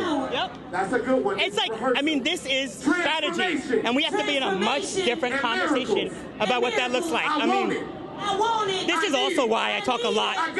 My book that comes out in July, I talk a lot about profiteering. I talk a lot about corporate power. I talk a lot about the corridors of power, whether it's like government, big tech, Hollywood. How do we have a strategy that takes on all the places that put us in harm's way? And in this era where we're not going to achieve everything through government, we're also going to have to look at how do we take on those places that make the decisions in our lives, and how do we think about power, not just as the written rules of policy, but the unwritten rules of culture. Rashad Robinson, I appreciate it, brother. Thank you, brother. I appreciate you. Thank you. I appreciate it. All right, y'all, that's Rashad Robinson there. I'm going to sit here and talk to Derek Johnson, the CEO of NAACP. So he's doing a quick interview over here. So we're going to wait on him. As I said, we're getting to the conclusion. It is a 5:03. This started a little late, so we're in the final stage of our speakers right now. And so we are going to be closing this up very soon. And so what I'm doing is, like I say, waiting on Derek Johnson to finish his interview over here before he comes over. And so he's making his way over here right now. And so we'll take a few questions with him. Derek Johnson, CEO, NAACP. Derek, we had thousands that registered. Buses came from all over. And what I have been saying, day, moment, but this is the kickoff to what has to be summer, fall. Take it through November, but also beyond November. 27, getting ready for those elections in 27, the state races, the local races, then 28. And so we cannot act as if we have a breath when it comes to elections. There are elections somewhere, somehow, every year in this country that we got to be motivated and in position to impact. But you know, the system is working just like they designed it. We got to break it. We got to overwhelm it with votes so we can break what is happening. It's no coincidence that a Supreme Court decision will come down and the former Confederate states are reacting the way they are, starting with Tennessee, Louisiana, right here in Alabama, Mississippi, Florida, now Georgia, South Carolina. We are in a moment, it's an inflection point, where we have to move away from this big national conversation and get to local communities and organize in states, because the fight is in those southern states, and the fight is where 55% of all black folks live. That's the former Confederate states. How are you positioning? You've got some 2,000 chapters.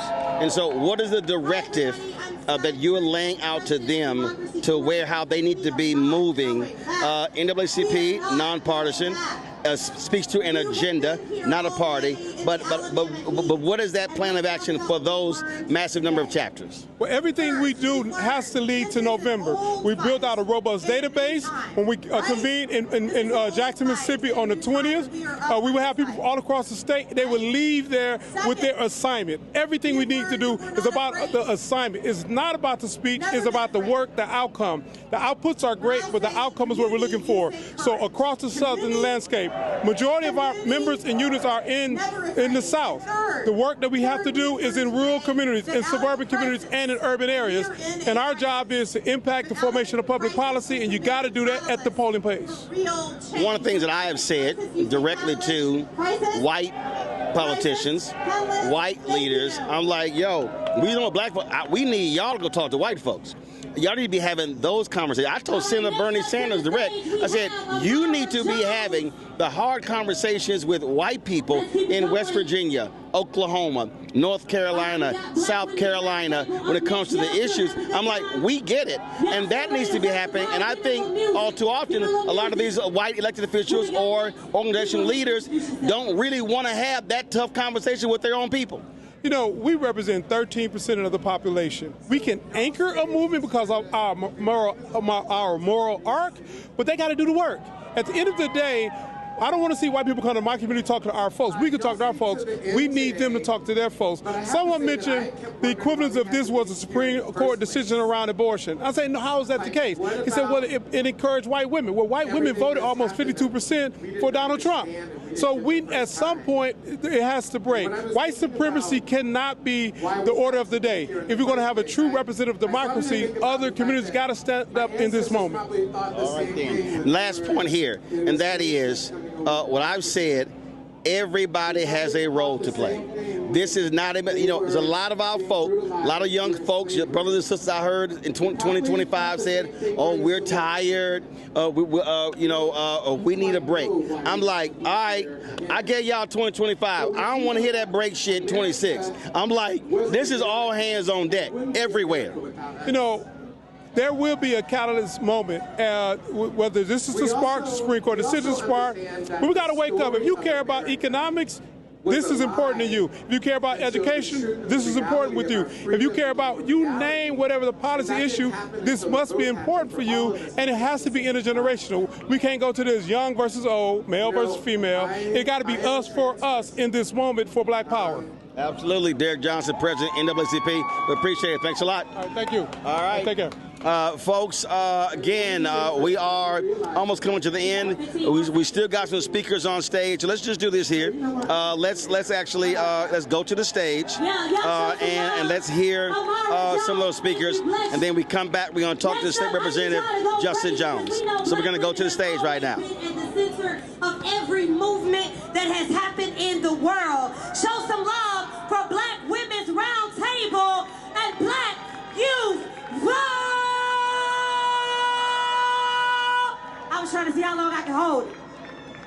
Hey, I'm Tamika Ramsey Brown from the great state of Michigan. Because we have people from Michigan and Mississippi, and we gonna fight for y'all like we want you to fight for Michigan. I'm Cassandra Brown, Florida Black Women's Roundtable. They are arresting our sisters in the legislature and they are taking our seats, but we are still here. We are still here. I am Sandra Lee Williams and a member of the Black Women's Roundtable from Georgia. I represent workers. That means I am a member of labor and I'm glad to be here, and I want you to repeat after me. When we vote, we win. I'm Christina Q from South Carolina Black Women's Roundtable, and right now Donald Trump is trying to take our maps and trying to make it more Republican, but we are going to fight back, and they're going to wake a giant that they cannot fight, and that's our people power. Hey, hey, hey, Alabama! I'm Commissioner Sheila Tyson. I represent Black Women Roundtable for the state of Alabama. I want you to know the game hadn't changed. Instead of sticking the dogs on us, they are putting... Hey y'all, Welcome to The Other Side of Change, only on the Black Star Network and hosted by myself, Bria Baker, and my good sis, Jamira Burley. We are just two millennial women tackling everything at the intersection of politics, gender, and pop culture. And we don't just settle for commentary. This is about solution-driven dialogue to get us to the world as it could be and not just as it is. Watch us on the Black Star Network, so tune in to The Other Side of Change.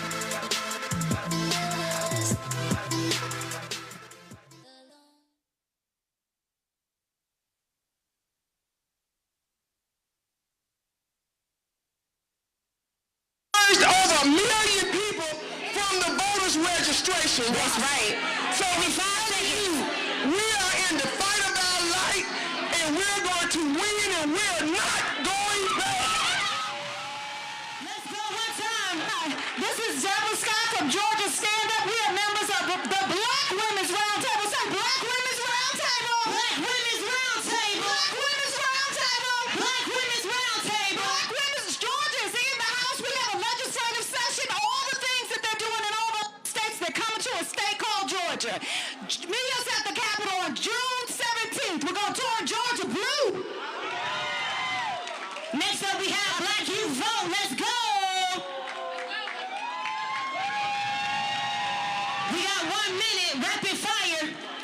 Hello, everybody. My name is Daryl Coles, National Project Coordinator for Black Youth Vote, and it's truly an honor and pleasure to be standing among you amazing fighters right now in this critical time in history.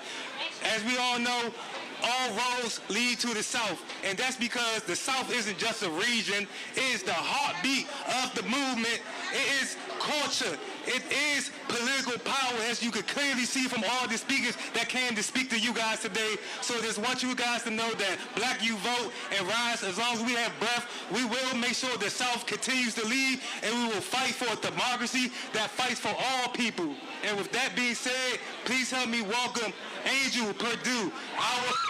Give me 30 good seconds. Hello. I just wanted to say that when we show up, we show out. And voting matters. We have to show up and we have to gain back our power. Let's go.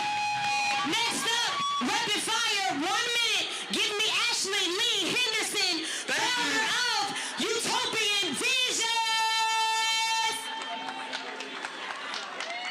Y'all lock in. We got a few more. We gonna finish strong the same way we started. What's up, good people? I need some energy. I came a real long way. I've been out here in this heat too. How you doing, good people? Now listen, I imagine you came out here because you wanted somebody to tell you what we ought to do next, right? Y'all had a whole bunch of people tell you what color the water is that we're drowning in today, right? But how many of y'all actually want to do some meaningful work to change what's happening in this country? I'm not by myself, right? So let me tell you what my assessment is. My assessment is that these politicians are bought and paid for by multinational corporations. Do you agree with me? So I'm from the great state of Tennessee, so you know they just redistricted us just like last week, 8 days after the Calais decision, right? And because they did that, I was curious, who bought and paid for these politicians in Tennessee? And my estimation is that FedEx spent a lot of money on these politicians. You know what I'm saying? So I want you to get your phone out, get your phone out, get your phone out. And when you get your phone out, I want you to go to fixitfedex.com. Fixitfedex.com. I want you to go to fixitfedex.com because my estimation is if they bought these politicians, then through these Jim Crow maps, give me 3 whole seconds. Then we ought to go after their bank accounts. Right? They try to take our vote, we control the economy, right? So I'm going to say fix it, you're going to say FedEx. Fix it! FedEx! Fix it! FedEx! Let's be about that work, good people. Show Ashley some love. Last rapid fire, and then we're going to hear from our core organizers of today. Somebody make some noise. All roads lead to the South if y'all still having a good time. Next up, we have William Barnes, President and CEO of the National Urban League. Y'all make some noise as he comes. All right, hey cousins, I'm so happy to be out here. My name is Tyler Litt, and I'm the National Urban League Young Professional Guest mic. Check. Check. Guest mic. Of the Birmingham Urban League, and one, I want to commend him for letting me have his time for this rapid fire. So thank you so very much for allowing me to speak in your hometown. I represent over 10,000 young professional leaders who are supporting the National Urban League and the work they are doing across the country to empower lives and change communities. There's something so surreal and beautiful about being in Montgomery. It's all about responsibility. And as a young leader, I want to say we are here today, tomorrow, to that call. We are the leaders that you have been looking for. Selma was never just about a bridge. Montgomery was never just about boycotts or a march. And justice was never meant to be temporary. So we are ready to fight and to make sure our communities are protected and empowered. History and the world are watching, and I'm more confident now than ever that we got us, we got this, and let's get to work. God bless you.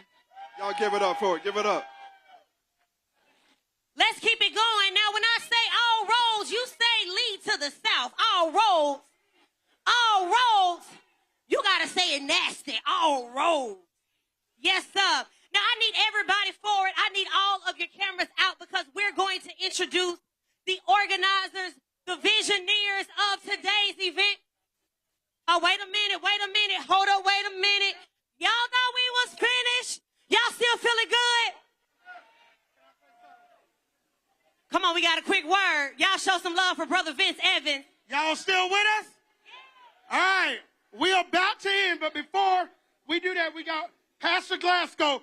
But I want y'all to wait 10 more minutes because today could not happen without some very powerful leaders in this country. When the Voting Rights Act decision came down a couple of weeks ago, there were a singular group of leaders who pulled this off. Y'all, we pulled this off in 8 days. That's what y'all did. So, Pastor Glasgow, I'm going to get you to come up here for your 1 minute, and then I'm going to introduce the people who brought us here today. I don't know how I'm going to do this in 1 minute, but let me tell y'all something. Get your phones out. Get your phones out real quick. Text somebody right now. Tell them I need to meet me in Washington with Thompson Nan. We're going to do a march on Washington on August 28th. Text that right now, August 28th, march on Washington. Let me tell y'all something. Voting rights is connected to housing rights, connected to education, connected to everything that we have. When we won the lawsuit in 2008, we could take that same lawsuit according to due process by them locking people up, by information, not grand jury indictment, and then we could get everybody's voting rights back. I need y'all to get in touch with everybody you know, get in touch with people. We got AJI, and we got all different organizations, the Alabama Justice Initiative, TOPS. We got all the people that's finna come before you, and they can tell you, get with somebody. So you can get educated, you can get informed, you can get trained, you can learn strategies, and you can learn how to get out there and vote. I said, my brother made a statement. He coined the name, no justice, no peace. No justice, no peace. No justice, no vote, no win. No vote, no win. No vote, no vote, no vote. No vote, no win. Y'all, we are going to end our program with the people who brought us together. The first sister I'm going to call up is a generational leader.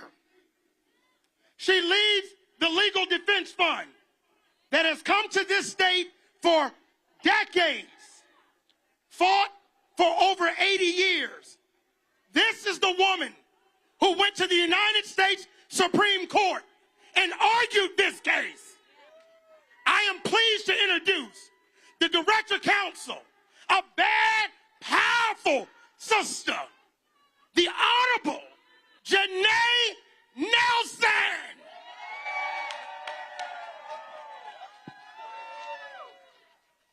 Come on, LDF, come on up. Let me first start by saying thank you for staying, for being here, and for coming out today. I'm going to try to be brief. I also want to thank our co-conspirators in conceiving of this amazing moment and getting everyone here. I want to especially shout out Dewana and Trey and all the organizers who did the work. Exceptional, exceptional. But let me say this. They say that justice moves slowly. I say sometimes it needs an accelerant. Sometimes you have to throw some gas on that flame. And what we did today did just that. We showed up And we said that that defeat in the courts does not mean a defeat in the streets.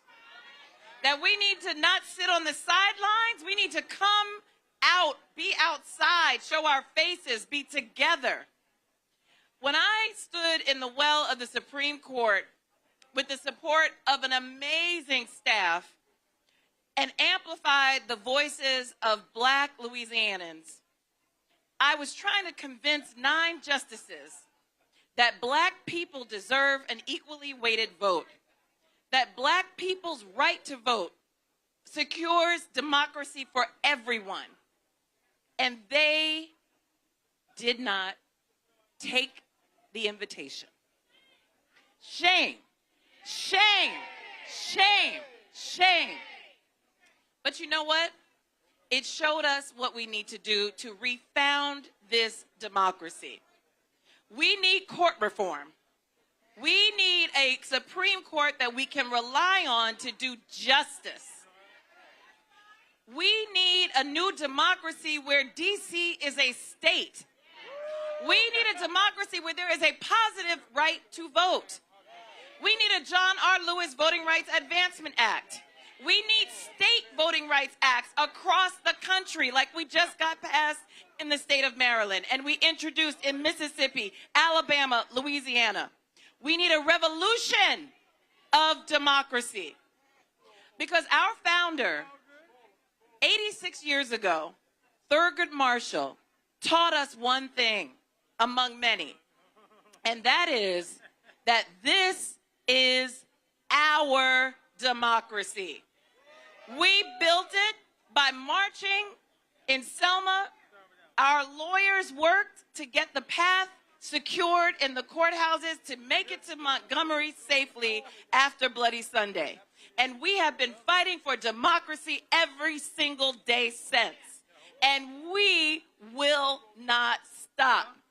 We were built for this. We were built in 1940 when there was no possibility of this multiracial democracy. If you looked at the laws and you looked at what was being created and the barriers that existed, but we were able to dream up with our clients and others who wanted to support the work of multiracial democracy to create this splendid, splendid experiment.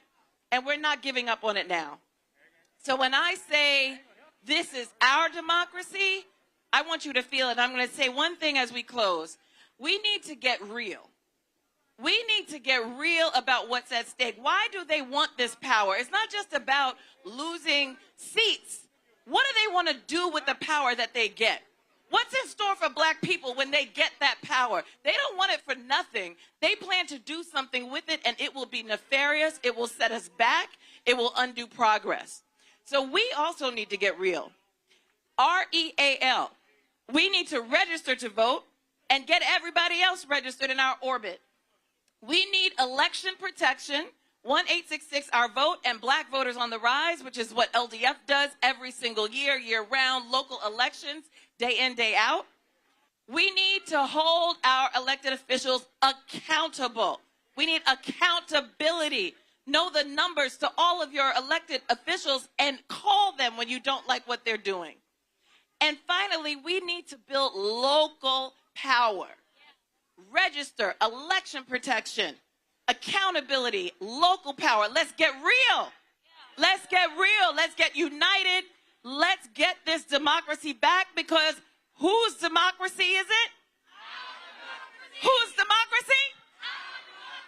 Whose democracy?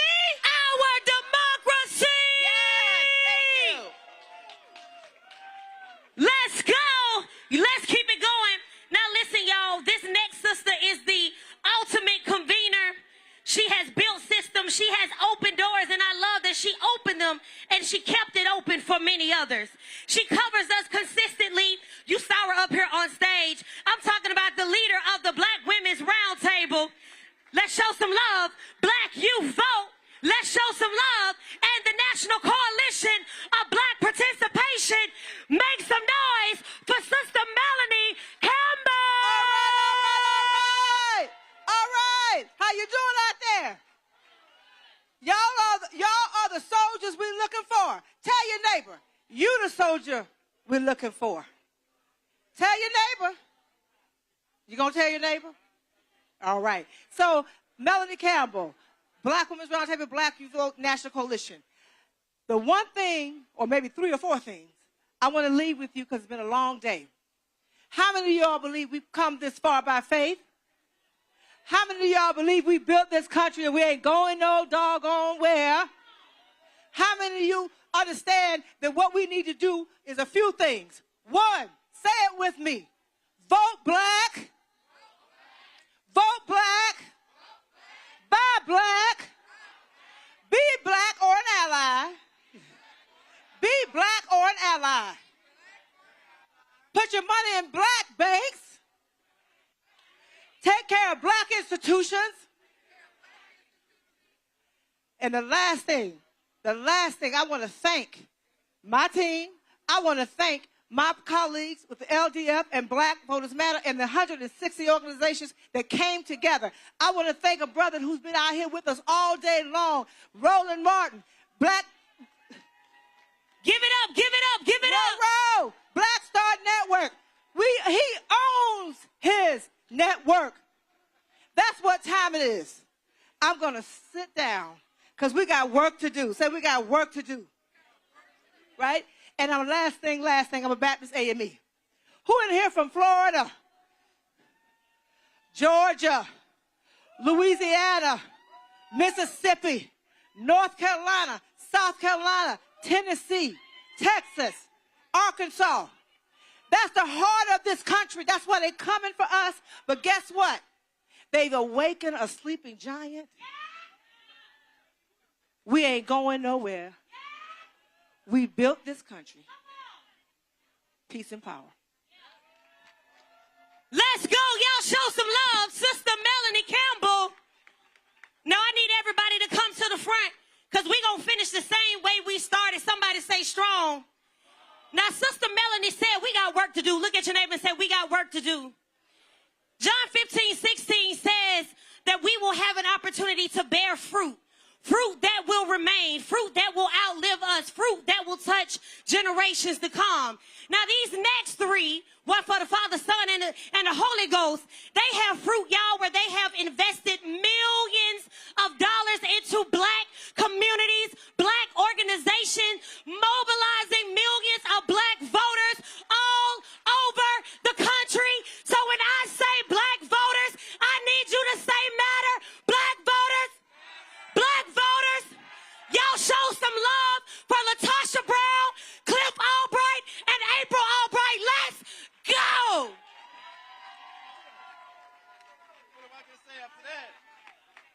What am I going to say after that? Y'all give it up for the best MC I've ever seen, D. Reed. Come here, D. Reed. For those of y'all who don't know, you may have seen some protests going on in Alabama last week at the Capitol. You may have seen somebody getting dragged out of those special hearings that they were having. And as they were dragging her out, she was singing. You gonna sing for us tonight? Deep in my heart, I do believe. What you believe? That we shall overcome someday. All right. D. Reed. Y'all, we're not going to talk long. For those of y'all who are old enough to, you might remember the Def Comedy Jam and Russell Simmons used to come out. And what would he say? Thank you for coming. God bless. And good night. Right? But I can't do that without first thanking a whole lot of folks that made this happen. Before we do that, clap for yourselves because y'all are still here. Y'all are hardcore. I'm scared of y'all. I see you over there, too. I see you over there. I see y'all back there, too. And so, thank you. But we got to thank a few folks. First off, we got to thank our dear sister, DeWanna Thompson, for handling all the logistics, all the planning meetings. Thank you so much, sister. So many folks to thank. We got some folks hiding in the background. Black Equity Strategies and Trust. That's DeWanna's organization. Look it up. Find them, support them. Black Equity Strategies and Trust. Who else? Who else we got? Vincent! Come on up, Vincent. Thank you, Vincent.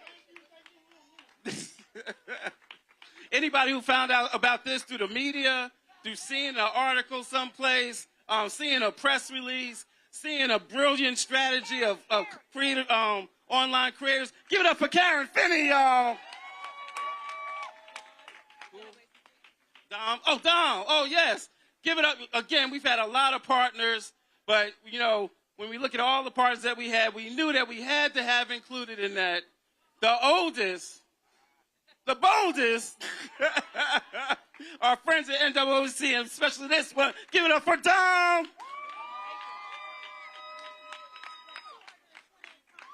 That's right. We got to give it up for the 228 partner organizations that signed up. We got to give it up for y'all. We had a lot of folks out here, but guess what? We also had over 80 satellite events all across the country. We are not alone. And all roads lead to what? All roads lead to what? And who else? Oh, our staff. Y'all, you know, a lot of times you'll see us, you'll see me, you'll see Latasha, you might see April, but this is not an organization, Black Voters Matter, of 3 people. We've got an amazing staff. Some of them are walking out there. They still giving out stuff, giving out waters and fans and all of that. And we got some of our team that helped to plan some of the logistics behind this. Give it up for our very, very special, she's April number 1. We got 2 Aprils. We go back and forth between April number 1 and April number 2. Today, this is April number 1.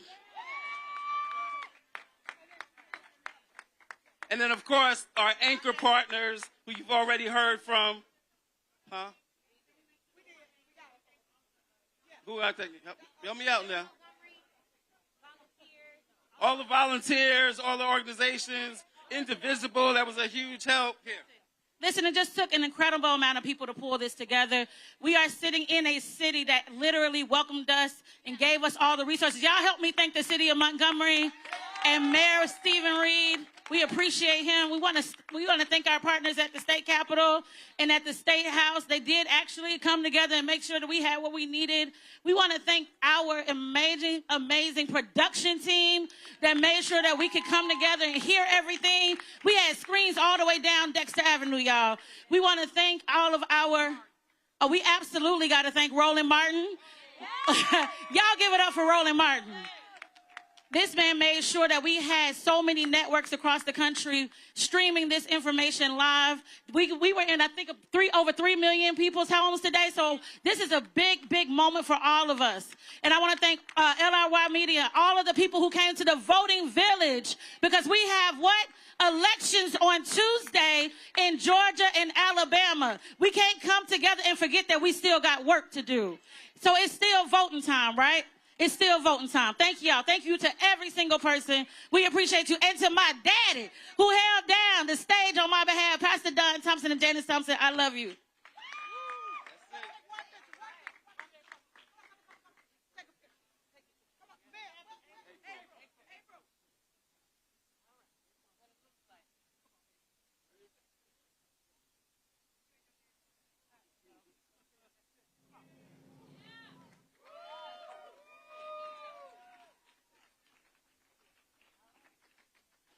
I believe that we will win. I believe that we will win. I believe that we will win. I believe that we will win. I believe that we will win. I believe that we will win. Take it away, DJ.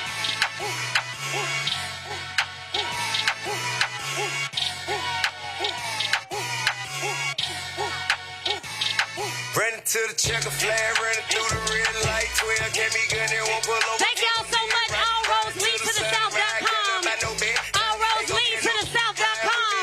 We about to let them know. I see you, sister, on the grass.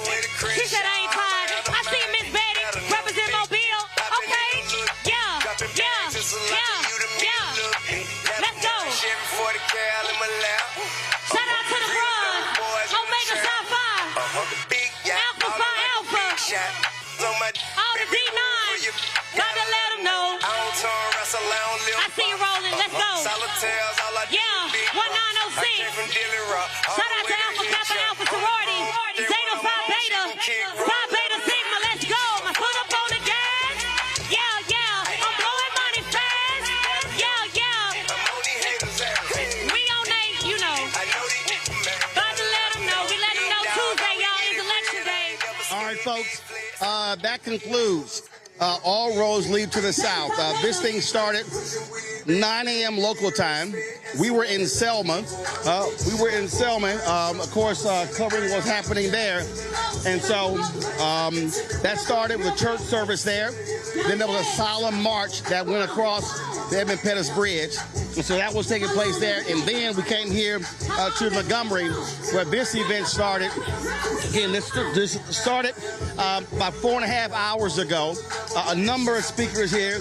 We talked to a number of elected officials, grassroots activists. Y'all, this is about the kickoff to Freedom Summer 2026. If you understand the history of Freedom Summer, it was when those black and white young folks traveled down south to Mississippi, to Alabama, to register folks to vote. The work of CORE, the work of SNCC, the work of SCLC, the work of the NAACP, National Congress for Negro Women, National Urban League, the Big Six organizations, the work that they put in made the Black Freedom Movement possible. And that's what this was all about. And so what we have to understand is what is going on right now. Obviously, one of the organizers of this joins us right now, Cliff Albright, co-founder of Black Voters Matter. Cliff, folks were sending me a text. They were like, well, hey, how does all have, this all started literally 7 days ago. It was a chat, and it was like, well, what are we going to call this thing? And so all of this was put together literally in 7 days. Literally in 7 days, and the only way, and really the origins was really that we were all feeling the same thing that everybody else in our community was feeling. Like all the pain that was out there in our communities, we felt that, right? It hit us. We knew it was coming, but like a gut punch, it still hurts. And so we got on that call, was like, y'all, we got to do something. Y'all, folks are showing out in these states. Folks are showing out in Tennessee and Alabama and Louisiana. And we said, that's great, but we've also got to have a national response. And like you said, that was 7 days. There were folks that thought we were crazy to even try to do anything. And I think to get this turnout, to get this number of participants, and it wasn't just about here. Right, that's the key. It wasn't just about Montgomery. That's right. Those 80 satellite events were also critically important. That's right. And that was all over the country. California, New York, Ohio, satellite events all across the country, and folks coming from all across the country. We had buses from as far away as Ohio that came down here. So this was really a national response. And once again, it's a reminder that there's more of us than there is of them. Absolutely. And it also shows why there has to be organization mobilization, why it has to be data collection. It can't just be, people say, we got to do something. We got to do something. Okay, what you going to do? That's what it has to be. And it's got to be done in a way where, some folks are willing to put some stuff aside. So, like, we were very intentional. The first hour, maybe even hour and a half of today was nothing but the states. It was organizers from the southern states. It was state legislators, state reps from the southern states. Some congressional representation from the southern states. It was all of that for the first hour and a half before we got to one single national organization. That's because we were committed that this national event, that this national call had to somehow support all of those activities that are going on, not just last week, not just this week, but for the rest of this Freedom Summer and Freedom Fall. And so we also make clear this is a day. The point of a day is to go to a second day, a third day. And so this was a day of action. Now is when the work begins. You got an election in Louisiana today. You got voting for another hour and 20 minutes. If you're Louisiana and you're black, yo, we need you voting. That's what we need you doing. but you got election in Georgia and Alabama on Tuesday. You got election in all these other places happening as well. So joining us right now, Latasha Brown. She also co-founded Black Lives Matter. Melody Campbell, National Coalition of Black Civic Participation. And what I was saying to Cliff is that, okay, one day this event is over. Now it's Monday. It's Tuesday. It's churches. What are they saying in their pulpits tomorrow? Then it's Wednesday and Thursday. And so folk have to understand that's when the work begins. Begins. This was just an altar call. We're telling people that they got to come out and we got to do this work. This is about our lives, and it's not just about vote. It literally is about our agency, and we need people to understand how serious this is. This isn't just about voter suppression. This is around the silencing our voices and also taking money out of our pockets, shifting the resources from us. So folks got to know what time it is. It's nation building time. Absolutely. And Melanie, when we talk about, again, being on the ground, being in the communities, everybody has a role to play in this. It can't just be 1, 2, 3 organizations. Everybody can do something. Hey, listen, I don't care if you're national, state, local. It's one unit. It's one movement. And so the thing I think that is really important as they take those congressional seats, especially where there's governor's races, and so we tell our folks, okay, don't blame it on Donald Trump. We know he did what he did, but DeSantis in Florida took your 4 seats. There's a governor's race in Florida. There's a governor's race in Georgia, right? And so our people know that the power we have, when you look, and I know you talk about it all the time, we got the numbers to decide who the governor, the state, the secretary of state, all the way down the ballot. And so that's what we want to get people to focus on around the vote. And lastly, this is our opportunity. She talks about it all the time. New nation. It was our opportunity to tore it all up so we get to help build what we want it to be. There's 3 things. We want people that 3 things that folks can do. One, it's important for you to have a political home. You have to connect with one of these black organizations. It doesn't matter. It could be Black Voters Matter. It could be the National Coalition. But you need to connect with the organization. The second thing is you got to do some work. You got to put some boots on the ground. Every Tuesday we do texting. You can go on our website, sign up, volunteer, and do some work. The third thing is you got to multiply yourself. It ain't just about you voting. Each of your vote needs to turn into 10. 10 to win. That's how you got to be thinking. And then the other thing is we got to fund our work and our movements. Just like this show, we so grateful that Roland Martin is out here. This brother always shows up for us. You got to support this platform so that we have an independent black platform that we can get our work out and our music. And get our news out. So please become a subscriber to the Roland Martin Show. Thank you, Roland. Well, and listen, this is not about patting on the back, but I do need our people to understand. The press riser is empty. They gone. They gone. And what our folks have to recognize, and again, how people think, you had 5,000 people that registered, but you had 30 times that have been watching all day. So if you don't use technology to now speak to people who couldn't make it here, you're blowing the opportunity. So that's why what I keep telling people, if you're having a local action, stream it. Don't just talk to the room. Because the people who can't show up in the room, but they can still get the information. And so we got to be using technology, Cliff, in order to drive our messaging. We got to use the technology, and we got to be willing to invest in our institutions, to invest in our media, to invest in our online media, our content creators, our black newspapers, or our black journals that still have their own websites or whatever. We've got to invest in that. But the other thing it shows is the flip side of that economic argument.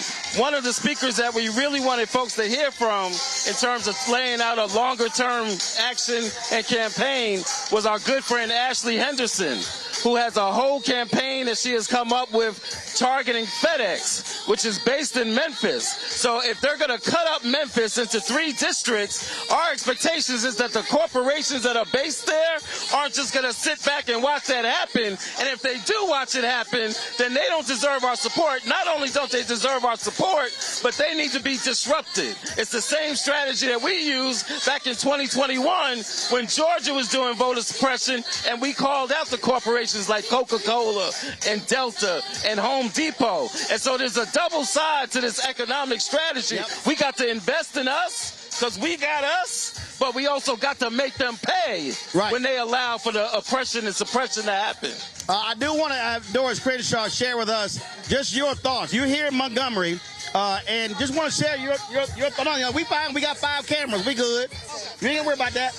I just want you to share your thoughts about seeing this generation pick up the mantle and run with it. I'm energized by it. It makes me, you know, I'm hurting a little bit out here, but I'm ready to run. I'm ready to keep it moving. And I want to invest in our young people because I was a young person passing out leaflets for Joanne Robinson. And the young people today are very interested. They need direction. But women and youth propel all of the major movements in the world. Absolutely. Latasha, I want to speak to this here because Gerald Griggs, I had him on the show yesterday, and he posted something on social media. In the Georgia race, now this was before they crossed 1 million, was about almost 700,000. 55% of the people that voted black were 65 plus. 18 to 39 were 9% of early voting. And what I keep, they're the largest demographic.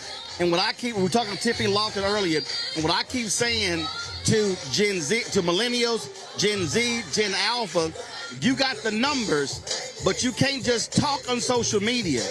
You got to show your numbers at the ballot box. And then I had somebody say, well, we need folks to sit here and let us lead. I said, you ain't got to ask nobody for permission to mobilize and organize. Well, we understand that because we got some young folks that got it going on. Right. Matter of fact, a lot of this, what you saw happen, was actually organized by young people who are doing this work. And we need to understand that there is a pattern that ultimately it is to get you to disengage. It's to make you feel so dejected that you become cynical. And I need folks to understand cynicism is not a strategy. That is not a strategy. Matter of fact, it keeps you from seeing a sense of hope. It keeps you from seeing what you got in your hand, what you can work with. It keeps you from seeing yourself as of builders of the future. So what we want is we want young folks in particular to shift from seeing yourselves just as citizens of this nation and start seeing yourselves as architects of the next nation. What is it that you want? But you got to build it. If this is to be your nation, you got to build it. You got to show up for you. So it's important for us to show up, but we need you to show up for us. But most importantly, we need you to show up for you. Cliff, I'm going to start with you. Final thoughts. I mean, there's a lot. I'm still processing a lot because this was really like just the whole experience of this past week, of this day, of seeing that crowd going all the way down these streets. But one of the things I was thinking of, you know, as I was back there looking out was, you know, we've had this whole narrative around this past year and a half of black folks and where we at and are we resting? Will we come to protest, rally, or whatever you want to call them? I feel like this is an inflection point, right? I feel like a message was sent, many messages were sent. Some of the messages were sent to those who would try to oppress us and try to gerrymander us, and it's a message to them that we're not having it. But I also feel like it was kind of a message for ourselves, because basically what we're saying is we back, y'all. And we out here. We in these streets, and we're going to be in these streets until we get the wins and the justice that we deserve. Melanie? The last thing I want to say, first of all, is thank you. Thank you again, Roland, because it matters that we are able to get this out to our people. One of the things that we were really wanted to make happen is make sure people, it's not just about the South, although we're as powerful as we are. This is about everybody. And so I think what was important that we also built coalitions with the local, right, the state and the national, and some other multiracial groups, because what's happening to black folks is not happening to black folks. What's happening is happening to America, but we're taking the hardest hit. And last, they think they got us on the ropes. And so what did Muhammad Ali do? Right? Did the rope-a-dope. And so when it came around, he took them out. And so those who think that they can just take us out, watch. And what we say when we were out of Florida, let's go. Let's go. Doris? Well, I'm just so happy about today, and I'm especially happy about Roland Martin and communications. When we grew up, it was the Pittsburgh Courier and Jet Magazine and women passing out leaflets. But communications is very important, and you send the information, Roland, and we're so happy about that. And we want to begin to train our young people to be able to communicate. Absolutely. Latasha. You know, first of all, Latasha, go final comment. You know you're going to sing something. So go ahead. Go ahead.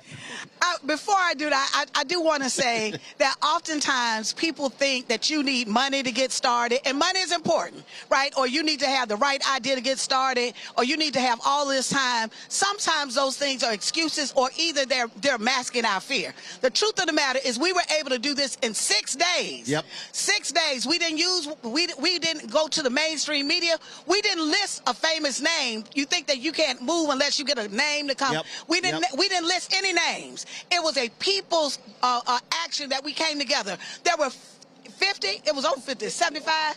How many? It was 80. It was close to 80. We had 80 actions that were self-organized all around the country, including in Alaska.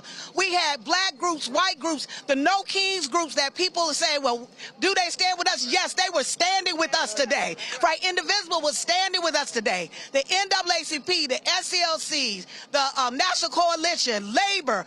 This is what movement looks like. And so the last thing that I'll say is that and the faith community. We actually, in Selma, Alabama, we had over 600, I think it was close to 1,000 faith leaders that came, that we saturated.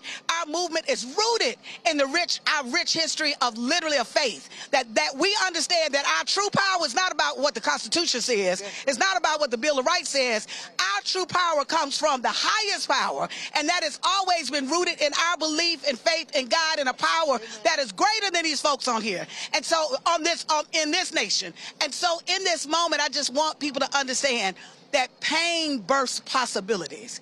And so when it is a moment like this, that many of us are frustrated, this is when our best thinking comes. And so I'll just leave saying, well, the first thing I did right was the day I started to fight. Keep your eyes on the prize and hold on, hold on. Hold on, family. We got this. We back outside, y'all. All right. We certainly appreciate it, Latasha. Thanks so much. Doris, Melody, Cliff Albright. We appreciate it as well. Folks, I just want to read for y'all. Let's see here. Amplified Voices TV, Anti-Social Studies on Twitch, April Turner, Facebook, Black Voters Matter Fund, Black Voters Matter Fund on YouTube and Facebook, Black Women's Leadership Collective, Cat Ladies for America, Cheryl Smith on LinkedIn, Cody D on Facebook, Conscious Environment Creation on YouTube, my man Ebro and Laura. We appreciate it. Emily Glankler on Facebook and LinkedIn, Higher Heights for America on YouTube and Twitter. I Def Overthink on Facebook, Joanne Reed on Facebook and LinkedIn, Kate Langer, Kind Not Nice, Miss Peppermint, NAACP, National Council of Churches, Native Land Pod, Palmetto State News, People's Action on Facebook and YouTube, Peppermint 247, Phi Beta Sigma Fraternity Incorporated, Phi Beta Sigma on YouTube and Facebook, Raising Readers, Sisters Lead, Sisters Vote, State of the People, Stephanie Jock, Sway, my man Sway Universe, Tevin Davis, Texas Metro News, The Christian Recorder, The Equity Alliance, The Joy Reed Show on YouTube, Legal Defense Fund, National Urban League, The Root, Thomas Madden, Facebook, Zeta Phi Beta Sorority Incorporated. So we had a total of 49 different. Okay, all right. Melody's group posted. I got you. All right, then. So we had a total of 50 different people, and so the whole point here, y'all, was that we didn't just want to say, hey, let's just come just solely to our channel.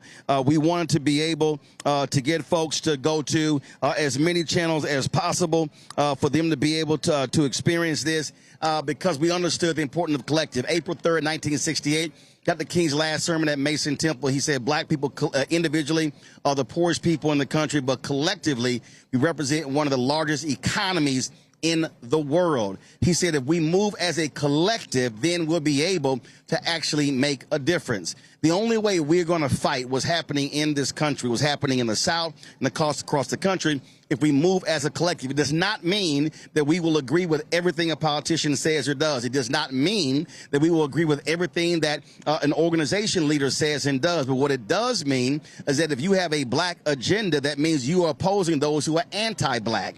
And so for those of people who say, oh, my goodness, this is a Democratic gathering, no, this wasn't about a D or R, a donkey or an elephant or red or blue. It was about a B, black. And so for those folks who have an anti-black agenda, that's who we are against. And so if you look at what's happening here, when you look at it, and here's the deal. The state is being taken down. The chairs are being down. Litter's not going to be picked up. Now it's upon you. So if you're sitting there saying, well, I see what they're doing. Now the question is, what can you do? You might say, okay, I'm one person. But the reality is this here. You're one person in the house. So the first thing you do is everybody in this house must be registered. And then you say, well, then let me go to my neighbors, left and right, then across the street. Then let me go to my block. Then let me go to my multiple blocks, then my neighborhood, then my city, then my county, then my state, then the country. That's literally how this thing happens. We can overwhelm this system. 90 million people did not vote in the 2024 election. Last two Georgia gubernatorial elections, 900,000 to 1.1 million African Americans did not vote. In November 2024, 616,000 black folks alone in North Carolina did not vote. Texas has the largest number of eligible black voters in the country, but we don't maximize our numbers. I have been saying that we must be looking at a minimum of 70%. Harold Washington was elected mayor in Chicago in 1983 because 85% of all eligible black people voted. Andrew Young was elected to Congress because 72% of all eligible black people voted. But we ain't got to go back that far. 2008, 2012, more black people by percentage voted for Obama than white Americans. The first time in American history that happened. And there's no coincidence that 2008 and 2012 led to Shelby v. Holder because they were angry with that black turnout. And there's been an attack on black voters and black political power ever since then. And so every one of you who's watching now is coming upon you to get involved. There are multiple organizations. We have great capacity. Everywhere in every city in the South, every city, every week, there should be a citizenship education training event happening. Churches can say, we'll do the first week of the month, and you can spread it around. Y'all should be able to say, go here, first week, second week, third week, fourth week. So we got to be informing people, educating people, enlightening people, and connecting the dots because the assault on black America is real. I have 9 nieces and 4 nephews. This ain't about my fight. This is about what kind of world they're going to live in, and we need every single one of y'all to be activated and engaged. And trust me, if we show up and show out, they are going to be shocked. And we cause a shock to this system. And what we're going to tell them is, y'all tried all of it. Y'all used not your Supreme Court, but your extreme court to take things away. And we going to show y'all how black people roll. Last point, a whole bunch of young folks keep saying, we're not our ancestors. You're right. You're not. Now is the point for you to show how they work and how you can do it. And so if you say that, well, it's time for you to show up. And just sitting here around and commenting on threads and Twitter and Instagram and TikTok, that ain't it. You got to be in this game and ready to win. And so that's what we need everybody to do. And so that's what they're doing. They're committed. And then you got to be committed as well. So we appreciate everybody who's been watching, who've been sharing. Don't forget, support black-owned media. Support the folks that have been streaming this. We made it clear, the folks who do the work that we do every single day. You can watch us live 6 to 8 p.m. Eastern on our YouTube channel, Black Star Network. Look, we here 5 days a week. We stream 7 days a week. Of course, your support is also critical. And to Latasha's point, we got to fund this because understand, y'all can't keep asking black folk to go to white philanthropy for our community. And I'm purposely about to show you this here. So the shot that you're seeing when you see what's going on with us, very simple. Everything that you see here that we did, all this is owned. It's as simple as that. We own it, and that's the most important thing. Folks, that's it. We'll see y'all on Monday on Roland Martin Unfiltered. We're going to rebroadcast this all weekend as well. Y'all all take care. Holla!